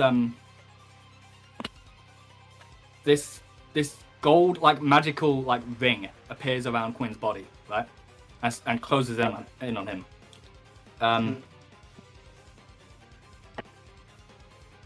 And this ring closes in on him and binds Quinn's like hands to his body. He's like, what's going on? And Quinn suddenly like stops moving. He can't move.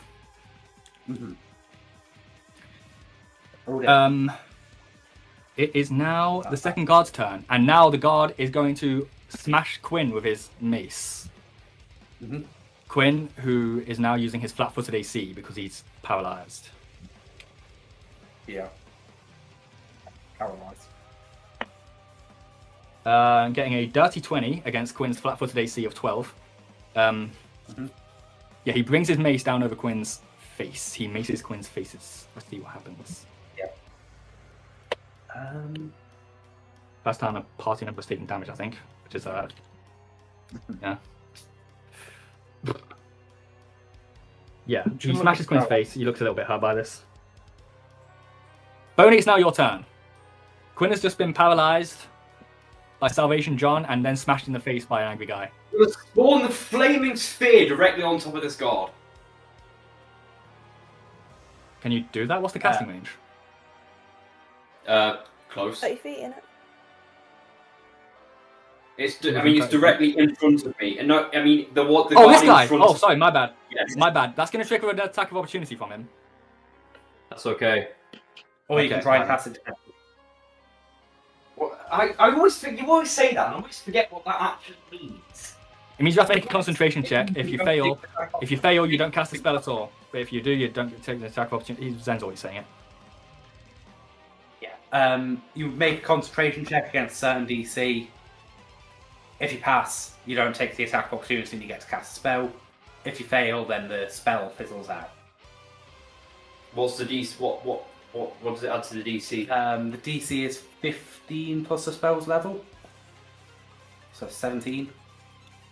Fucking like me hitting that's so slim. Okay, fair play. I think I'd rather just take the damage, to be honest with you. Okay, you can do that. Can you do that? Well, you might not even hit anyway, so let's find out. Fucking hell, why do I keep dropping my dice? Why am I stupid? Sorry. He hits. Let's do the damage. This guy, for being injured so early on, is getting a lot done. True. We kind of. Oh wait, no, this guy's not injured. Wait, no. No, this guy is injured. Okay. Let's see. Yeah, that's the injured one. 8 damage to Boney Matthew. However, Boney Matthew grins and bears it and summons a flaming sphere over this man's entire self. The man now has to make a reflex save. Which he definitely succeeds. My bad. Sorry, guys. He succeeds his reflex save, but the flaming sphere is now on his space. So that Best was turn. mentally pointless and useless. Cool. Got it. No, because it will exist the other turns. It'll still be there next time, so. Yeah. Best time. Bear is going to. Can Bear move through this ally's space? Which one? The clown who is unconscious. Can I step over her? I think because the clown's unconscious, he'd be able to. Yeah. And Can I get into sounds like he'd be flanking able to with Boney? you certainly can. And then I'm gonna. He whack. steps over the I'm gonna ginormous whack body you. of the clown. Miss. Whack that fella. Oh, miss? Okay. Well, what does he get? 3. Okay. Yeah, okay, fair enough. I had to ask. The clown continues to one. bleed out. Oh wait! Shit! Should I use my action to stabilize the clown? Shit, I should have used my action to stabilize the clown. It's Duck's turn.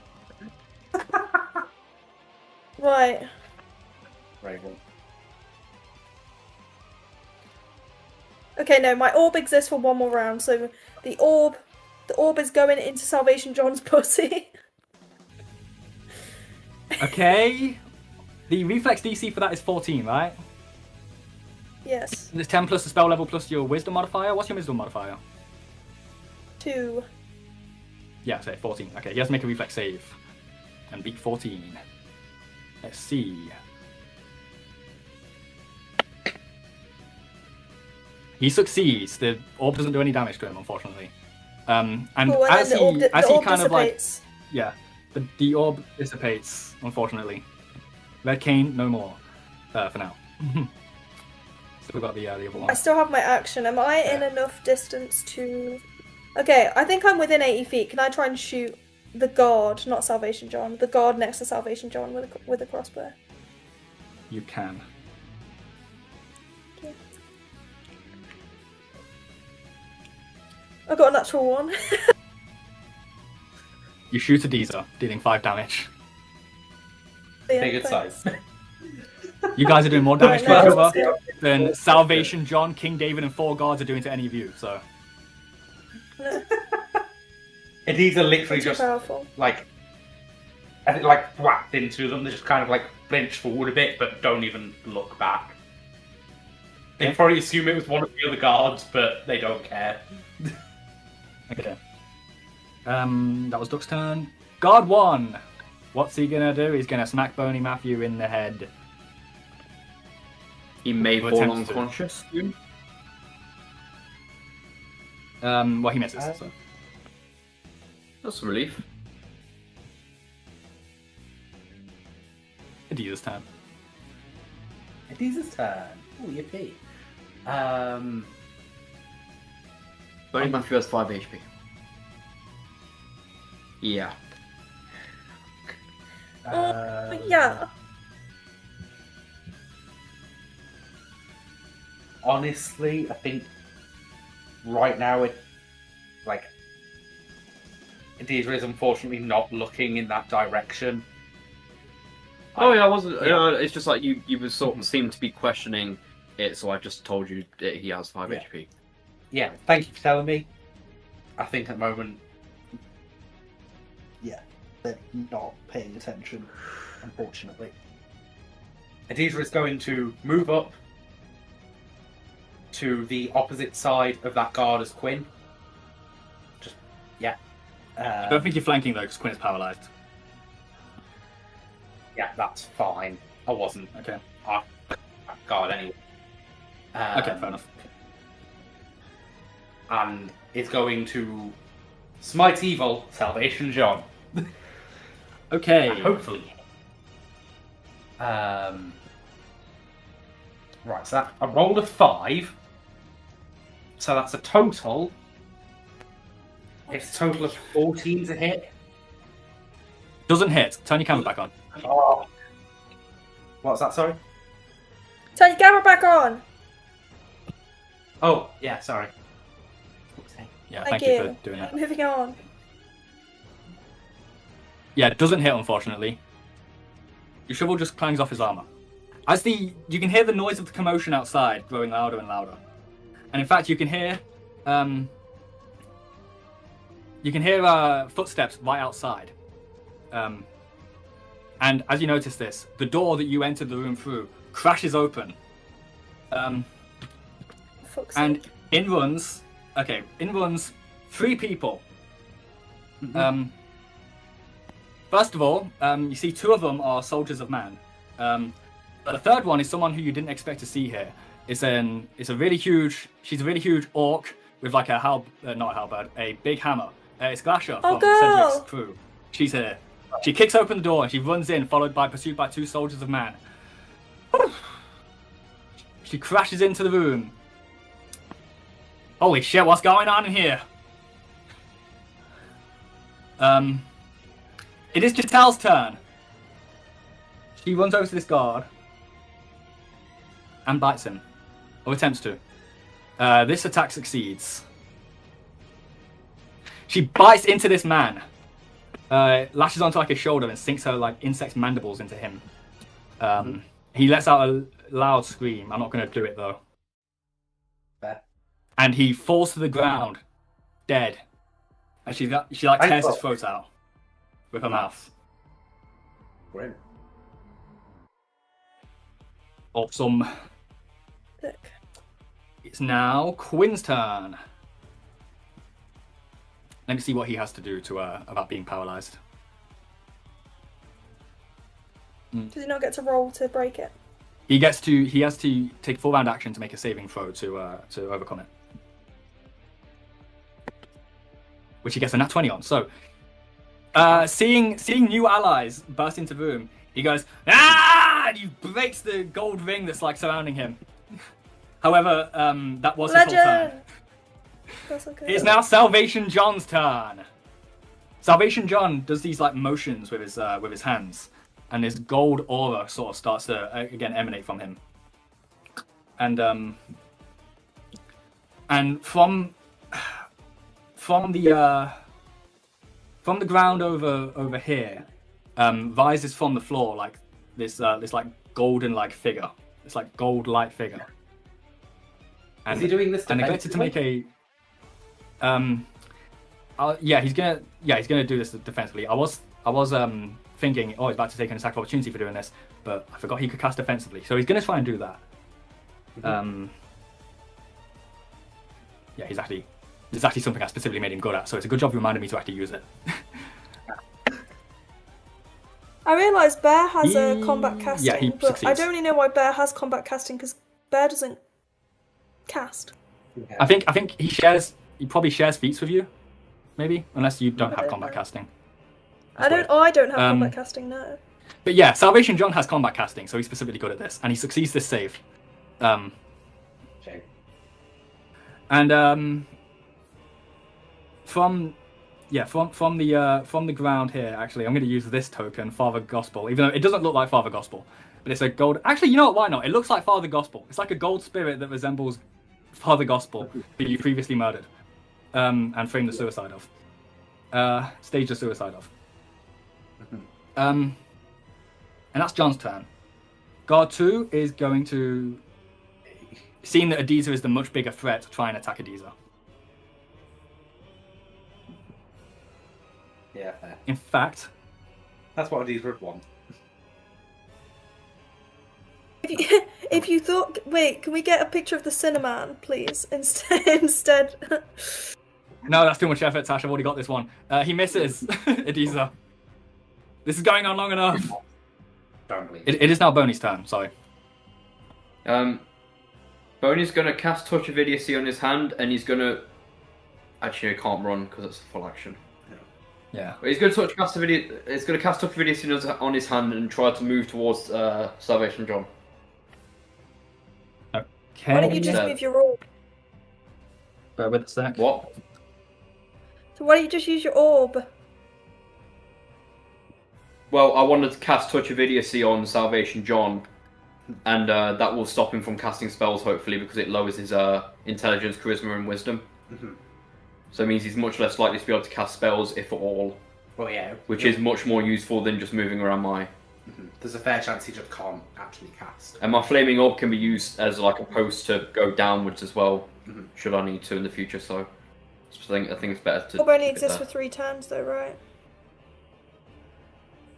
I mean, yeah, but it's... I mean, at that point, you'd have to use 2 movement actions to get. Yeah, anywhere. it's gonna take just as Well, long to cool. do it anyway. I may as well just leave it where it is, and if I need to move it, then I will. Awesome. It is best turn. Bear is going to try to stabilize that clown. Okay, have him make a heal check. That's a wisdom-based thing, so if he has any wisdom, then use that. Oh my god!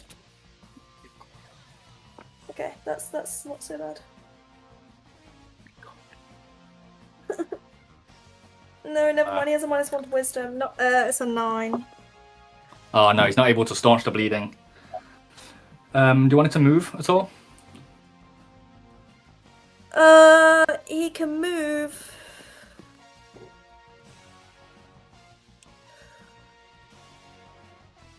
Can you move like behind where Boney is? The step below Boney. 1, 2, 3. I'm gonna say you can just climb up here. Yeah. Fine. Yeah. That's not really as high as it looks on the map, so. Okay.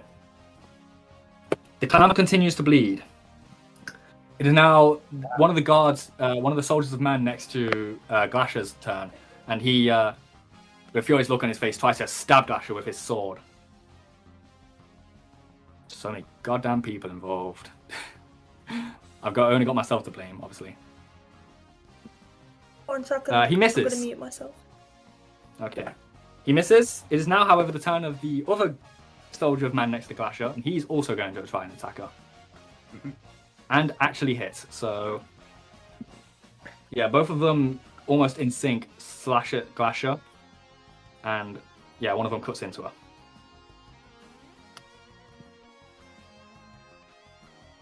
But, you know, it doesn't seem that, it doesn't seem like that grievous an injury for her. It's now Duck's turn when you're ready. Duck is going to go up to the clown lady and cast Cure Light Wounds on her. Okay. And he can do that if he moves Think I have diagonally enough. through the space. Well, you can't move entirely diagonally. You can only do like, because moving, I think diagonally twice takes up like 10 feet of your movement. Moving about 15 feet, 1, but yeah. 2, 3, 4, 5. Yeah, you don't be able to move about here. Oh! If you took a one action, you won't be able to heal on the same turn. Cool. Okay, he's gonna heal her next time. Then he's gonna fucking shoot that one guard. This is why I hate huge battle maps, because it makes everything take multiple rounds when it otherwise could take Okay, one no, round. wait, no, he's not gonna shoot the guard. He's gonna shoot the father, whatever his face is. Yeah, the spirit, the golden spirit that has just appeared, the holy spirit. Yeah. Natural 20. Thank you. Fucking hell. Alright. Wow, okay, do your damage. 10. Wow, okay, you shoot an arrow at this golden spirit and it flies through its head and it immediately dissipates. Oh. So far, Salvation John has done a whole lot of nothing. I was quite worried about that. Listen. Listen, What? I shot through it, so can it hit the guard behind him? Because I got a natural 20. Consider, can he get the residual No. 10 points? No. No, those 10 points are what destroyed it. Like, it wouldn't have just... Oh, she's gone. Tash, those 10 points are what destroyed it. It wouldn't have just, like, done it either way. Yeah, but how many points does it have left over? It had 10 hit points. Okay, fine. Acceptable. I'll accept that. I do feel like you're just saying Deeza's that. turn. It's Adisa's turn. Say. We need to expedite this Well. process. Be rude not to try and hit Salvation John again. That's a nat 1. My guy, you smash Quinn across the face. It's like, what the fuck? Across the face. Quinn is just Should- like getting should in to roll attack damage? his guard. Yeah, what's that? Should I No, roll no, damage? you took 5 damage. That's basically what I'm going with today. Oh. There's fireworks outside. Whose turn is it? It's Glasher. She's going to ignore the guys who are attacking her and try and run into the room using her withdraw action, so she's not going to trigger attacks of opportunity from them. And it's also going to give her double movement. 1, 2, 3, 4, 5, 6, 7, 8, 9, 10, 11, 12. She's going to move up here. Right before the altar, the plinth, you know? And it's gonna turn to Duck and say, the rest of the crew's just outside. There's a hell of a lot of commotion going on out there. Salvation John, I do at the least 11 damage. Amazing, thank you. Good to know. It's Chatel's turn. For some reason, every time her turn comes up, I'm like, oh, fucking this person again. 1, 2, 3, 4, 5, 6. She's gonna line up here behind Bear and Boney.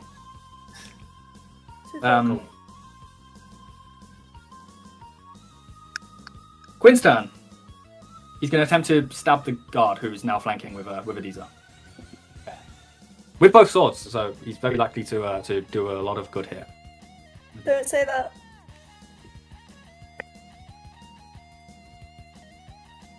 They both hit. One of them's a crit. Yeah. Okay, Whoa! okay. So wait, what's this damage? Hang on. My job far easier on 5 HP. Yeah. This There's going to be a lot of D6s. 4d6. Nah. 4d6 plus 3. This is 4d6 plus 3 damage he's about to do this boon. So 7 damage. 5. 1 plus 1 plus.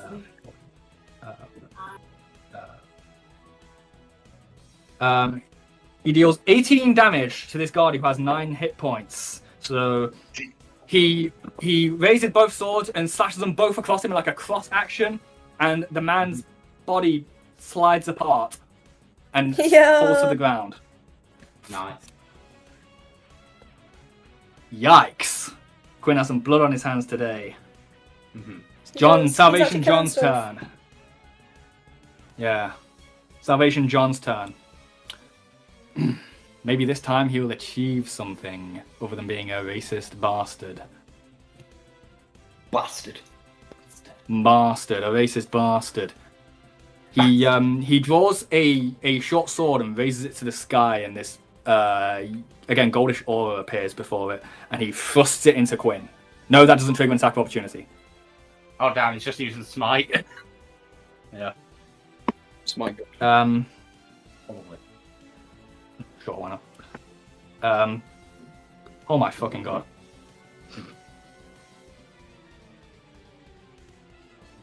He gets a nat 1. Nice. Oh, There goes any aura this guy might have had. Quinn deftly Quinn deftly as he thrusts his sword, Quinn deftly disarms him, basically. Nice. Oh, Fuck. that's crazy. I thought he was gonna do like a little jump in the air and his legs split. He does he jumps and does the splits and the blade goes Maybe if Quinn had got a nat 20 for something, but this is more like John's fuck up. He's so funny. Man, this guy has no aura. Boney's turn. That's the second nap. Boney's gonna run up to him and slap him in the face with his touch of idiocy. 1, 2. Oh my god. 3, 4. Sorry, I'm oh my godding because people are being loud. Touch of idiocy. Make a touch attack. Base attack for strength. Certainly will. I failed. Fuck. Oh, What fuck. is it? 6. 6. I failed. Yeah, that fails. I love missing all my spells. Fun. Yeah. Bear's turn. Oh my fucking god. Bear's turn. Bear. Oh, can Bear even get to Salvation John? Yes. Well, no, there's As in, people in there's the way. no space around him. Yeah, Salvation John didn't move from that doorway. Yeah. Bear doesn't have his javelin either because he already threw it. Like, I assume he didn't pick it back up. Like, yeah, can I just shove Boney out of the way? I guess he could go to Boney and make a contested. Boney, I mean, you strength can. roll. Boney is not going to But let that would happen, also. Sam, I'm sorry. I'll say that would also take up Bear's action, so he won't be able to attack John in the same span. Okay, Bear's gonna stay there. Then, I guess. Maybe you could have him go down and try and heal the clown again. I don't know. He wasn't very good at that. Yeah, whatever. Go on. You want to do that? Yeah. Okay. I guess Bear, seeing that all these people have got this man covered, he jumps back down off this plinth and runs back over to the clown and makes a heal check. He gets an 8, which is worse than last time. Sorry. God damn. Yeah, he still isn't able He's to basically stop just jamming his hands bleeding. into this clown's wound. She's also like turn by turn, her huge body is like deflating. Oops, wrong thing. Like a balloon. But the air is being let out. What the fuck? Why can't I select this one? Okay. Yeah, her body is deflating and she's returning back to humanoid size. Alright, next turn. Who's next? It's her turn. She continues to bleed out. Oh god. Duck's turn. Duck is going to apologies to my ally. Duck's gonna move into flanking with Bear and heal this. Cast Cure Wounds. Okay. Which is 1d8 plus 3. We must keep this clown alive. 8 points. 8 points. Okay. Her wounds close up. The bleeding stops. In fact, her eyes start to open. It's like, where is that bastard? King David. I'm also gonna say this for the sake of, but shouldn't both of those guys get an attack opportunity on me considering I've cast a spell within 5 feet of them? Yes, they will. Unless you want to try and have casted it defensively, No, it's alright. which is okay. So they both gonna get attack opportunity I want against you. full help anyway. Yeah, one of them misses. They both miss. Yeah, nice. Superb. Yeah, the clown's eyes full of open. She's like, where is that bastard? King David. She sees his decapitated corpse. And she gives a little smile. It's the first time you've seen her not look like a furious clown. She goes like this. It's Adiza's turn. Tried and apparently false, but I'm gonna keep trying anyway. Smash King David over the head. Sorry, not King David, but Salvation John. Salvation John. Nine. Right, that's more like it. That's a I want Twitch video seat to work just once. that's a 23 to hit. I'm never ever going to get to use a That spell on hits. anyone. Nice. 3 plus 2 for 5 plus 4 for 9 plus 3 for 12 plus 2 for 14 damage. Fuck. You cleave this man's body. He doesn't die. Okay. But he bleeds a lot. Glash's turn. If you don't want to do anything else. That's it for now. Well, she's surrounded by men. She's gonna fight. She's gonna hit one of the guards with a big ass hammer. Mm-hmm. Fucking hell. She's gonna hit. Damage. She's gonna kill. She's gonna. As both of the guards try and attack Duck as he's healing the clown, Glasha smashes a hammer over one of his head and just turns his brain into paste. She loves With my me. mouse. She loves That's me so this much. one. Don't worry, little guy. Still make it. Wow. Jatal's turn. Yeah, you definitely can. Fucking, what's she gonna do? She has the same problem that Bear does, where she can't do anything. Try and jump over Jatal, come everyone back down here. through the door. Wait, hang on. No, I don't see how that would work. Hang on. Wait, hang on. What if she? Yeah, what if she? Hang on. What if she moves over here in front of the throne, And then she makes a jump check time, jump between Salvation John and the doorway onto the stairwell behind him. Like dive through him. Yeah. That's fun as well. Yeah. Yeah. And she gets a shut up. She gets a 50 on her jump check. Yeah, she has a 34. Holy shit! She bends her legs for a minute and then she dives through like this gap above Salvation That's John. crazy. And lands behind him. Fuck yeah. That's actually quite funny. It's Quinn's turn. And Salvation John is now being flanked. Mm-hmm. So Quinn is going to attack him with both swords and probably do a lot of damage. Please use this once. Fuck, they both miss. It's a very tactical penis formation. Yeah, true. Salvation John, looking bloody from Adiza's attack. He reaches into a pocket and he pulls out this flask of like swirling like red liquid, and he lifts up his helmet slightly and drinks it. Oh my fucking god! And some of his wounds close up and his bleeding stops. I hate this guy more than I ever did. Touch of Idiocy's going to get him on the next turn. It's got to. You bastard! You're not meant to do that. It's now Boney's turn. There is no tactic too low to fight beasts like you. Now, for the first time ever, please. I just want to use this spell on a sorcerer or a wizard. Right, I get a +2 to hit with this, Okay. and it's still on my hand because that's how it works. I'm gonna slap Salvation John in the face with Touch of Idiocy. Come Okay. on, please. Is it plus base attack plus strength? Yeah. 16. That hits his touch AC. Yes. Get it right. Okay. So he takes. Where is it?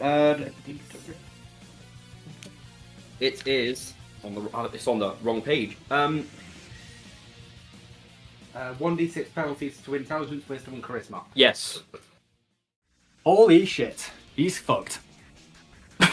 And now, before my turn's over, 1d6. the burning sphere's got one more turn.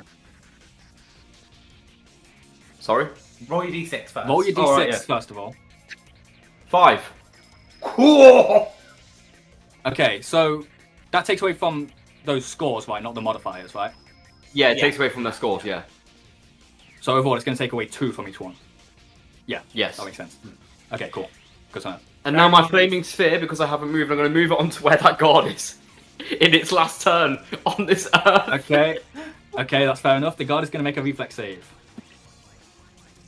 Wait, would it still be He's going to active? fail his reflex save. This is his last time being active. Oh, okay. That's fine. They've been counting. It failed. He fails his reflex save. Yeah, make your damage. Do your damage. 2d6. 2d6. Is it 2d6? It is 2d6, yeah. Oh, yeah, it's I just 2d6. used Okay. it. 3 damage. Are you kidding? Oh my god. All right, whatever. Well, Yeah. Okay. Yeah. The guard like kind of yells out as the flames wash over him, but you know it doesn't like immediately immolate him like I honestly expected it to. Yeah. It's now Bear's turn. Bear is going to go around, not the side where Duck is, but the other side of this guard. The side across from Okay. Duck. Yeah. To the left one. I assume that doesn't count as. Oh no! Wait. Okay. If he can. No, can he if get you're to the here space or cross? here, you're flanking, but yeah, you can Yeah, move that's here fine. and be Get me flanking into with flanking. Doug. Yeah, That's fine. get me into flanking, buddy. I Okay, don't think about it. 16 to hit. that hits. Do your damage. Wonderful. Which is 1d8 plus 1. 6. Stab into him. He lets out another loud shout, but he doesn't die. He's bleeding out, though. He looks very injured. That's okay. This is a tough Let's guard go. compared to the other guys. Clown lady. She gets up, she climbs onto the plinth, Oh yes.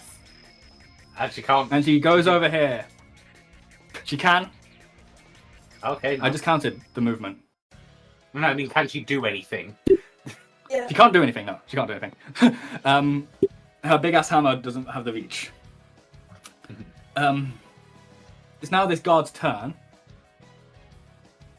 Oh god, he's so He's close. got to make a reflex. Oh wait, no, Flaming Spear's dead. Oh yeah, my That's flaming really spear is funny. dead. Okay, Yeah. he's just gonna try and stab Duck, because I think this guy can realise, right, looking around him, he's so cooked, he's so fucked as well. So Duck looks like the weakest, like, nasty little animal in this room, so he's gonna try and kill him. He gets a 14.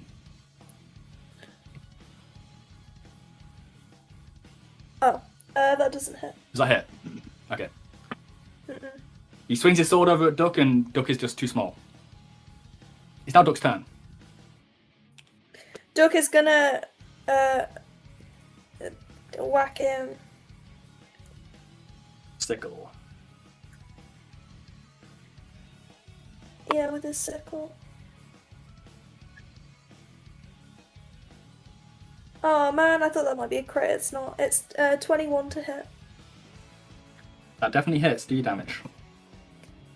It's only 1d4, so Okay. 1. Ah, fuck you. Dig it into like his leg, and he looks up Duck at you, needs to get down at you, better. like absolutely disgusted at this vile creature dare to stab him in the shin with his sickle. But yeah, he's not dead yet. I make So I make he's sure done. some of my grossest wetness drips onto his leg. Good. Yum. Just to piss him off. Deeza's turn.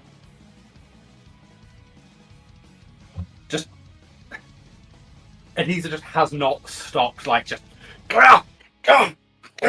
this entire time. They're just completely, like, just blind attacking. That's another 14, and we're flanking now as well, so it'll hit again. So that's 14 plus, like, 11. Okay, do Something damage. current. 4 plus 2, 6. 10, 15 damage. Holy shit, fucking hell. Yeah, he looks extremely injured again. He kind of like gets down on one knee as you hit him so hard. It's like, you foul creatures, you may have killed all my men, but I will never back down from the mission. I will never give in.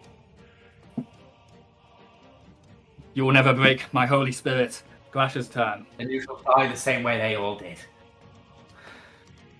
By my shovel. Glash's turn. She swings a hammer at this injured guy. She misses. Oh my fucking god! People are so loud. Jatel's turn. She is behind Salvation John. She attempts to, as he's distracted by Adiza, she attempts to, again, like she did with the other guy, dig her mandibles into his neck, bite down on his neck. Yeah. And hits. Wow, this is gonna be good. Right, it's head off. Let's see. What does this do? What does this do? Yeah, as he's giving that like speech about like never giving up in the name of the mission, this nasty insect woman bites his fucking neck, doing not a enormous amount of damage, to be honest. 8 damage to Salvation John. He gets down on his other knee as she does this and lets out a loud yell of pain. These nasty, awful things are bearing down upon him, and his god is not here to save him. It's now Quinn's turn. Quinn is going to attack him with both swords again.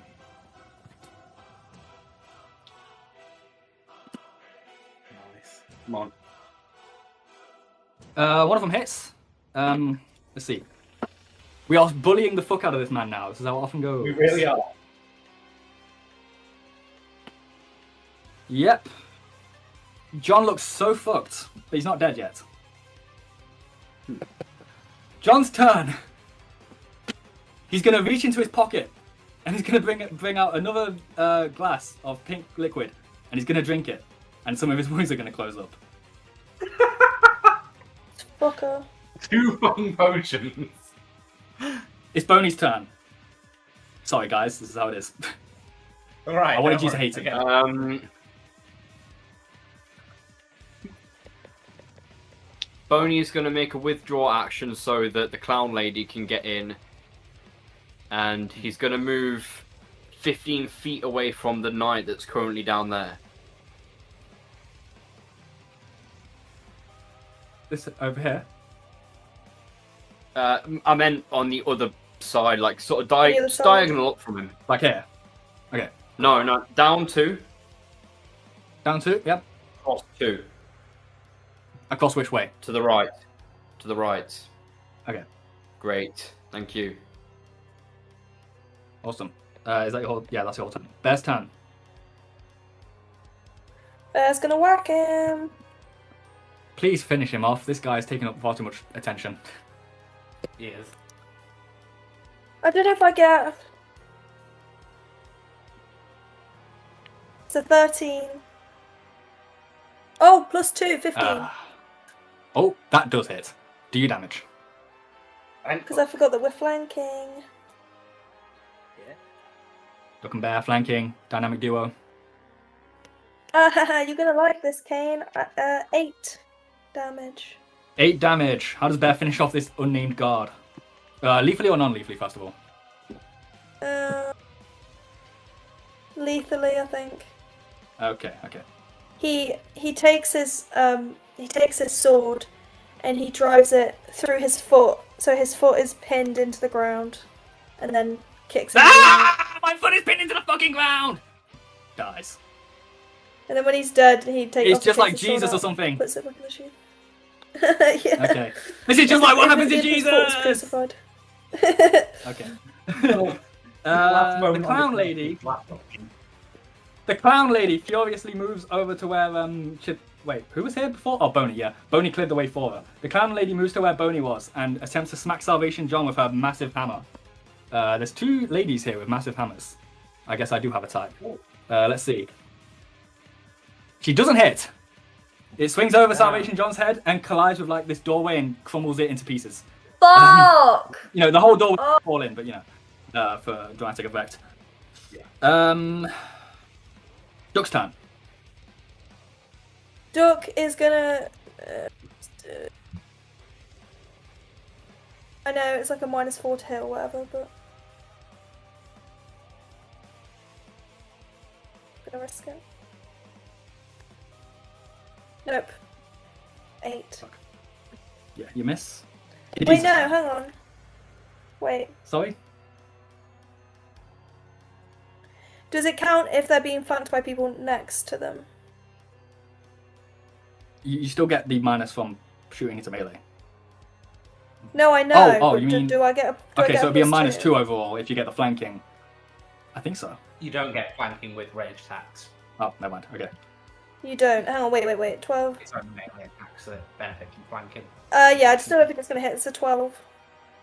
Yeah, that doesn't hit. Adiza's turn. Peace. Hey. Got my fingers crossed. Okay, a roll of 3. So I fuck. don't think that's going to hit. A total Okay. of 9, 10, 11, 12 or so. Yeah. Yeah, 12.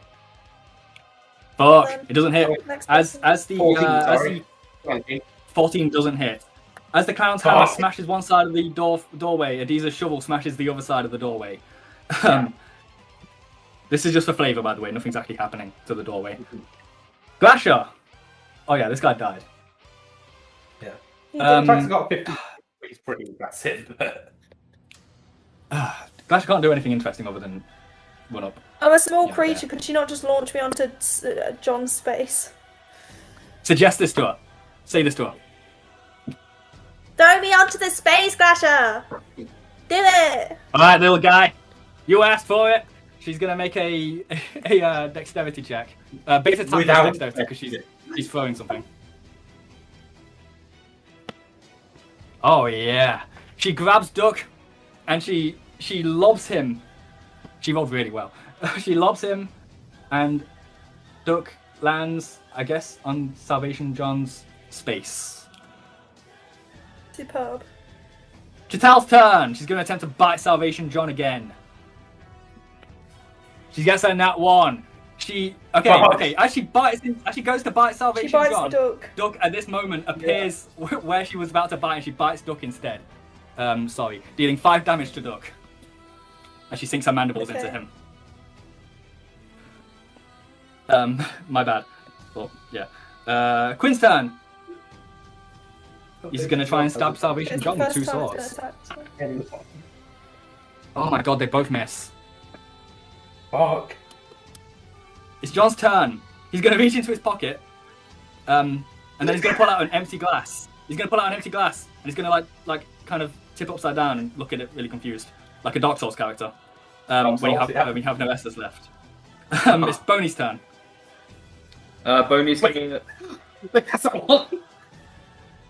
Boney's gonna shoot into melee with his heavy crossbow. Okay, you did load it. Yeah. So. He did certainly load it. By the way, that was a bit I was always planning to do. Having to do the Dark Cool. Souls thing. Very nice. Oh, well, yeah, I missed. I missed. Fuck.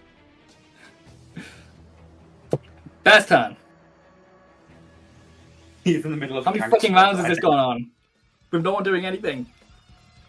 Bear can't do anything, so Bear's just gonna stand in the space next to Glasha and just chill. Not if he needs a reaction. That's fair enough. We can get this moving. Clown lady. Boney. Boom. Big ass hammer. She's gonna make rolls of hits. She's gonna get a dirty 20. A van through 20. Wonderful. She smashes a hammer over John's helmet, and his helmet cracks open with a loud sound, but he doesn't die. It is Duck's turn. Duck is going to use a sickle. It'd be very funny if this kills him. It's not Yeah, going roll to for you. kill him. Roll for you. Well, roll. Find out.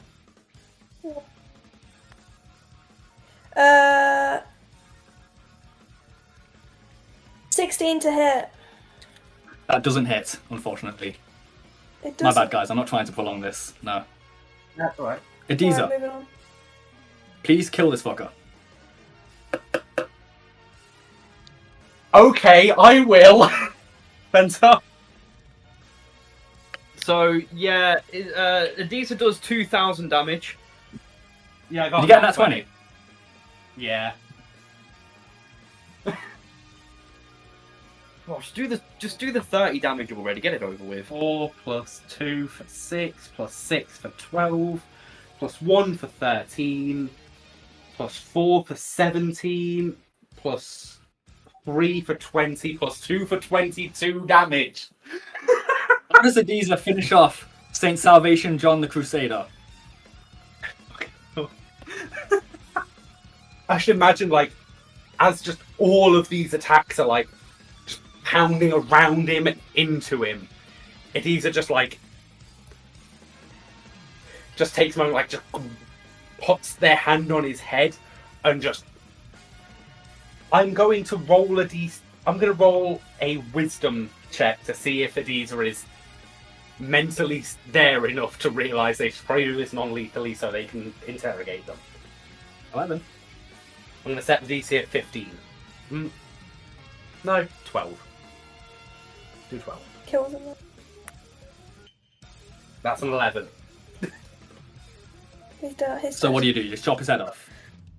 These are just like, Yep. Bashes his head in. they're like just with the blunt side, just evaporate, just Ugh. smash his head. You smash his head, and his head you whack his head into like the door frame and crush his head between your shovel and the door frame. His helmet is crushed like a tin can with his head inside it, and he slumps to the ground and he's dead. Saint Salvation John the Crusader is no more, as Adiza vowed to do in the name of the scorned innocent. Adiza has Was he wanted erased dead his or plague alive? from the plane of Thea. Dead or alive, yes. So These are just like Right. breathing heavily, and like Just gives like a. Sorry, Tash. I love this this big climactic ending of this villain, and Duck is like, right. All right, lads. What next? Adiza, you weren't meant to kill him. No. Fuck. Sorry. Just got to me, so I'm really sorry. Duck hops on top of his body and starts looting it.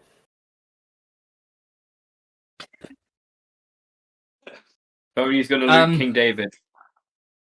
I just said Okay. that. No. You're looting Salvation John. He's looting King David. Yeah. Okay. As Duck and Boney begin to root through the pockets of their fallen enemies, to be continued. Okay.